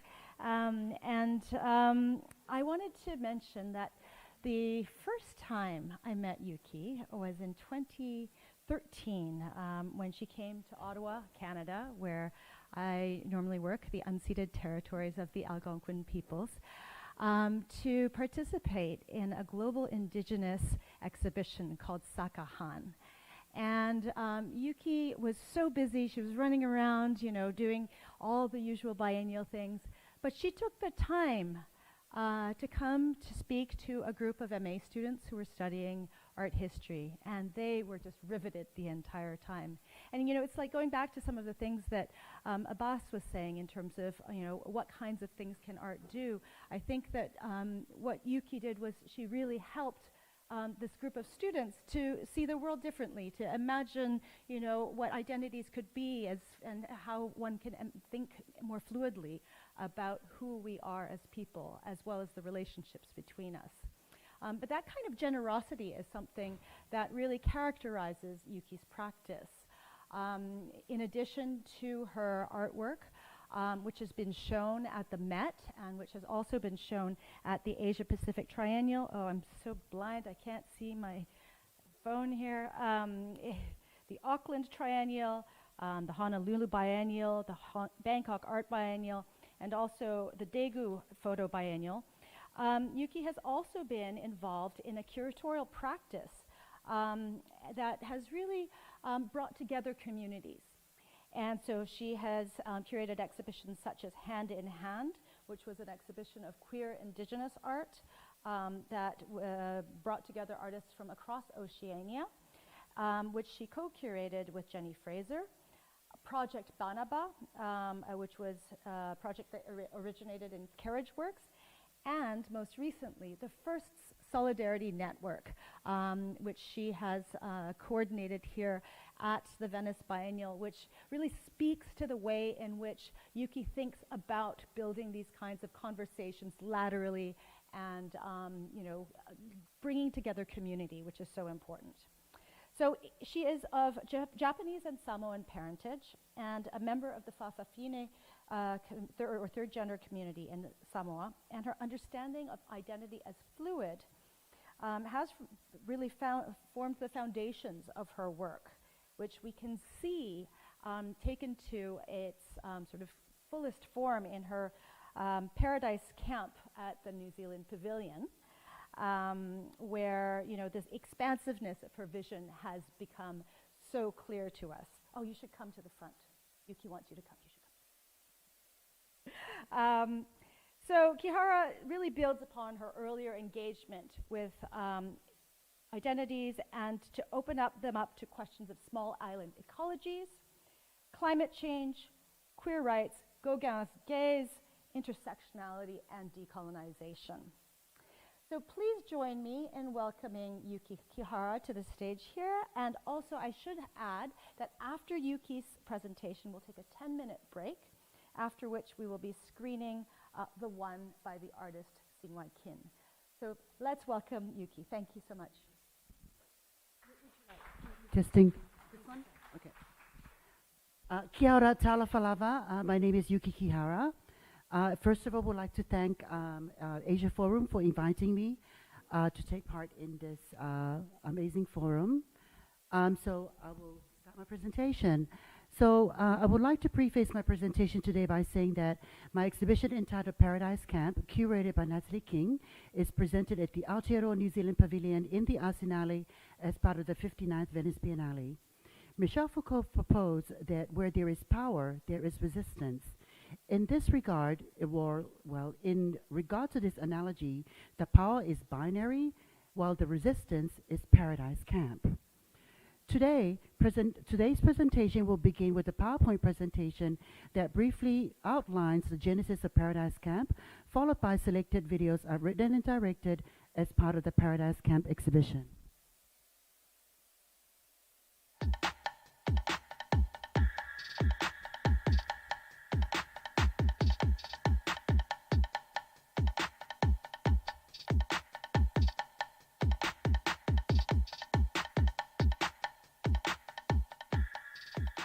Paradise Camp is an ensemble exhibition of 12 new, luscious photographs shot on location in Samoa, from rural villages to churches, plantations and heritage sites, with a local cast and crew of close to 100 people.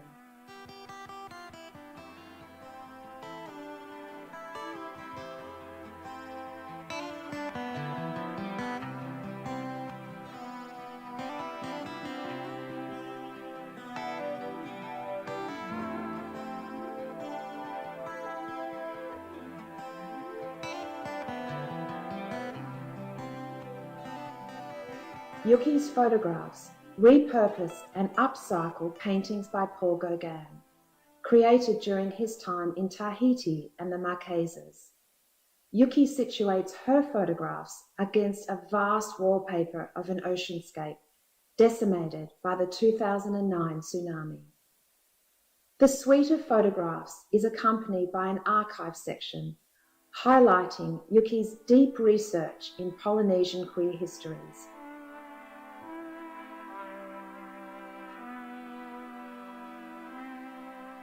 As well as a single channel moving image called First Impressions Paul Gauguin.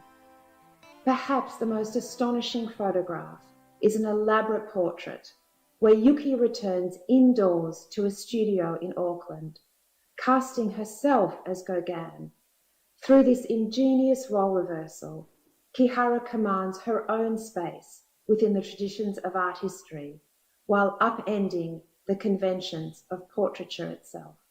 By addressing the intersectionality between decolonization, identity politics, and environmental crises, Paradise Camp takes the tempo of our times from a staunchly Pacifica perspective.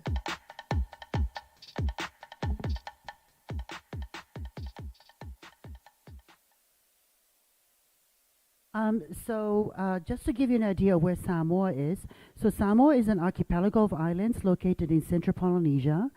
In order to get there, you either fly from Australia or from Aotearoa, New Zealand. I'm currently based in Auckland, in New Zealand, where I've been living for the past year in preparation for this Venice Biennale presentation. But prior to that, I've been permanently based and living with my family in Samoa over the last 11 years.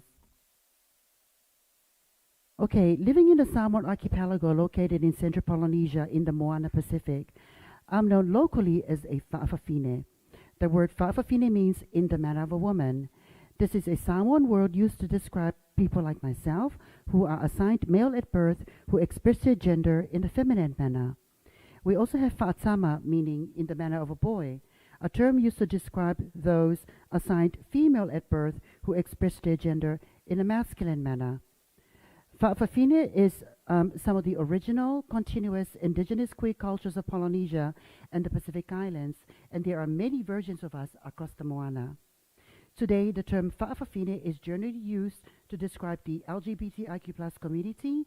However, what makes us distinct from the global pride movement is our ancestral ties to land and kinship system that is intrinsic part of our identity as Samoans.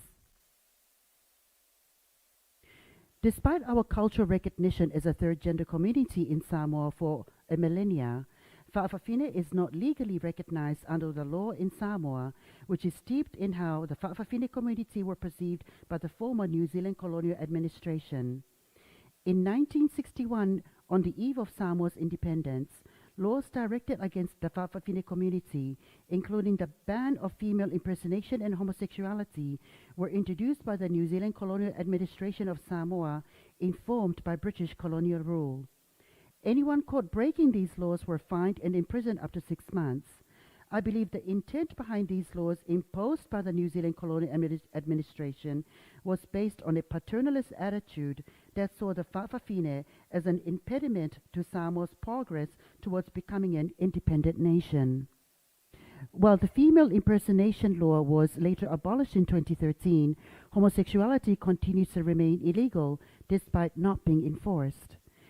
These legal discriminations alludes to the notion of what Michel Foucault describes as biopower, where set of mechanisms through which the basic biological features of the human species become the object of a political strategy, of a general strategy of power. To demonstrate the repercussions behind the enforcement of heteronormativity through legal discrimination against fa'afafine, I will now present several case studies specific to the social and political context in Samoa featured in the Paradise Camp exhibition.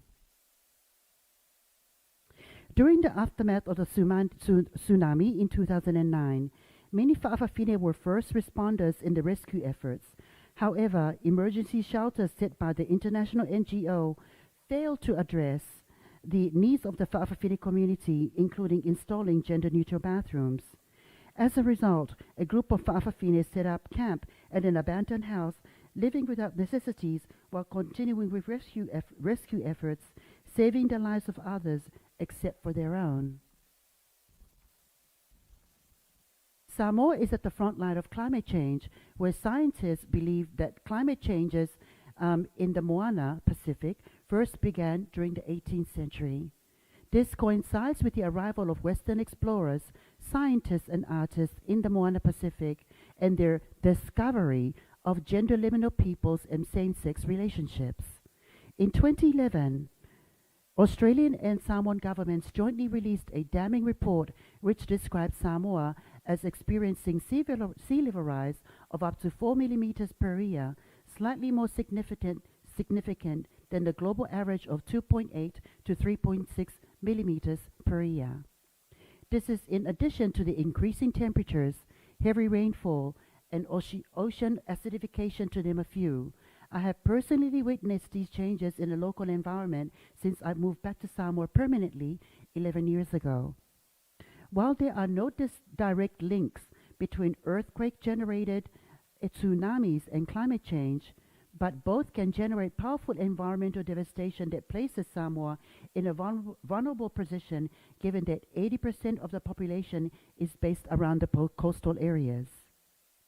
In addition, Fa'afafine is often blamed as the cause of climate change by some religious groups and subsequently left out of the climate resilience work and disaster risk management, including relocation for cyclone and disasters as a result of a policy and legislations that lacks gender sensitivity and non-binary language.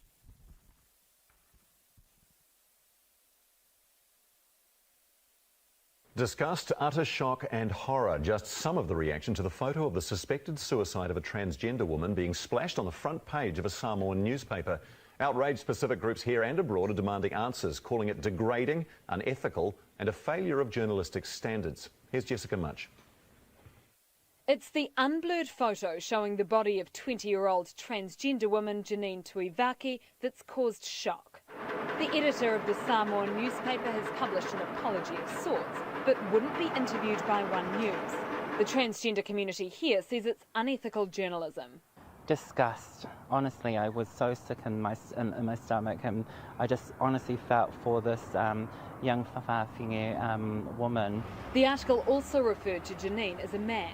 One expert we spoke to says even though the photo was a mistake, he says talking about suicide is a good thing. They were simply trying to raise an issue which they thought was in the public interest, and I think good on them for that. Maybe they made a mistake in this case. We're allowed to talk about this suspected suicide because it happened overseas. If this had happened in New Zealand, we wouldn't be able to tell you anything until it had gone to the coroner. But Parliament has just voted to change that. Pacific leaders also want clarity for Samoa to stop photos like this being published again. Jessica Much, One News. In 2016, Sunday Samoa newspaper published a sensational and invasive blurred photo relating to the death of Janine Tuivaki, a young Fa'afafine student who allegedly died by suicide inside a church. Not only did the Sunday Samoan publish this image on the front page, but the article also referred to her as a he.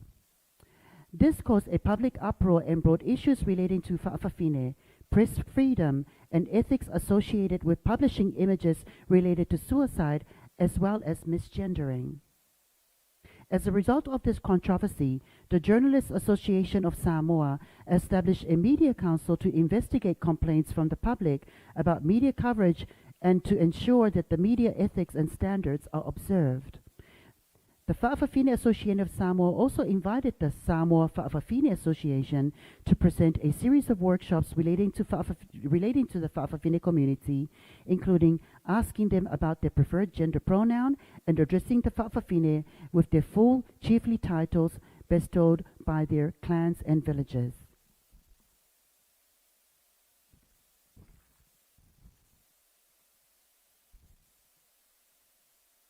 Unlike the Western binary system that classifies gender and sexuality, the indigenous worldview saw gender and sexuality as a pie chart with various shades of gray, which allowed for more nuanced and fluid understanding. Over the years, my passport have listed me as an M, X, and F. This has caused much complications through how my sex has been identified, particularly with border security system that recognizes sex and gender through heteronormative binary lens. Despite this, however, I've always aspired to live beyond the borders of nationalism, race, gender, and sexuality. My current New Zealand passport lists my gender as F, which stands for F for Fa'afafine. One of the many ways that the Fa'afafine community pushes back against these patriarchal oppressions is the annual Fa'afafine beauty pageant, which have its roots in Samoan culture, particularly in Faleaitu, a traditional comedic skit from a group of which was formed by a group of entertainers, performed before the high chiefs to direct their attention to urgent issues in the community. These beauty pageants are our version of paradise, celebrating our identity and providing a temporary world free of judgment and discrimination where we can feel empowered, safe, and secure from the world's harsh realities. It's within the spirit of Fa'afafine pageantry, together with many other events in my personal life, that led to the creation of Paradise Camp. Paradise Camp initially came about when I first saw paintings by artist Paul Gauguin at the Metropolitan Museum of Art in New York on the occasion of my solo acquisitive exhibition entitled Living Photographs at the Met in 2008. Paul Gauguin was a French painter, printmaker, and sculptor. Gauguin worked in Tahiti and the Marquesas Islands for over a decade between 1891 and 1903. He constructed a persona of himself as a noble savage and uncivilized as a way to proclaim invention and novelty within the French modernist art of his time. Upon looking at Paul Gauguin's paintings, I began to think about an essay by Maori scholar Ngāhuia Te Kotuku, who presented her paper at the Paul Gauguin Symposium held at the Auckland Art Gallery in 1992. Ngāhuia's unpublished paper entitled A Lament for Ha'apuani, Gauguin's Models, A Maori Perspective, unpacked the encounters between Western explorers and Maori queer peoples from a Maori perspective.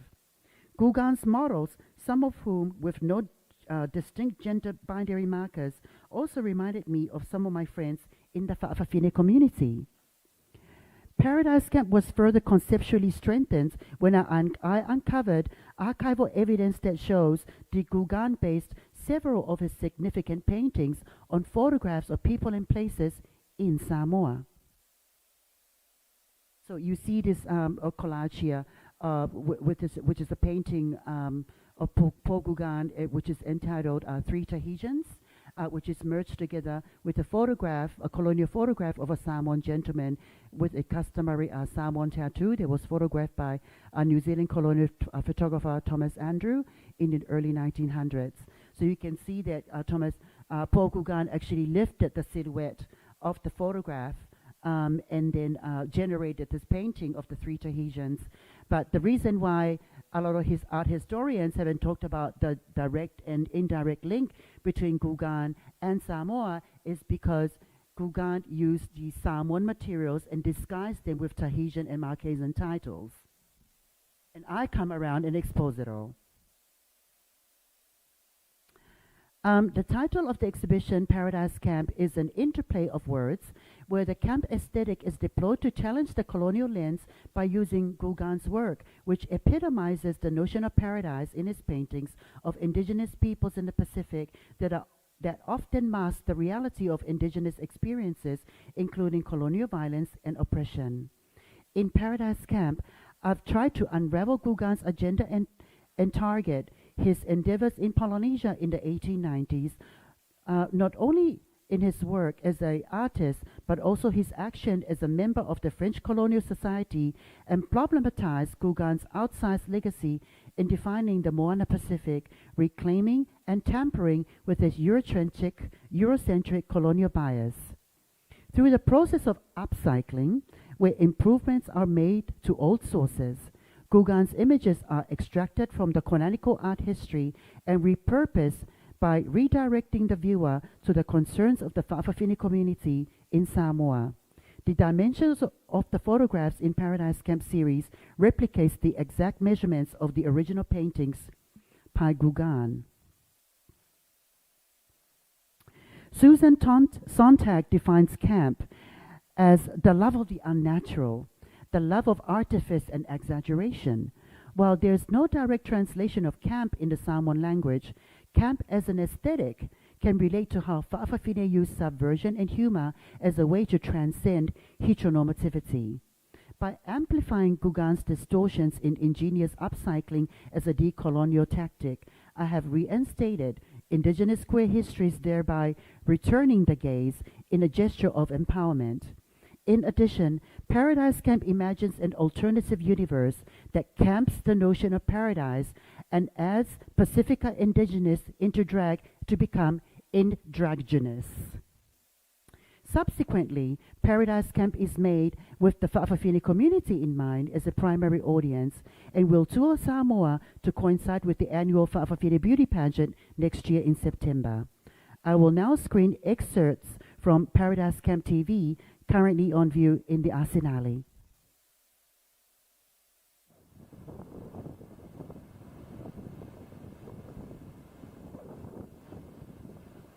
My exhibition entitled Paradise Camp, curated by Natalie King, presented at the New Zealand Pavilion as part of the 59th Venice Biennale in 2022, explores how Fa'afafine, Fa'atama, and LGBTIQ+ community address a variety of issues including climate change in Samoa.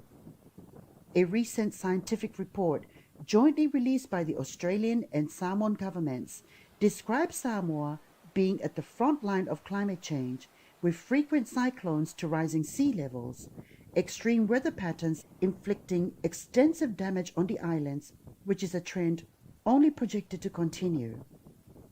As an extension of the Paradise Camp project, I assisted a workshop led by the Pacific Climate Change Center and the Samoa Fa'afafine Association, held on Friday, 29th of October in 2021, with an aim to empower the Fa'afafine community with knowledge and understanding about climate change in order to build resilience and become a better informed community.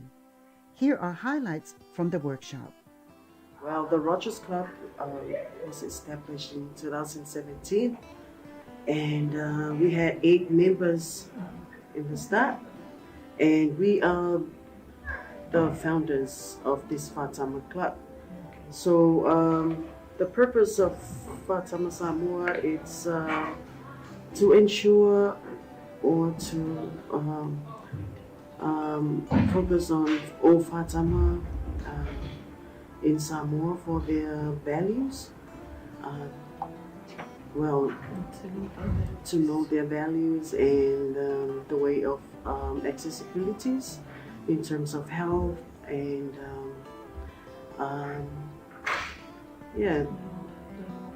health and the law. It's all about the health and safety. Be part of the Paradise Camp. It was an amazing feeling and an amazing experience to be involved in creating something meaningful, you know, and also being a model for the first time. Yeah. The other reason why we were present today, the Rogers, was because we wanted to know how we can, like, what can we do to help, like, what sort of, like, what can they do for us in times of you know, after the cyclone and all that. In terms of crisis. Where will we be? Like, where do we go? Especially people who are not with, like people who have been banished from their villages and their family, they're homeless. When time of crisis, like where do they go? Like that sort of thing.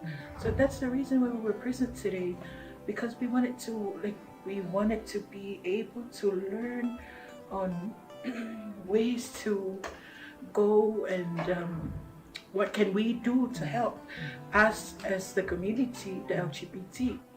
I'm particularly excited about the workshop because it's the first time for us to host the Fa'afafine Association.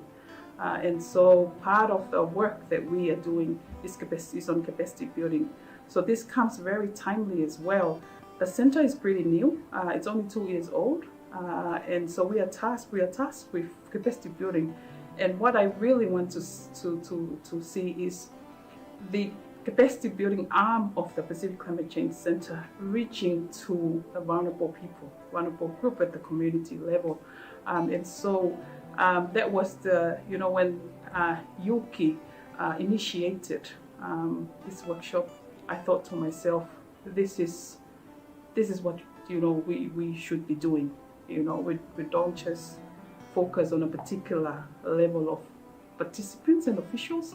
We should reach out to vulnerable groups. We should be all inclusive, and so that what excites me about the workshop today.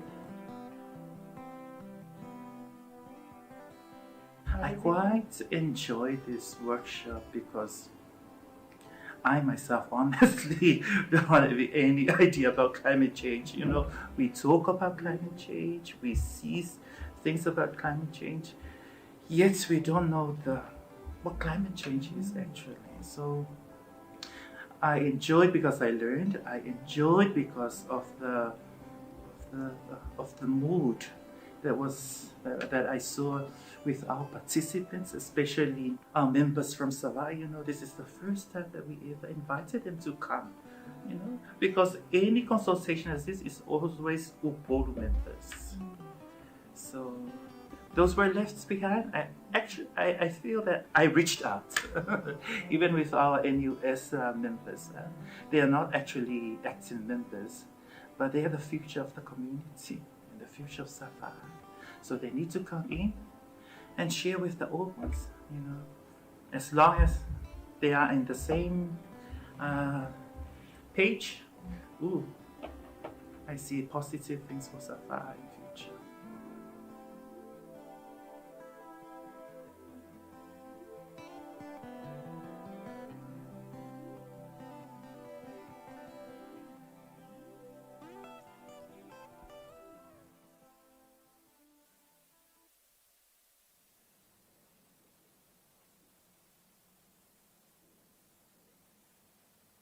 Oh la la! Beautiful dusky maiden. Magnifique. Talofalava. My name is Yuki Kihara. I'm an interdisciplinary artist of Samoan and Japanese descent. I was born in Samoa but migrated to New Zealand, and I have a joint citizenship of New Zealand and Samoa. Oh, bonjour. Je m'appelle Paul Gauguin. And as you know, I'm a painter, printmaker, and sculptor, and I'm French. Did you say you're from Samoa? Is that close to Tahiti? I lived in paradise with the savages of Tahiti and the Marquesas for the last 10 years of my life.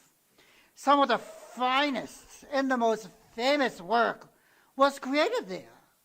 Yes, I'm familiar with your works inspired by Tahiti and the Marquesas. But I couldn't help noticing that although you never stepped foot in Samoa, you based several of your paintings on photographs of people and places in Samoa, where I come from, but you pass the subjects off as Tahitians. Samoa? No, I don't think so. I was never in this Samoa. What about sacred waters? Isn't your painting inspired by a photograph taken in Samoa? Maybe you saw this postcard when you were in Aotearoa, New Zealand back in 1895. Oh. Oui! I did visit the Auckland Art Gallery on my way to Tahiti that second time. I made some beautiful sketches of that Maori art. Oui, maybe. I did pick up a few postcards there. Well, they still have a copy of your signature in the visitor's book at the Auckland Art Gallery. You may have seen some photographs taken by New Zealand colonial photographer Thomas Andrew while you were there. Some of his photographs are in your journal, Noa Noa. And the guy in the middle of your painting, Three Tahitians? Interesting, don't you think? Well, yes, that is interesting, but I... Whaalonga mai oi, Paul. It's been great to catch up, but I have to go. I'm representing Aotearoa, New Zealand at the 59th Venice Biennale with my own exhibition, Paradise Camp. Tō whāsui fua.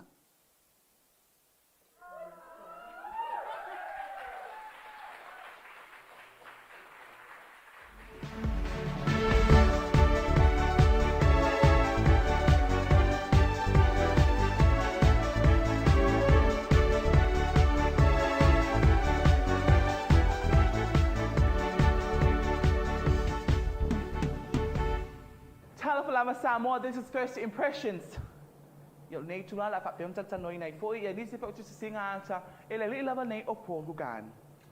our fourth painting, Malawatu, Iloto Alua Faipo John. John, please. Bring the next painting. Ooh. And this painting is called Two Tahitian Women. Obviously. Oh, two Tahitian women. Dallas, what's your first impression? Two Tahitian trans women? Dilla.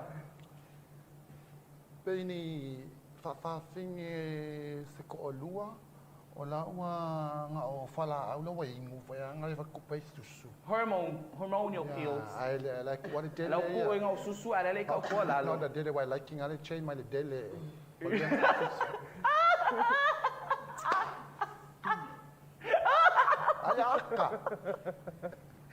I am so sorry. Butter and honor. Oh, that's what we're talking about. Yeah. Virgin band. Kelly, are you turned on or are you turned off? Wow, o tia whai langi o susu wa pēla. Yeah. Pills. Recommended by Dora. Yeah. Yeah. So what's the name of the pills? Dallas and Charlize? I think they're called Estelle. I googled it. I have no idea. Yeah. Estrogen pills. Estrogen pills. But okay, mga pills, okay, mga face that susu. Okay. Charlize? I think that's a very beautiful picture. O kasi mga ngayon. Hindi ko king le Tahiti lima po Kugana. O kasi mga ngayon, I don't know, maybe I'll look for a girl. I think if you're looking for a girl, this is the right girl. Starting heterosexual. This painting was taken back in 1899. And Gorgeous. By Paul Gauguin. Oh, kasi only. So, you know what, Dora, if you look at these photos, why were they taken? I said, these paintings, why were they painted? What was the purpose? Ai ku iai. Peo ka ko kai minge, ka ko pretty fa finge make up. Ku sa kem ke pa me ma ka ma lo a e. Fo ngale wa ka minge le fa ku ku ye ma mo mi ma pak sa man da we ka ni nu ngi. I wouldn't know. Yeah, okay, ma ke la ka ma lo a le ma ngao. Ku sa fa ngale pe me mo pe fa pe fa ngao mi ka fa pe la. Susu la wa yai ku mo pe le tipo. I think ko me na ngao ka ma lo. Ne ba le a ku ta le ku sa in la ka ma lo le tipo. So can I just interrupt? What's a tipo? Therefore, the cock, the dog, the cock. Oh, dick.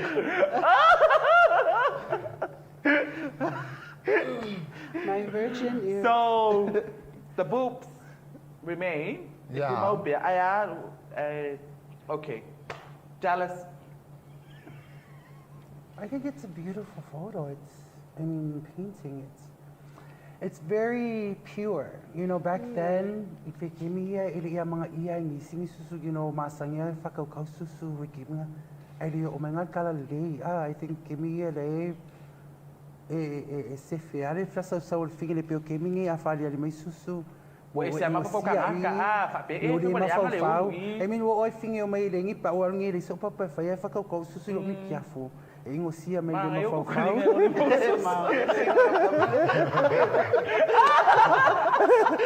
Quando mai ye. Okay. Kelly. Olá, vamos ser uma forma what you say why? Well, le mang ele aka for sure alam mo magkula mo umay siya ka o kalay. If you want to see more, please make your way to the Arsenale, to the New Zealand Pavilion, to Paradise Camp. Thank you.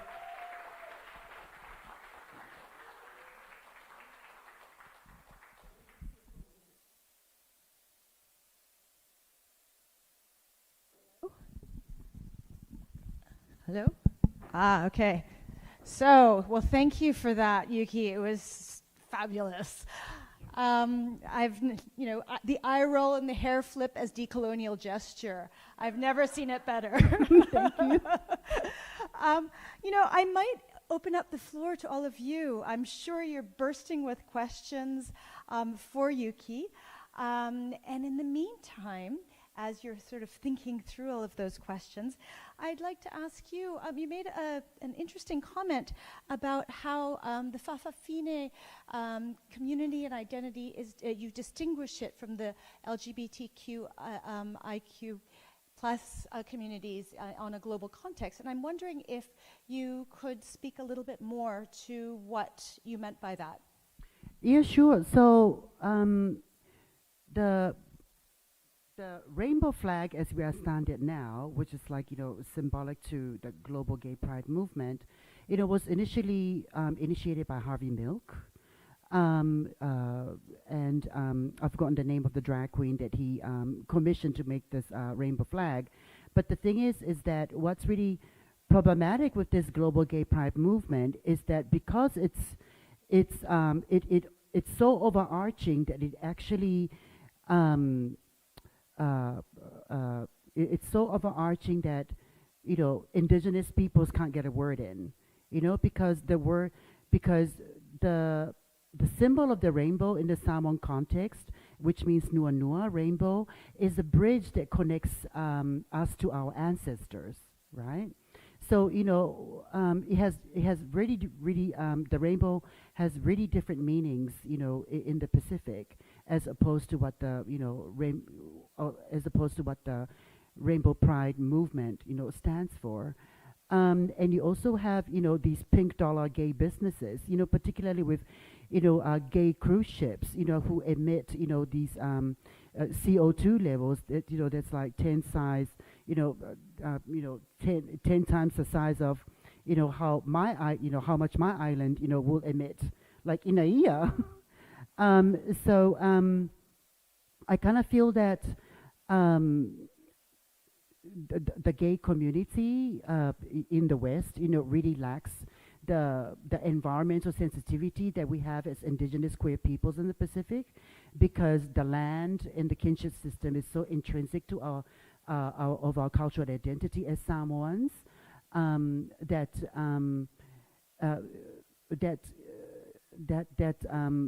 it's not, sometimes gay pride movement is something that I can't really aspire to or become part of, because it's a very different kind of narrative. Yeah. And it's a certain kind of homo-nationalism as well, which is so, it almost kind of exactly, yeah, encompasses the same kind of universalism, the false universalism of the art history that you were critiquing. Yes. Yeah. Yes. So yeah. So like another thing is that I just lost some train of thought. It will come back. I'm sure there's some question out there.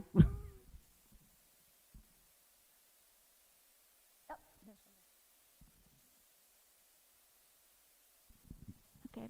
So first of all, thank you for bringing this amazing aspect of your native culture to Venice that I found really interesting, and I really loved how the humor that you put into this in your decolonized gaze.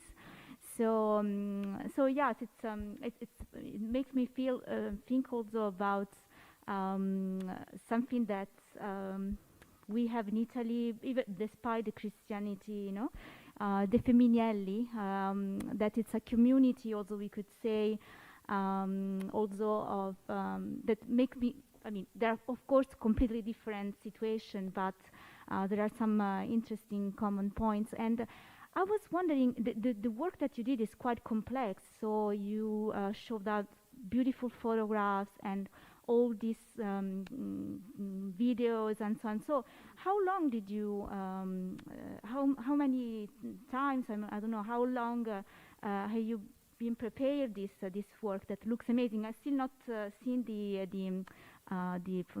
pavilion, but I'm going very soon. So, but it looks very complex, the work. So I was wondering for how many, you know. Yeah, sure. So it's like 8 years in the making. Okay. Yeah. So, you know, I first saw the Paul Gauguin painting in 2008. And then, you know, I kept on thinking, like, how come, like, those models look like some people that I know? Even the background even the background looks Samoan. But you know, but everybody says that, you know, it was painted in Tahiti and the Marquesas. But we all know that he actually drew influences from so many places, you know, from Egypt to Java, you know, many cultures. But nobody actually has ever pinpointed the Samoan part. So it was like maybe like 3 years later that I seriously thought of Paradise Camp, and what really nailed it was this Janine Tuivaiki newspaper article in 2016. That's when I knew that I no longer can't trust Samoa to preserve the Fa'afafine identity. That it's really sad that I actually needed the Fa'afafine identity to become part of the La Biennale canon. It's really problematic. The canon of the Biennale is really problematic. Yeah. But I'm hoping that by actually bringing the Fa'afafine into the discourse, not only helps preserve the Fa'afafine identity in our narratives, but to also challenge the canon itself. But the thing is that I initially thought of Paradise Camp initially, you know, for the Fa'afafine community as a primary audience. So, you know, coming to Venice is actually an added bonus. So this wasn't actually made for you people. It's actually primarily made for the Fa'afafine community, so that I could actually use an exhibition space to provide a safe space for us to just be who we want. And as you can see, we just love talking shit, you know. But sometimes we can't really talk shit openly. So I feel that, you know, Paradise Camp is really a Fa'afafine utopia where we can actually come and just be ourselves and look at the archives and just reflect on how far we've come and then what we can be through these photographs. Yeah, I hope that answers your question. Yeah, thank you so much. Okay. Thank you so much, Yuki, for joining us and for your amazing presentation. Thank you, everybody.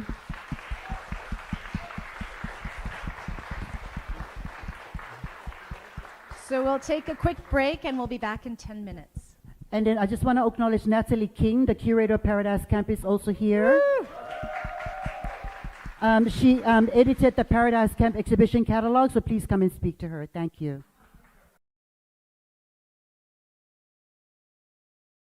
So we're coming to the last event of the day, which really is a way for us to bring some of these thoughts together. Many questions have been asked today about the difficulties and challenges of working in the art industry, about thinking about art histories and what is that work trying to do, the problematics of the scene before us as well. If you go back to the first session, that crime scene, where is the crime and how do we find culpability over? And also more importantly, how do we repair? So for this session, we are really pleased to have with us two folks who have been really thinking about collectivity and solidarity in their different respects. Joining us this evening is Riza Afasina. He's a new media artist from West Java, Indonesia. He studied cinematography at the Jakarta Institute of Arts from 1995 to 1999, and he utilizes performance art in his artistic practice. From 2003 to 2007, he was Art Collective Rang Rupa's program coordinator, and he's currently based in Kassel because, as you all know, Rang Rupa is about to launch the next documenta, which everyone is very highly anticipated. Yeah, and for Rang Rupa from 2008 till now, he directed its art lab that focuses on giving space for individual artists and groups from different disciplines and backgrounds, from Indonesia to the international horizon, to work together through specific collaborative research and artistic projects. So he really is in that space of thinking about how to engender those conversations, how to support the work of collectivity, which is so challenging, as we know. And with us also is Saudat Ishmailova, who is a filmmaker and artist who came of age in the post-Soviet era and has established artistic lives between Paris and Tashkent while remaining very deeply engaged with her native region as a source of creative inspiration. And we know that because Saudat very kindly shared with us some really beautiful songs that continue to inspire her work, which is shared through Asia Forum's Instagram account. So if you haven't seen that, please go and listen to it. It really does evoke a sense of memory, a sense of learning about territory and how we identify with our communities and the histories of the spaces. And in 2021, Ishmailova established the research group DAVRA, which is dedicated to studying, documenting, and disseminating Central Asian culture and knowledge. And her work is also going to be presented at Documenta that's going to be launched very soon. Yeah. So I want to hand over the stage to both Riza and Saudat to share with you some of their work, after which us four will regather alongside them. And we want to open up a conversation with everyone, actually, to think about collective futures. So this session is really about thinking collectively.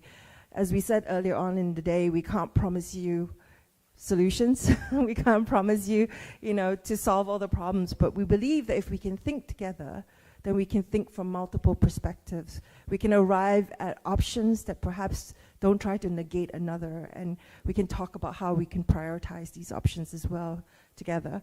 So I would direct you to the Asia Forum website, which is asia-forum.international, where under the program on your landing page, there is a link to a Google Doc.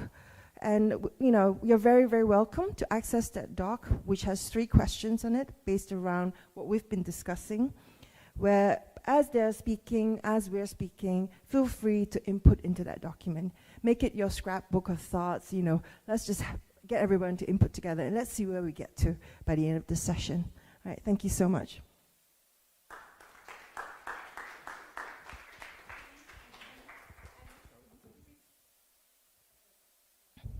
Yes, if you go to the Asia Forum website, which is asia-forum.international, that landing page has a program. Right at the bottom of the program is Collective Futures. There's been added an open Google Doc link. So just click on that, you get straight onto it. The permissions allow you to enter and make your input. Thank you so much. Good afternoon, everyone, and thank you very much for many things that comes up very good during today's sessions here. And I'm very happy that finally I could meet Saudat again in person, and also some other dear friends that come to our conversations. So actually, it's very good to have, like, in the beginning sessions within us conversation for the preparations for the Asian Forum, because we triggered by more of the questions that related to the us practices, but aside of that, to us how we relate within each others, especially in the notions of Asia context. And the good things are also we would like to be more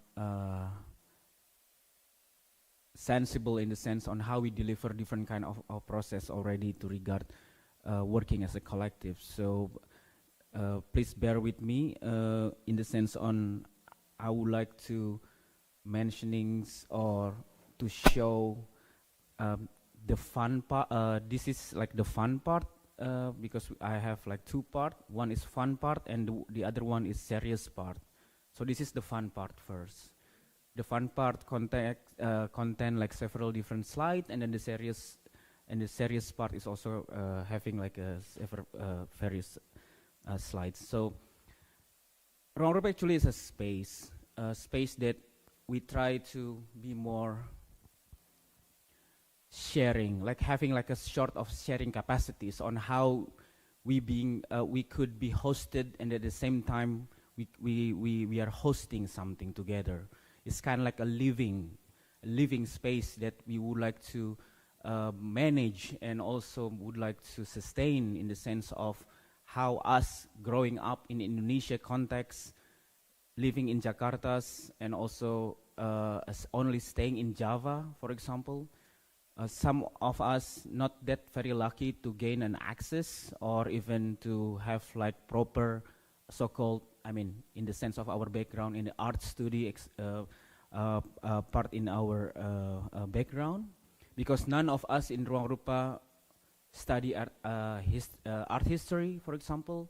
None of us in Ruang Rupa studied curatorials or how to become a curator, or this kind of relate to the things that us practices mostly. I mean, we know that in our context, most of the time we are mostly gathered and then we create our own accessibilities. So this is very important point on how we deliver with different options and deliver with different kind of dialogues, and then it's keep us motivated to up and running, to keep on learning, and also to keep on like evaluating and criticizing most of our relations toward our context of working in the artistic process or in the artistic field, in a sense. So this is like in the beginning, like Ruang Rupa starting in the year of 2000, but our relationship is long before Ruang Rupa starting. Like most of Ruang Rupa's friends, and we call it family up until now, we starting more in the mid 90s, which is we grew up together in the sense of New Order regimes, and then that's why the function of the space is really important for us, because it's sometimes also becoming our common enemy, to acknowledge one space that could contribute to our sense of practices and also to contribute to our sense of creating this hospitality or having like home feeling. I mean, as simple as we need our own space that we could be gathered and also living. So this is our structures of doing many things. Many of us having like different characters and also background. So this is put us in the sense of on each of every one of us. It's since the beginning of our college time, we always admire to each other. We get inspired to each other, and then we are kind of like creating this envious feeling sometimes when we see like the other works, let's say, that relate to other friends in Ruang Rupa, then that is triggering like, we should do that more better, and kind of like this dialogue that keep us energizing in the sense. So we are grow up together and having family, having kids, getting married, and then Ruang Rupa is always involved and embedded, even though most of us individually also an artist, but but came from different background. But we create our own sense of how we support each other, not only throughout us artistic practices, but also toward our daily capacities by living and working in the Indonesian context and living in Jakarta. So you were like, this is one of the example for that we try to produce our knowledge and the capacities, how we try to, let's say, at least we have attempt to formulate it into something within us practices, and then how it's delivered toward the sense on how we could also engage with different other practices that somehow it's quite overlapping, because we don't know. I don't know to the ones or our sister and brothers that living in the east part, for example, or any different island, and I don't know how, in the sense like they said Indonesia's having 17,000 islands and plus, but I don't know how to see or how to like resemblance within what's really going on up there, like something like that. So most of the time we know the things that happen in Indonesia mostly through Jakarta or Bandung in West Java or Yogyakarta in Central Java or even Bali, for example. But right now, like we know there's a lot of things that really comes up toward this archipelago.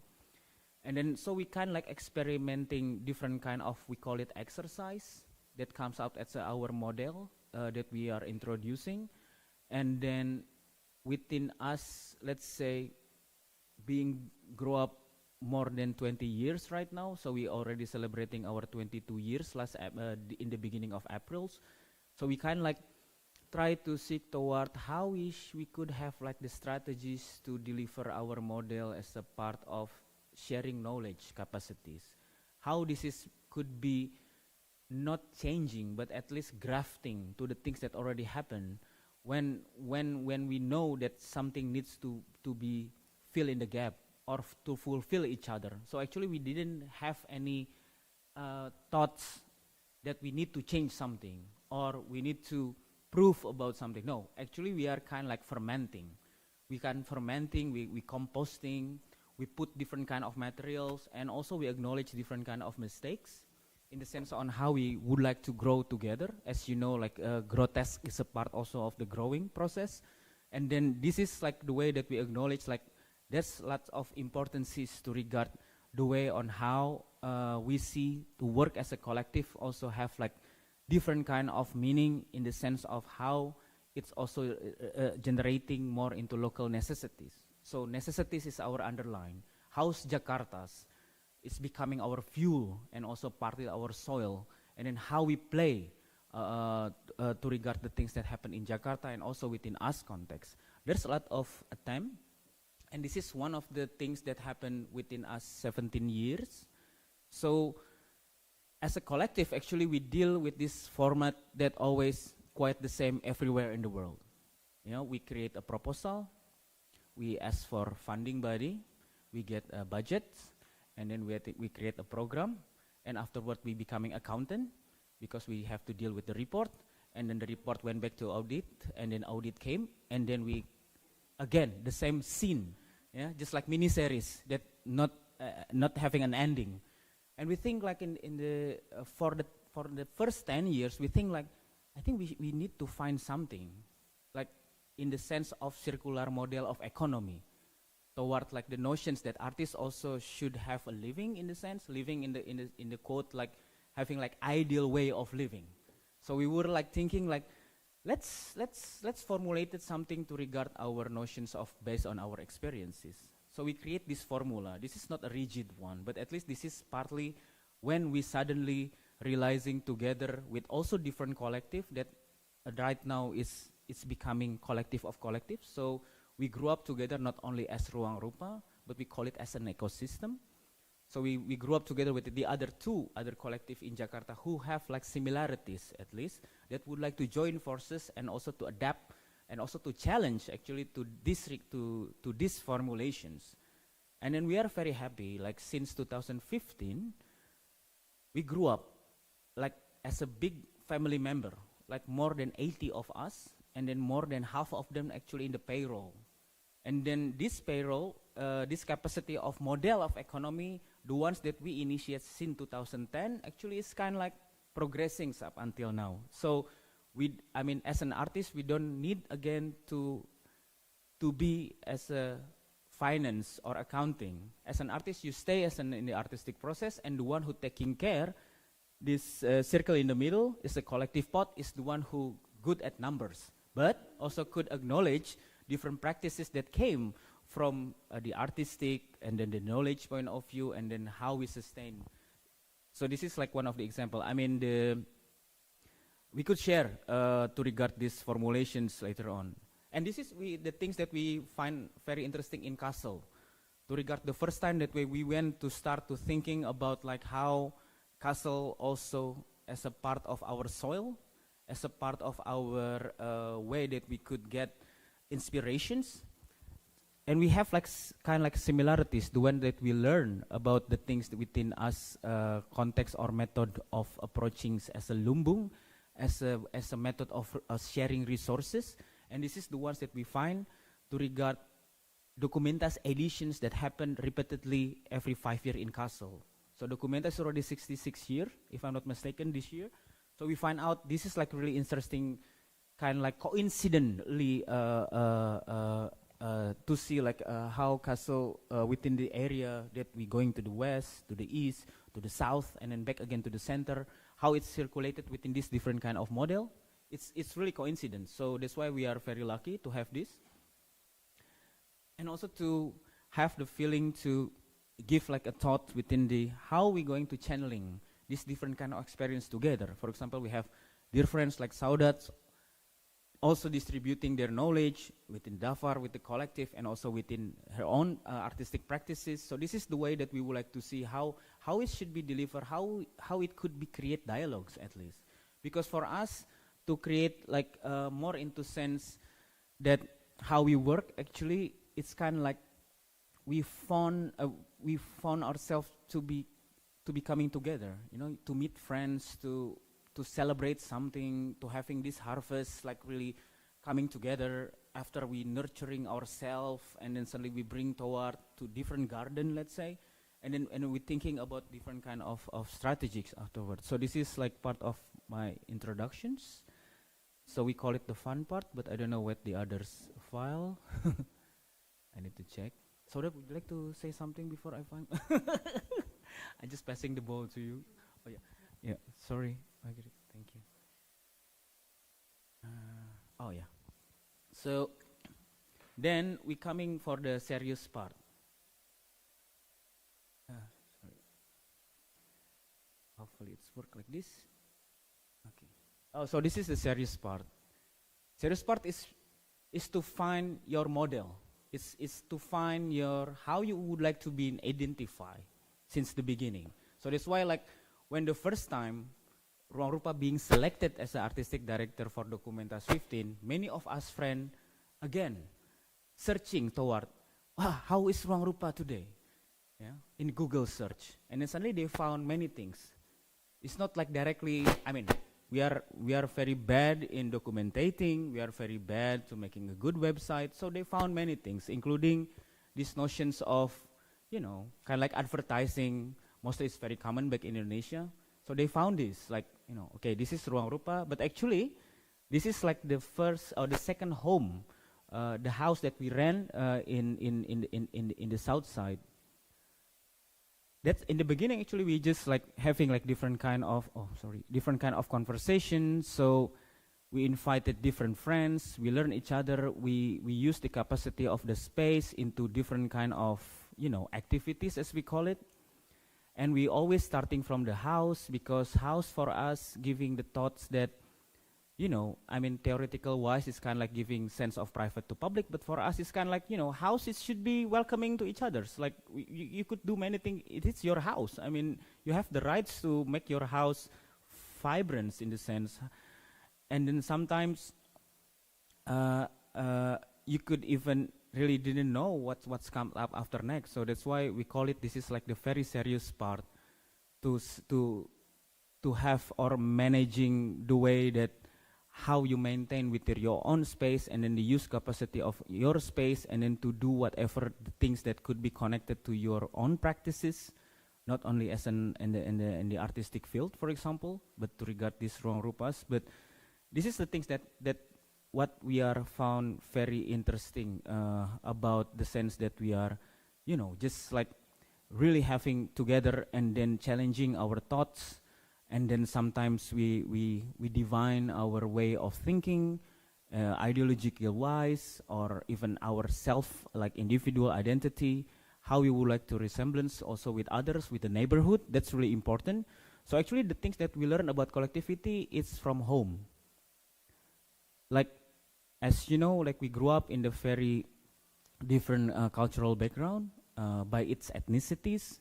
But aside of that, most of us like really growing from different kind of home and the families. So that's why we bring this toward within to regard different kind of practices, and the things that we mostly find very interesting is when we are all together. And then this is like partly like how we evaluate ourselves, questioning different kind of activities, questioning different kind of theories, questioning different kind of guests that coming. Also like imagining if we could have like celebrations, what we could have like an event or a festival, or like like we challenge different things, even for example to making this gallery. I mean, as you know, we are not in the art market situations, but in the sense we are creating our own gallery in the sense because we thought it's going to be fun to having our own gallery, although we just only painted it white, so it's becoming white cube, they said. And then this is what we look in the front of our house, and then so we could just maximizing anything up until the National Gallery that we could change into living room altogether, so we could just like celebrating different kind of event there. So that's not a lot of differences to regard the things that happen with us Ruang Rupa and Ruru House in Kassel as a part of the process. Actually, we try to continuing our steps. We try to keep learning to the things that already being built so far, and then so we could just adjust and adapt to the things that quite necessary for us to being introduced. So we don't create like a new things, and as well as you read about like the concept of lumbung. Actually, lumbung is not new thing, so it's already being happen everywhere in the world with the different contexts and articulations. And then when we start Good School as a collective ecosystem, also we could just like enhance or enriching to each other to regard this process of having like aesthetic in common naturally. And then this is what happened in Ruru House. Since the beginning, actually, we just like try to open this as a part of this process for Documentas, and then partly Ruru House is still could be accommodating in the sense how we ask practices, and then we welcoming different part of the way that how Kassel ecosystem of friends is also already embedded with the things that happen in this sense of how Kassel is becoming a place for Documentas. This is the ones that we find out very interesting because we find out that it's kind of like continuations, the things that we did. It's not like only stop point. So what we create actually as a living structures. This could be like very challenging because we would like to see what's really going on with the things that already happen surrounding us. So we would like also to enhance, just like when you have like different seeds in your garden, and then you know how the capacity you could taking care of, the one who goes to these pots, the one who goes to these glasses, the one who still goes into your soil, and then how you could manage with the things that happen there. So we are very welcome in the sense on how we are having this particular process all together. And then mostly, then we could like asking like most of the specific subject that connect to the art and activism, for example, to the like educations or knowledge sharing, for examples, or perhaps to the what is the model of economy. So this actually is quite relevant to the things that happens nowadays toward our practices, although you are collective or not, although you are an artist or not, or you are a combination of both. So this is the things that we are mostly introducing right now. But so thank you very much. So I would like to pass the mic to Saudat afterward. And if you have any questions or elaborations, please feel free to interrupt. Thank you.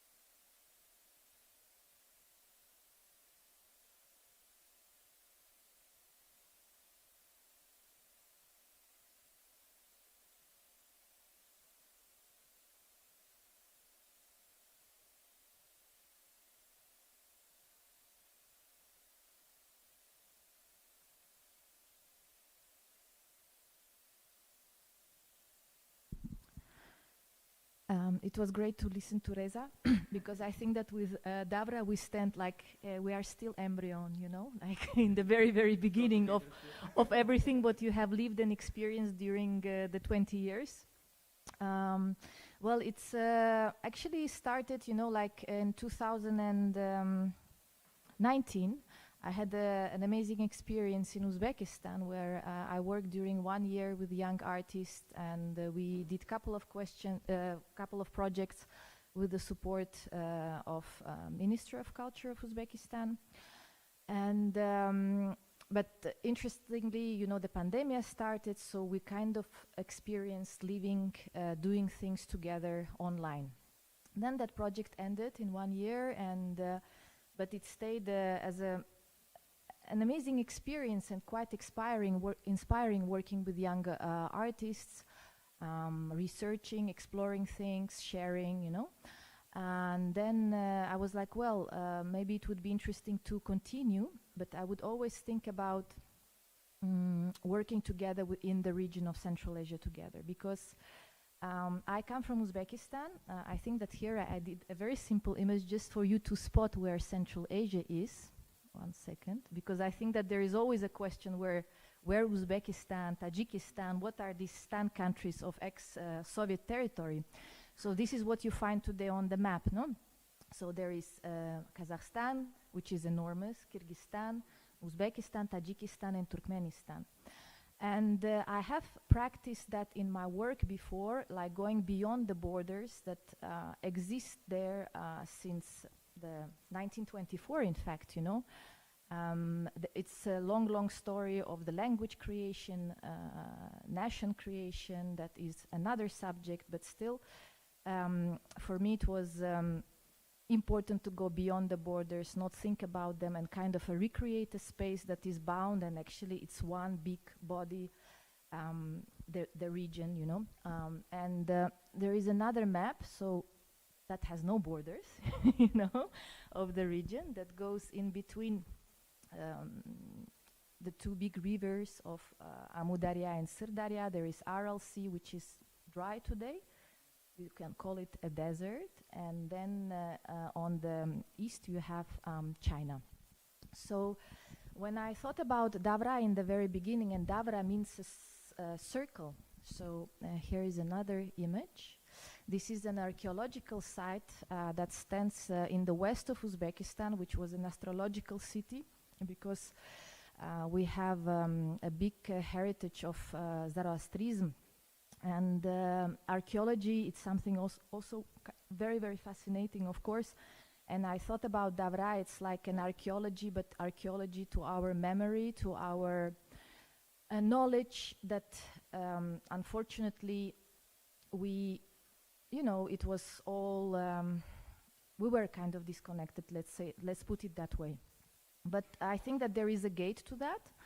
And in my experience, that gate was related to, I was lucky to grow together with my grandmother. And I think that that gate remained open. And then, of course, it's a question of where you take it through the research and through trying to find out more what lays behind. So when thinking about Davra, the first thing was like, okay, so there are these countries, and creating a group of young artists, mostly female, and there is also a reason for that, because I have been working a lot with the local female musicians last 10 years, and I think that there is, and maybe because also of my grandmother, you know, so I think that there is a knowledge that is passed from generation, you know, it's a transgenerational knowledge in the female community is passed. You know, it's interesting, you know, I wouldn't find it from my father's side, but more from my female line. And so when I thought about Davra again, you know, like, okay, here are these countries, there is this amazing young female artists. What about creating a group or a collective? You know, I don't know whether it's a collective, because the collectives, they come together by themselves naturally, you know. So here it was more like an act of initiating a beginning, but let's say where it takes. And then I was very happy to be invited by Rohan Grupa to Documenta, because it's really like inspiring and like confirming that, okay, this is the, it's actually a right intuition to go and to develop. And then, of course, in a process of almost a year, now we have encounters all the time with the collectives that will be presenting in Documenta, so that nourishes the process of Davra as well, you know. So it became kind of an experience that expands from your experience now to Central Asia, you know. So in fact, we have never met physically yet. Now I have one participant of Davra who is Nazira. She's from Tajikistan and Kazakhstan. She's studying very close from here, so she came now here to this talk, and I just met her for the first time. So, and this is also, you know, like a consequence of the pandemic. It created this way of connecting online, you know. So we are creating our collective or a group online, talking every week. And so the starting point was like, okay, let's start from, it's kind of an archaeology of memories that are given within the family. So for the moment, we start from that. We don't know where it will go and where it will take. Of course, there is a lot of questions I hope we will be able to bring up. Like, we also work with a scholar on post-colonial studies, Madina Tlastanova, who wrote an article about Davra, you know. So that's how she started the text, you know, I am because we are. And so these are the participants. As you see, there are 4 countries, there are 17, and we will meet for the first time in Documenta. And also the space that we have chosen is the basement of Frederizianum, so which is also like kind of an archaeology. We are somewhere under the earth. And I hope, as you say, we will get fermented and something will happen there, you know. Yes, oh yes, of course.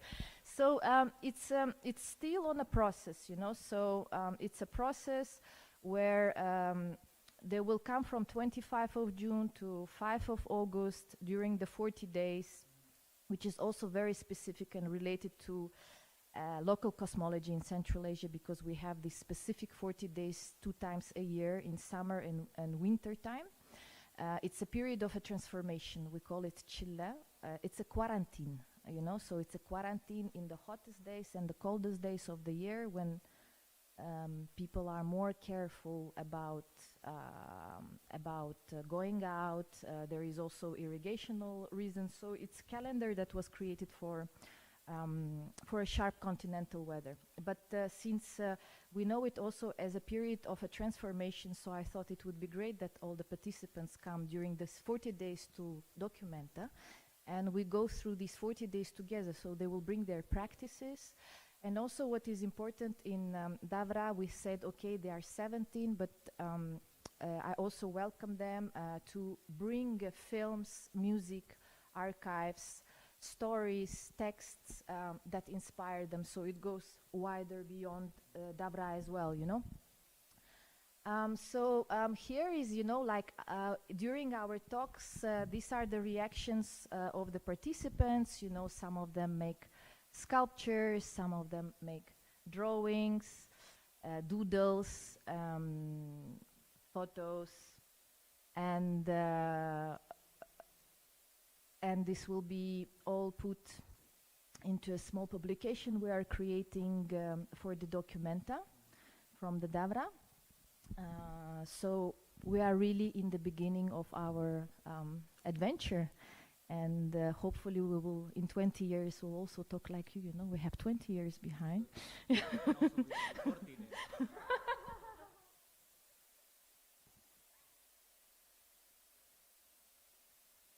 So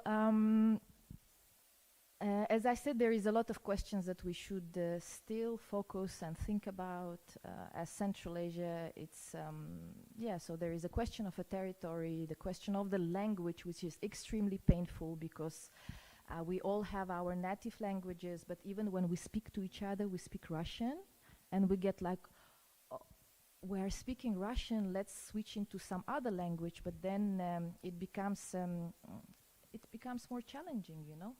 So it's really, I think that Davra is about looking back at our knowledge, at our language, at the memory, and then also look at the contemporary discourse, the questions that should be put out and brought out onto the surface, related to the environmental questions as well, which are extremely dramatic, you know, somehow related to the water especially. You come from you are surrounded by water, but we have no water, you know. So we are at the start. Let's see how it goes. Of course, it's way more challenging to be split geographically, because we are not in one country, we are not in one city. That hopefully in Documenta we start, and then something will happen afterwards. So, yeah, thank you.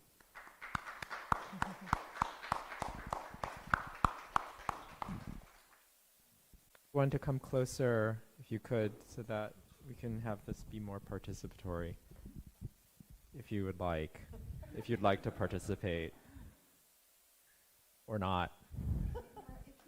Maybe you could sit next to somebody you haven't met before. Don't be shy.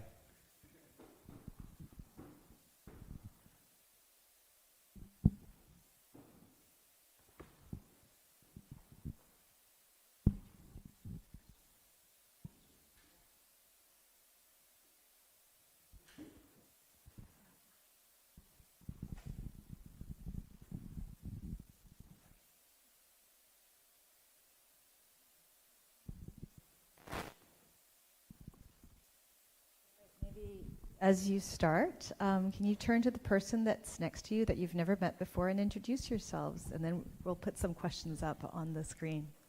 This is all about making new friends, new collectivities. Find out something interesting about them.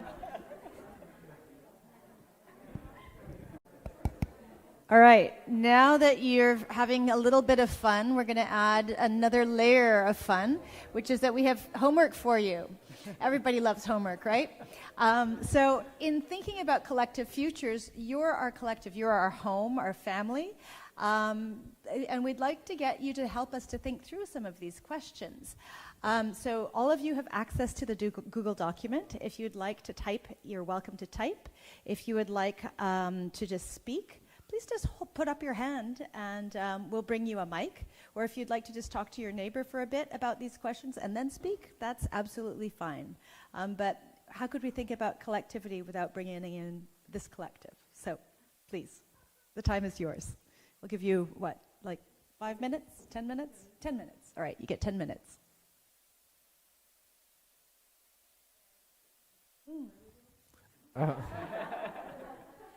You weren't listening. So you're supposed to be approaching some of these questions. There is the Google Doc that you could add to if you wish. And we'd appreciate it if you spoke to your neighbor, or you could speak to the entire group if you would like. And we'll just put up your hand and we'll bring you a mic. And the link is available via asia/forum.international. Well, thank you for being such diligent students and collective members. And we were trying to match you up here while you guys were doing that. And in that, there was a question that Ming posed to Saudat, and I think that also connects with a couple of questions that you've put on here.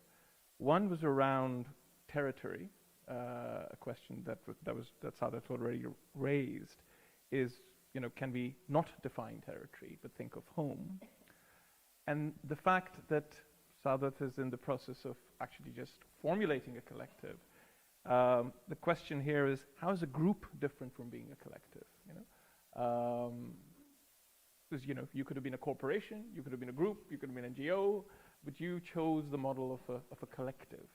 And maybe thinking through those two things, territory and collectivity. I think that still, as I said before, I keep it open, whether it's a collective, a group, or how we want to be called. We need time, as we didn't meet yet live, and we don't know where we're gonna go and how we're gonna go out from our basement in castle. I guess we will find a definition who we are, and whether we want to continue or we have some projects that will appear and ideas that will appear there. So I really keep it open, you know, how are we going to define ourselves? Because as I said, I think that the collective, it's a natural process. And in this case, for the moment, it's more like put together a group of people. And then we need to leave. We need to leave a bit time, exchange thoughts, sensitivities. If we react to how do we react to certain questions we want to raise, you know, and then I think it should come up naturally. So it has to be natural, I believe, you know. Then related to the territory, this is a very big question for us as well, you know, like to document also. We are inviting, for example, one artist, two scholars. They are Uyghurs from Xinjiang, with whom we share language and culture, very, very close, Uzbeks. We're also bringing an artist from Afghan background, who is now in Europe, because we also relate to them.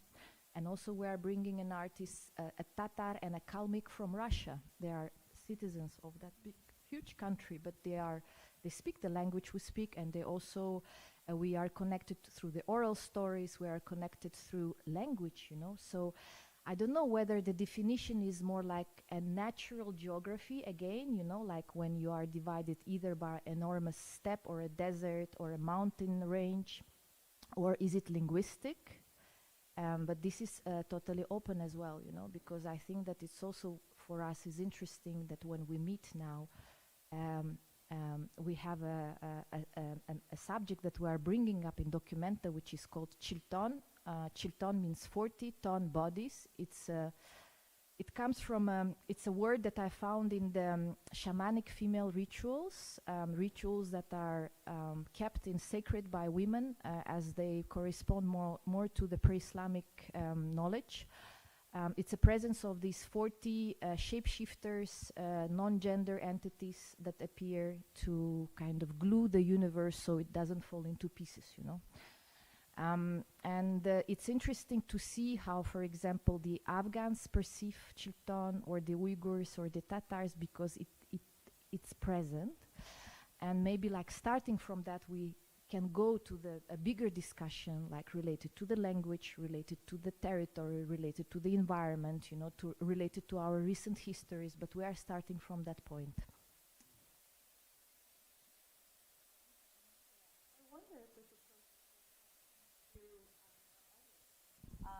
What is the difference between a group and a collective? Somebody who had a very beautiful answer that we posted to our document here, which was that a collective is a soggy concept. It would this would you like to expand a little bit further, or is there somebody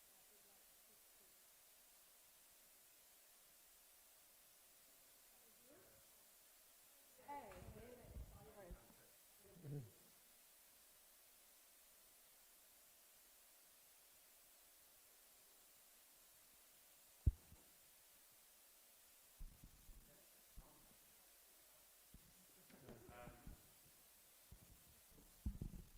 Yeah, there I am.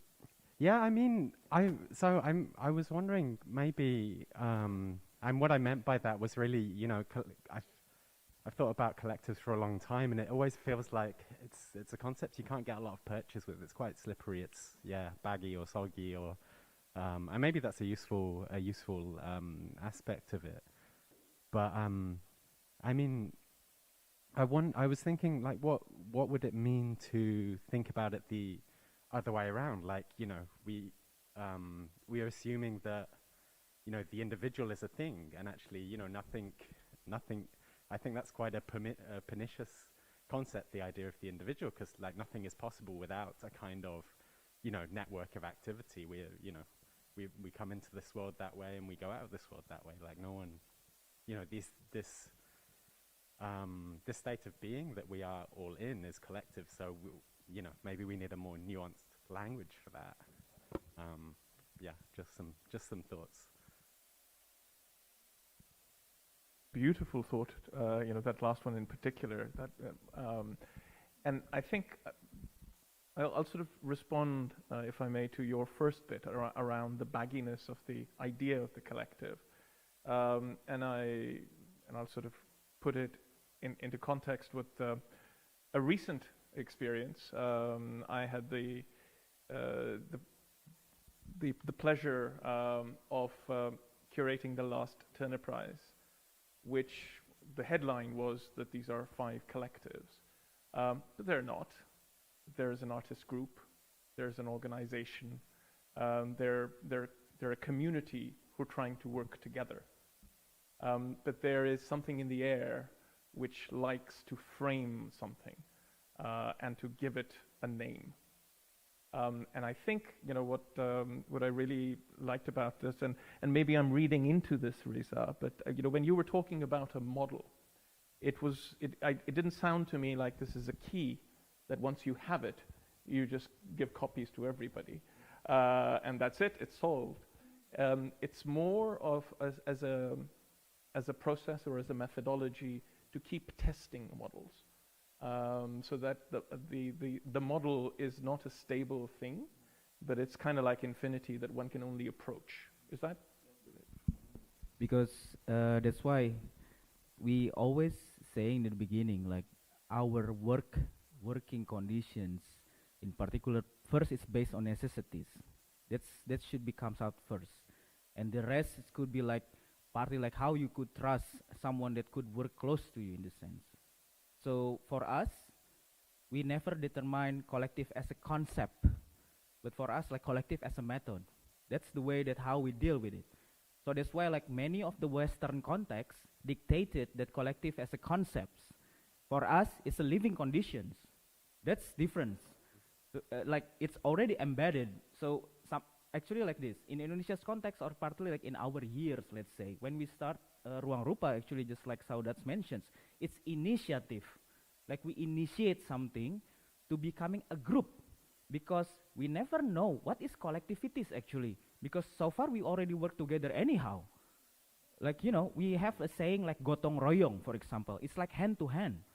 Like it's already embedded in our system. Like even not talking about like traditional culture, but in contemporary societies too, we're still dealing with these notions of concepts. Like the lumbung is always there. Like this is the things that quite different. When suddenly the Westerns try to manage this as a part of the context, to conceptualize, you know, to make it more like rigid in the sense, this is collective. So can you imagine, let's say my questions, you know John Bon Jovi, yeah? Where's the position of Richard Sambora? Is it a group or collective? The name of the band is Bon Jovi, like John Bon Jovi. Where's the Richard Samboras in this particular sense of also in the part of the band? Let's say. There's a question. 90s. So that's why for us, this is like, you know, how you manage. Like a group could consist with the different persons like related to one another. Yes, collectivities too. But collective it's much more different. They could be like, you know, kind of like a surviving together even though not connected to each other. So that's why the things that we are find very interesting in Indonesia's context. We could work and living collectively, let's say. But sometimes we are very lack to thinking collectively. It's very difficult. When we think collectively, then it's emphasis to holistics in the process, all together in the sense. We're not like thinking like Jakarta will sing, how about Venice? How about North Pole? So we're thinking collectively. It's not like only processing this as a working method, but also like to think, like actually we are here together. Like thinking about Jakarta in the sense, thinking about Venice in the sense, thinking about Amsterdam in the sense, it's quite the same. Like we are living in the undersea level, for example. So this is like the way how we recognize that our whole practice here actually as a part of the holistic process. So this is the way that we are mostly challenged into these notions on how we are practicing collectivity, just like Hamad said, like being together in the sense. Mm-hmm. Yeah. I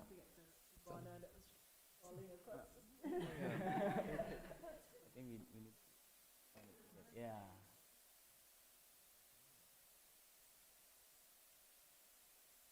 And if there's somebody who would like to help us to regard answering this will be very open. Yeah. Mm.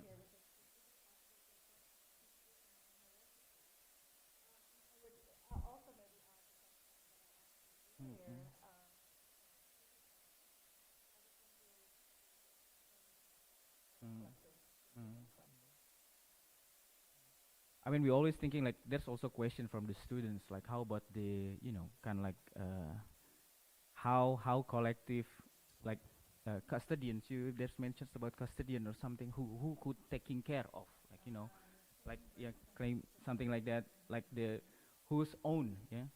So actually it's very interesting concepts like I mean if you trust someone in general, then sometimes you are not acknowledging ownerships, no?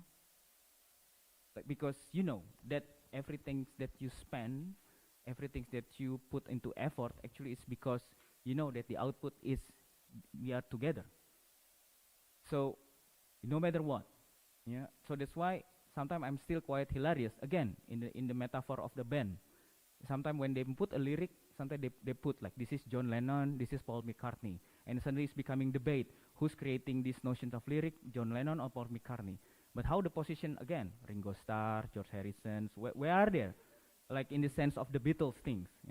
So this is like really question. It's always questioning by us. Like if, for example, let's say, why the one who only taking care, let's say about Documenta from Ruang Rupa is only 9 of us. Actually, as you know, probably it's 10 of us. But how about the other one? It's never like really been in the, kind of like the categorized of, being interviewed or something. No, because he's the one who would like to, I would like to taking care Documenta from Indonesia side, And then we are trust him. And then how about the rest of these 80 friends that connected to our ecosystem? Where are they? We're taking care different part. As you know, like we are kind of like fulfilling the needs or we are trusted ourselves since the beginning how we could like replacing someone to becoming super sub to each other because we know how we position ourselves. That's the things that needs practices. So this is like very important things to acknowledge because first we never acknowledge what is collectivities, what is as a collective group because during that the year of 2000 we find out like lots of so-called artist-runs initiative, and sometimes we call it artist-runs space enterprises. And then if you short it, it's becoming very harshful word. And second, artist-runs initiative or artist initiative run space or something like that. It's question mark for us. What is this? Because seems like we learn so many things about the things that happen in the Western world, but the things that sometimes the Western didn't really what we are doing so far. So this is like really surprising. How this challenge system suddenly when we brought something, not only to Documenta, but to other related to this particular artistic practices around the world when we get invited as individual or as a group, they will mentioning like questionings about this notion. Seems like they are not really satisfied to the things that already being written. So they need to find again, or probably they feel threatened to us practices. So this is also like a different way on how we are mostly elaborating with different kind of dialogue because it should be grow.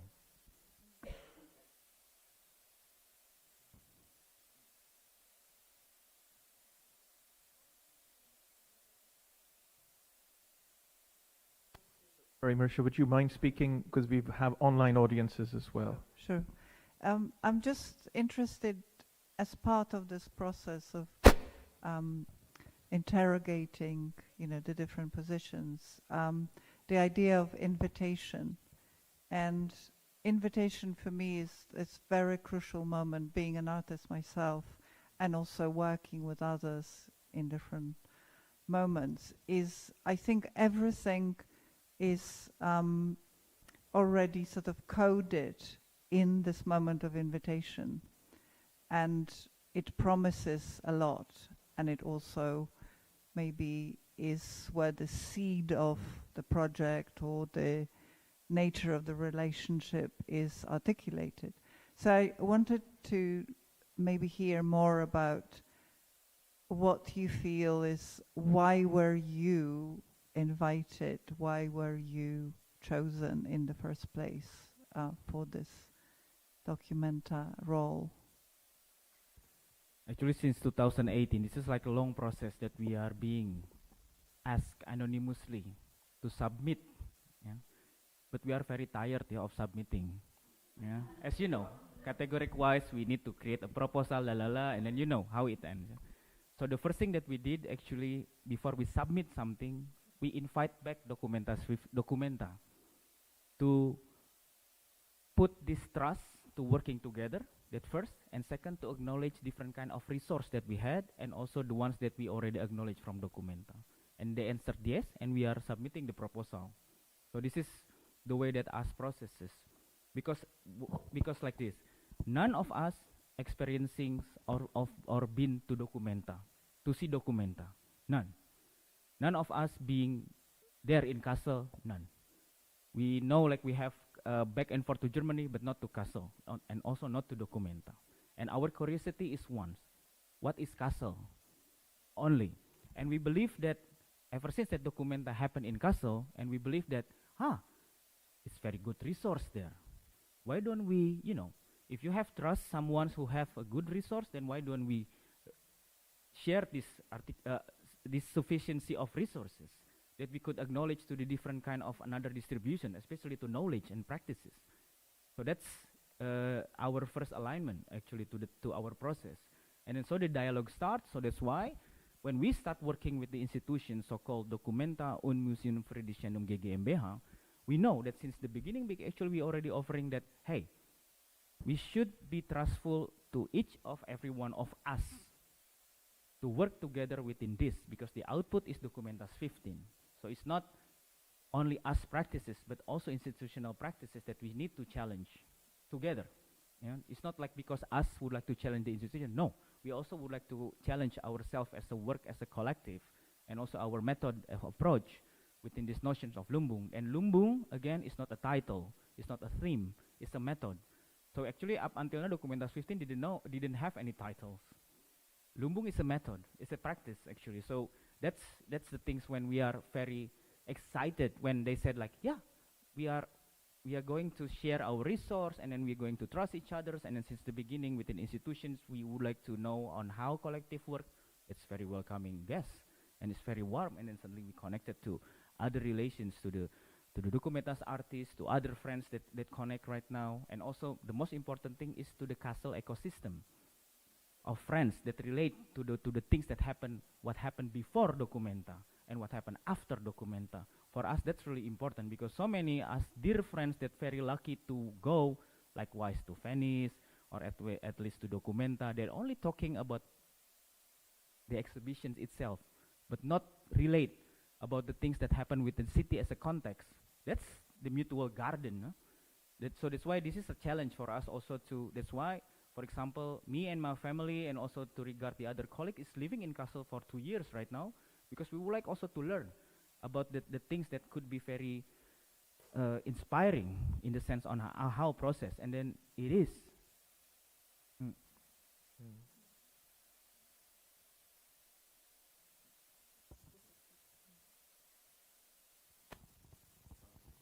Hello. Okay. I think that's the interesting question, actually, Riza, because so much of the conversations I've had with you and also with Farid, has actually been turning that question around, isn't it? Like, instead of like, why is Rangrupa so special to get this invitation, you've actually been bringing the question of invitation as in, how do I then turn this invitation out to other people, right? And I think that's been incredibly generous and inclusive in this kind of methodology of Lumbung, whether it was to your students at Good School, was the same idea. Who else can we invite? You ask your network to say, who else can we invite?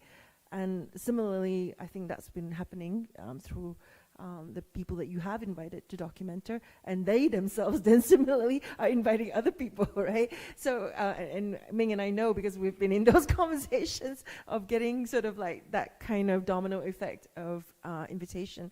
And I think that's really interesting in terms of the spirit of generosity in that way, of rather than saying, I'm so unique, I hold on to this invitation because I'm exclusive. How do I open that invitation to as many people as I possibly could, right? But I would also like to ask this then, the follow-up 2 questions to that. In trying to bring the spirit of collectivity that you have within Rangrupa to Documenta, how have and it sounds like you've successfully asked Documenta to share those resources. But what about in operational processes? So we had a little chat just now about, is it possible to work collectively with an institution? Those challenges that go with conditioned processes as number 1. And then number 2 also, how does one, and I don't even know if this is the right question, but it's about how does one manage or safeguard there's enough resources. If you have so much rice for one party, do you blow all that into one big party for everyone, or how do you reinvest? And because there is a moment of limitation too, so how do you manage that? Saudara, would you like to answer within the notions of what production? No. Rice. Actually, there's lots of things that being adjusted so far with the on how. Let's talking about because we not try to differentiate to regard the institutional practice that happen with the Documenta itself as an institutions, or very well structured organizations, let's say, to regard our practice also, because it's a matter on how you would like to position yourself actually. So that's the first that we try to acknowledge, because we are we are respect to each of every working conditions. That's the fact. So that's why there's only need several different adjustments. For example, like this, when we start to thinking about the fee structures, let's say productions model, I guess, so that could be have a different way on how so that's strategizing within so-called productions, but some other artists actually they try to blend in to share their own productions budget in the collective pot, so everyone could share. The ones that needed most, probably you could take from this collective pot. The one who something like that. So because we call it seeds, we're not calling it as a budget productions. I mean, in the statuta for sure, it says it's a budget productions, but the way that we operating it is a seeds, like a collective pot we call it. And then most of the artists actually already deal with in this matter, because as you know, many of our dear artists already know what is productions budget, what is per diem or fee for artists. They already know about this kind of structure. But how about if we could not challenge, experimenting or learning by practicing, if it's connected to so-called this using this same resource together, for example. And also questionings about your questions about how is it enough amount of rice to be shared. Actually, it's a matter on how each of every one of us could know about what the exact portions that needed, and which the exact way of acknowledge different kind of insufficient and sufficiency. Then this is that's I mean, the good things are about our process up until now, that actually most of our dear artists that connected to Documenta 15, they already connected within themselves. Without us, we only create different kind of assembly, or we call it majlis. So it's quite intense sometimes, most of the time. So they create their own smaller groups or sense that connect to the dot, even though the first time that they only know each other, and then they already share many things toward this notion. So the things that could, as institutions, or perhaps right now is infrastructure and production, to one who are really busy, is they need to find out the way. For example, our finance department, they need to find a way on how, legal-wise, for example, creating another point about the statuta on how to use the report on budget productions. I mean, it's not artist jobs, no? It's a part of the finance because they study it. So they should find a way on how they could innovate if this thing is work, then they need to innovate something. So this is also like the learning process together. It's not like because we try to impose and then they say like, oh, you are very radical, now you change the institution. No, no, no, no, no. The study is there. They need to find a way. For example, like this, we just like intermezzo. The first time that we are buying a land in Jakarta back in 2017, actually the notaris, what is notaris? Is it notaris? Notaries, Notary, yeah. They ask like, who's the one that came from this group who would like to own, to be registered as a one person, yeah? And we're talking about how about singular individuals as a collective. And they said like, we never have this case. And we said like, but it's your responsibility because you studied here. I mean, you're the one who study about this legal wise. How about like the common ground? So it's kind of like learning process. And then suddenly, actually that's the first time that we could, as a collective, we could own the space together. So no matter what, we cannot sell the space, the land anyhow if none of us like agree within this. So this is like very nice that suddenly it's happening and it's good, it's possible. Just like Hamad said, it's possible. If you would like to do it, it's possible. Come on. Art should be creating something that's impossible, no? In a sense. One of it is like this. So this is like the ones that we are dealing most of the time. Speaking of the possible, we have 3 minutes left in scheduled time. And we really wanted to just open the floor. And if it's a question, and maybe we collect 2 or 3 of them and see if there's time for... Have to just get into 3 minutes. Yeah. Longer. The room is buzzing just what are you talking about? Share with the class.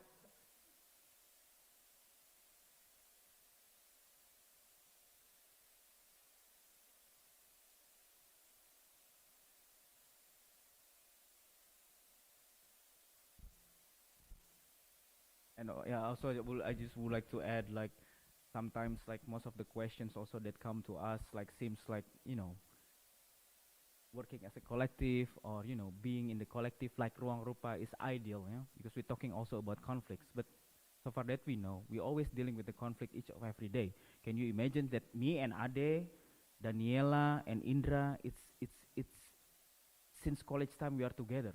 So can you imagine that we are dealing with this? What you when you say like, do you have a meeting? We meet each other. It's like, you know, like Daniela having a birth, it's kind of like a meeting, like, you know, something like that. Like it seems like it seems like, oh, it is ideal. It's kind of like, you know, but actually it's lots of different challenge that we are already dealing with. I mean, when we said like a meeting, like every day, our working space and the capacity of us working daily is to meet each other in Ruang Rupa sense. Like this is like sometimes it's very difficult to explain because you need to experience, to go to Jakarta, to see what is Jakarta, to see how us 16 million of us being together, yeah?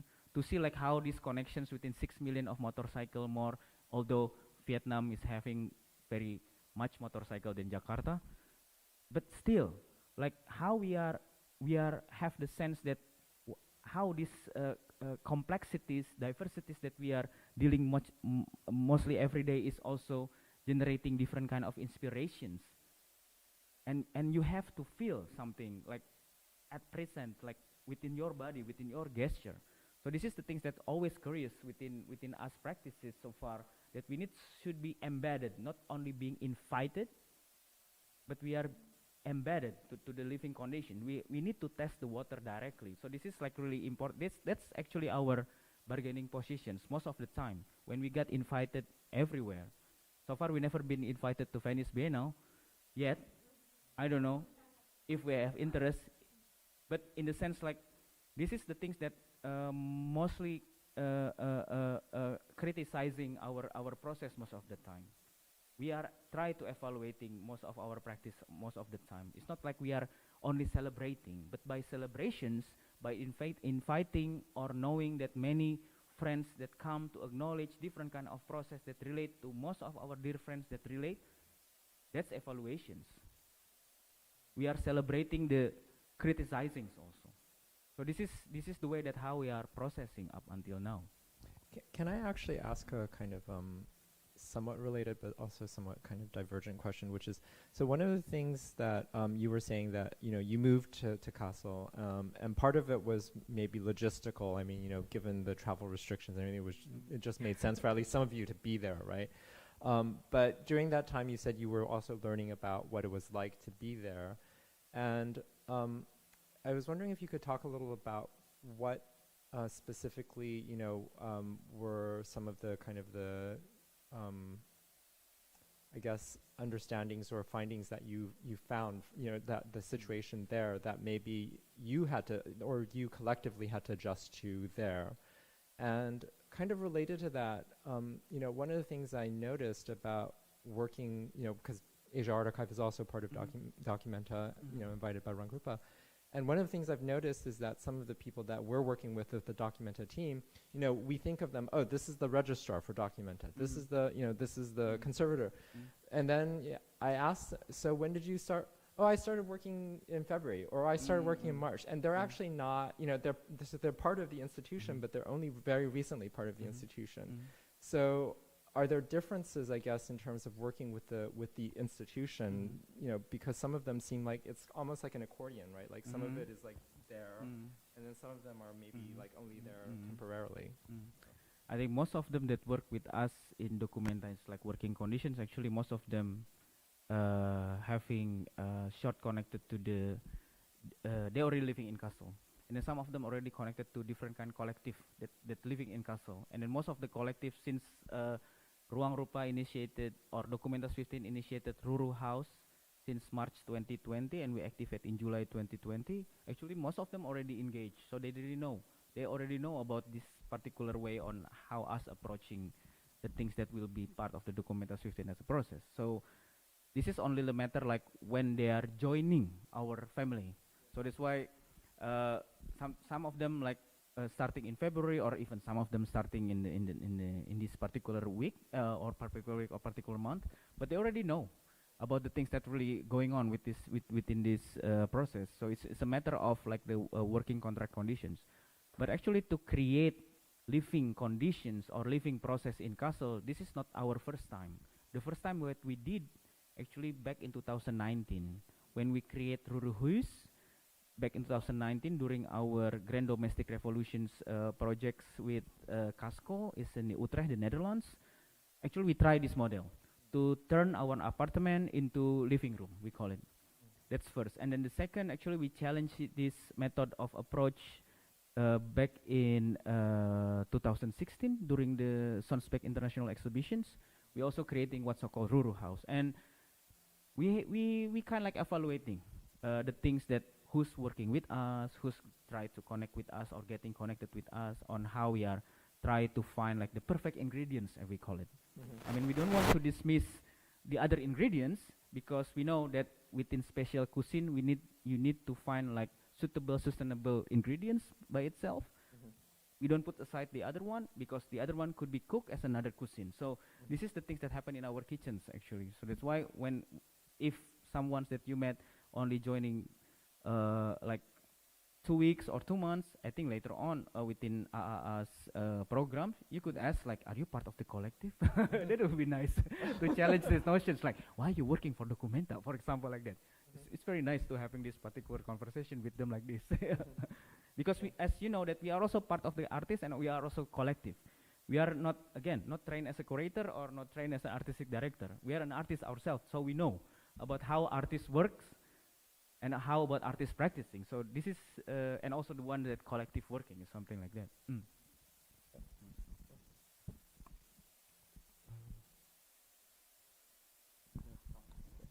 And we're going to harvest this, no? This is very interesting. Yeah, it's so, how to say, precious an opportunity to be here together. So I'm just so aware of that, you know, exactly the people in this room. I don't know how we will gather again.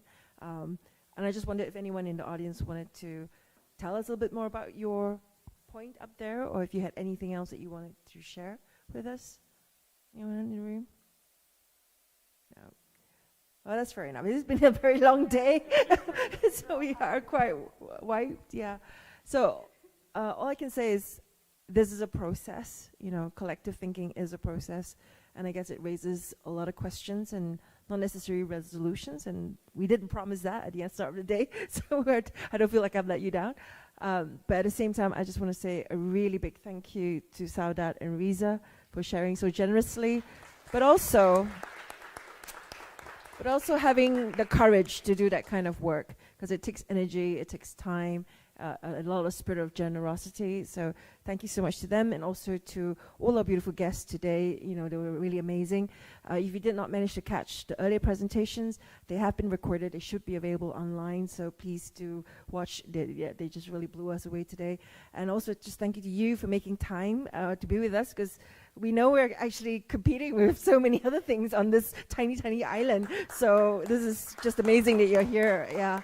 And of course, I want to thank John, Hamad, and Ming. You are amazing travel companions. Yeah, honestly, it's been a really wonderful ride together. I hope we have many more together.